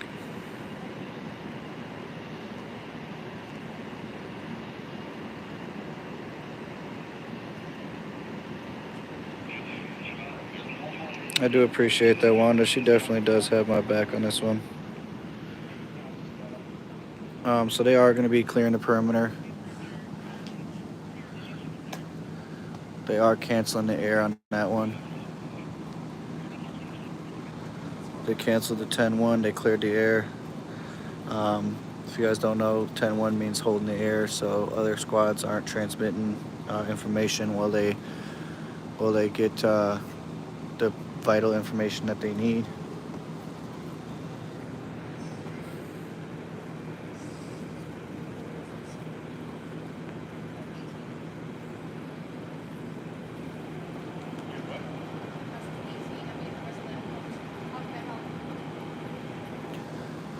I believe they counted at least 18 shell casings here.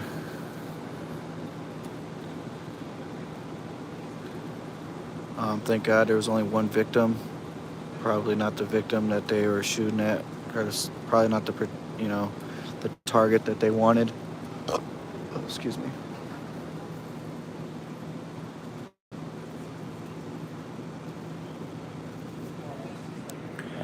Definitely not the intended target usually.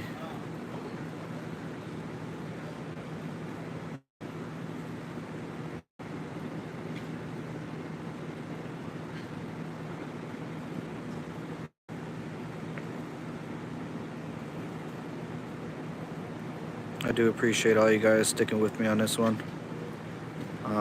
Like I said before, after 2 o'clock it gets pretty busy.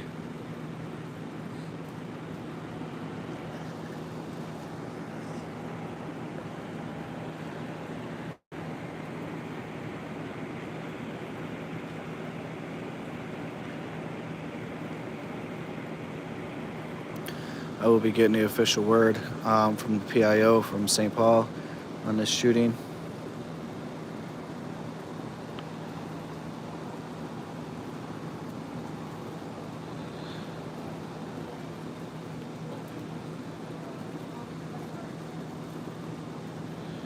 But again, they do have all the evidence collected on this one.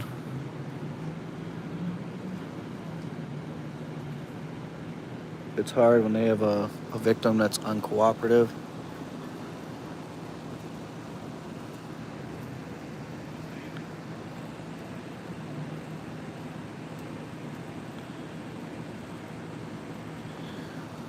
Yeah, it's always like that. Bob always starts to say things, and eventually Pat shuts him up, and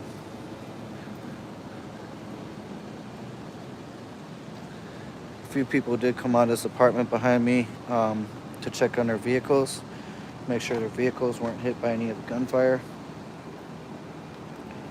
Again, they did pick up all the shell casings so far that were in the street here.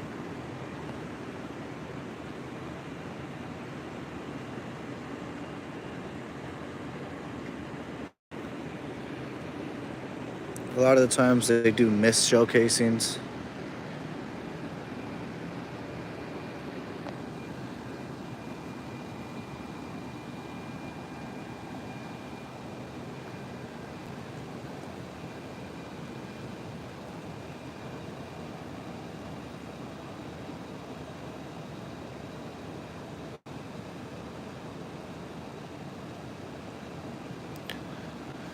So if you guys don't know, cops' cars have license plate readers on them.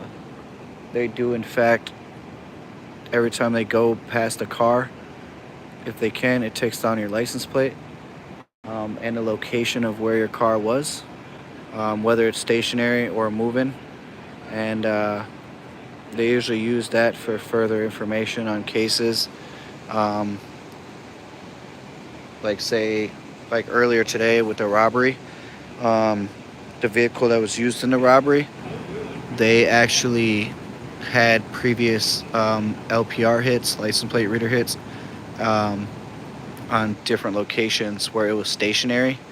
And basically, it kind of gives you an idea of where you possibly could be going. They are shining their lights first to make sure they didn't miss any casings. And I'm going to ask this officer if he got any information he can provide. Excuse me, sir. Any information you can provide on this one? All we have is someone shot some rounds off, some empty cases. Any victims? None that I know of. Okay, thank you.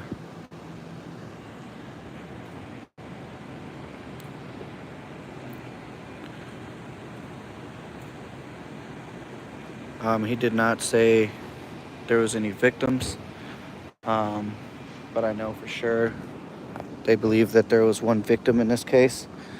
Um, but he actually did give me a few details, surprisingly, compared to all these other officers out here. They usually are assholes and they usually don't give out anything.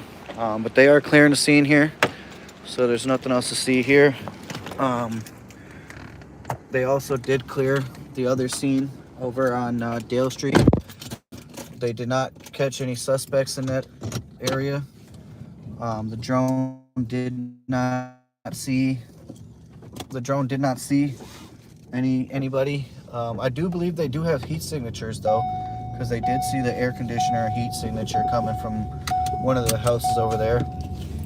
But they definitely didn't find anybody, which is crazy too, because I mean, an officer seen him run. So those are freshly broken, huh? Mm-hmm. We do got some freshly broken windows here And I'm sure there's bullet holes up in the front. in this vehicle. In the back window. The back window is busted out. It's possible that this vehicle was hit by gunfire or someone that just was unruly. But again, there is bullet holes, or not bullet holes, broken glass all over here. Yeah, check out the front of it. It's freshly broken glass on all the windows are busted out. See the front? Yeah. I'm gonna get you guys a view of the front of the vehicle here. It might not be bullet holes. It might be somebody like smashed. Somebody could have used a bat to smash those holes in it. Yeah, if you could just zoom in. I got you.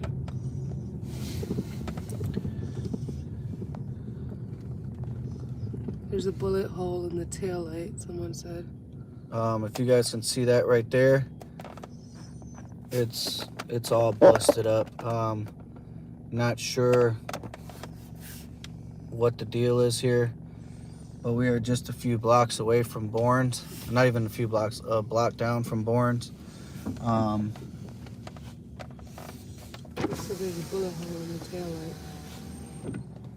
Can you see that? It's too dark from this angle, but it definitely looks like there could be. I'm gonna go back around one more time, guys, to see.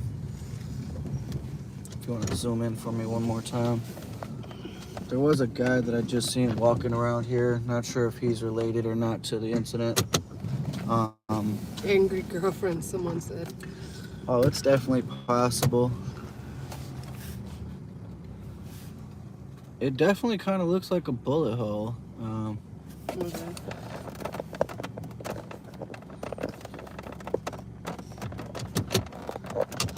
That's all right. Zoom in a little bit more. I think I don't know if those are bullet holes, but it's definitely messed up, man. It's a nice older car there. Someone destroyed it pretty well.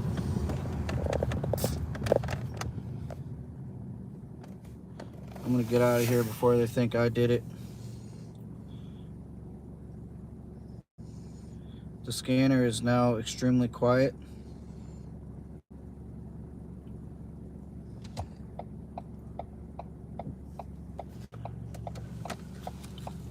And flat tires. 77. Yeah, it was a nice car, guys. Unfortunately, it wasn't treated nice.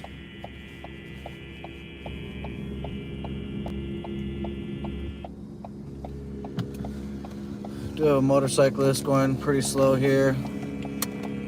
Sounds like his bike is pretty messed up, honestly. Let me fix it. Yeah, she was real good. Not bad. Oh, you're fine. 327. Alright. Were you able to make contact by wondering if they're needed? We're still figuring out just having the stage, please. Copy. Oops. Sorry, guys. Like I said before, I don't like showing off myself, but you guys saw me the other day when I helped that tow truck driver. He was asking me for some help. Can't see. But we are going to be on Atwater right now, going westbound. Maybe he said hey to all. On his side, but she's... Yeah, all would help. Yeah, that's pretty funny, Mark. 55, can show me now. Was that on live PD or I live see. on patrol?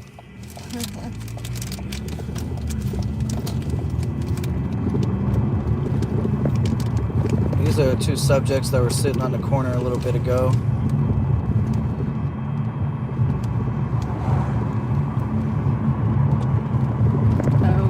That was the live PD. Yeah, I'll definitely be checking that out. We got a few scooters here, a couple bikes. They are nice and lit up, which is great.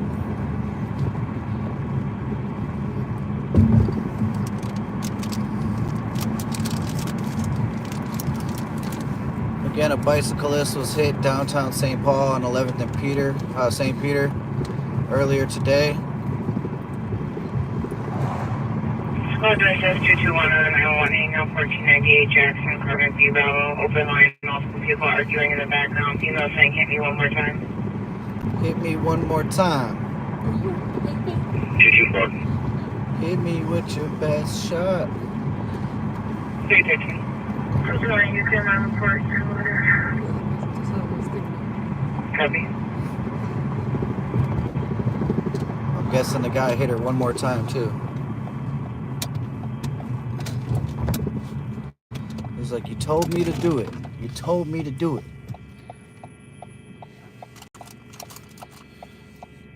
I'm going to head over to M&H. It's about that time I make my rounds over that way.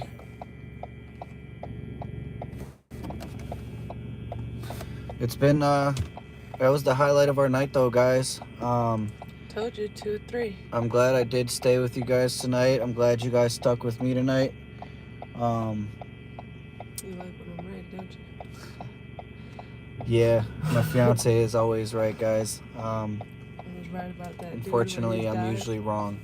That's how it usually goes. But yeah, I do appreciate you guys sticking with us. If anything happens on the way to M&H, I will definitely have you guys still with us on the way there. But if not, I'm going to end it once I get to M&H.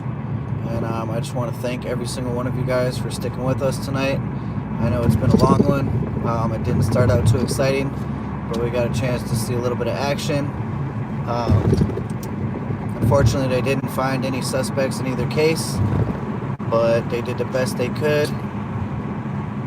They did collect at least 18 casings on Rice Street, and the victim did show up to Regions.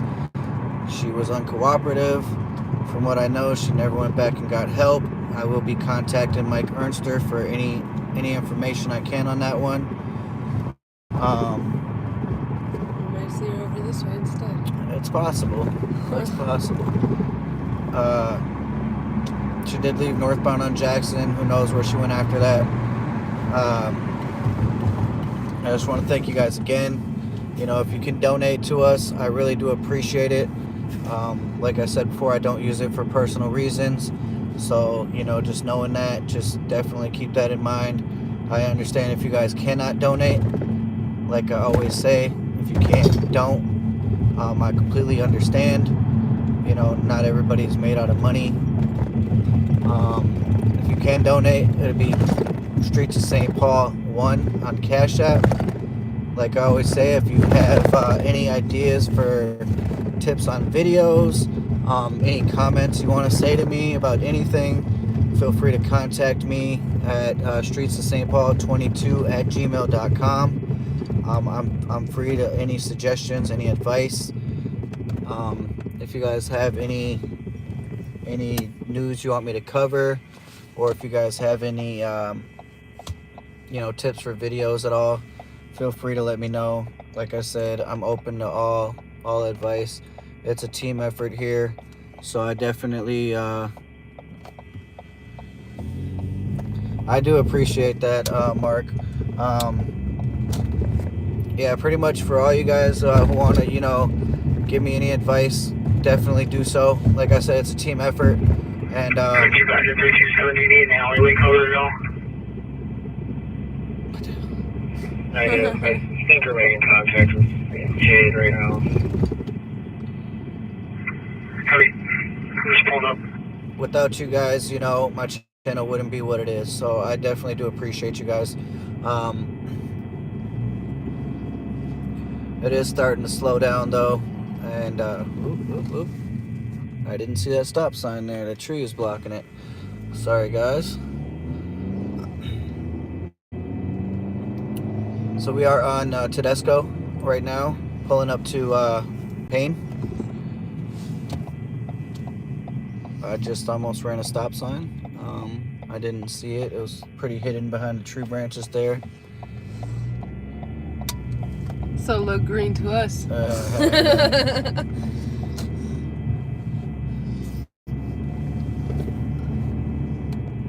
I definitely couldn't see it, man. Sometimes I do believe that they need to make sure all stop signs are, you know, not blocked by either cars, trucks, trees, you know. I mean, because at the end of the day, it could be very dangerous.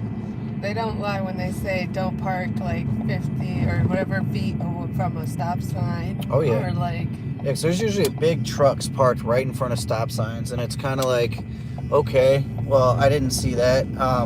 One thing you can always assume if you see a stop sign on the other side of the street, you can definitely assume that there's one on your side of the street, but it's not always the case.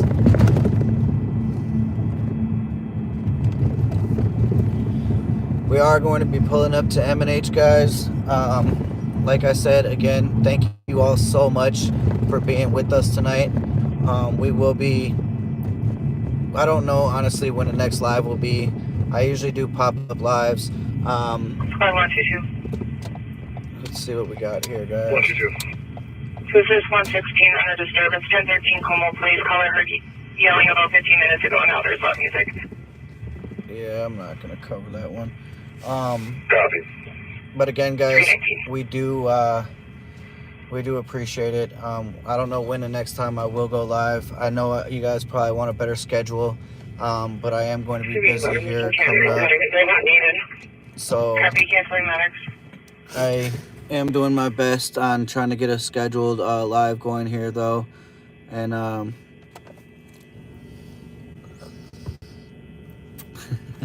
You almost That's flunked bogus. yours because you didn't know where anything on the car was. Yeah, I almost failed mine too, guys, because I just got into a vehicle where it was someone's car I never used before, and they drove me to the driver exam station. When I got in the vehicle, I literally didn't know where anything was, and they told me, well, you almost failed before you started. I was like, oh my god. They said one more mistake you make and you're gonna fail. Yeah, You'll fail. I almost failed before I even started. But I do appreciate you guys. I want to say thank you. Stay blessed. Stay safe. Stay out of trouble. And have a great night, guys. I'll see you on the next one.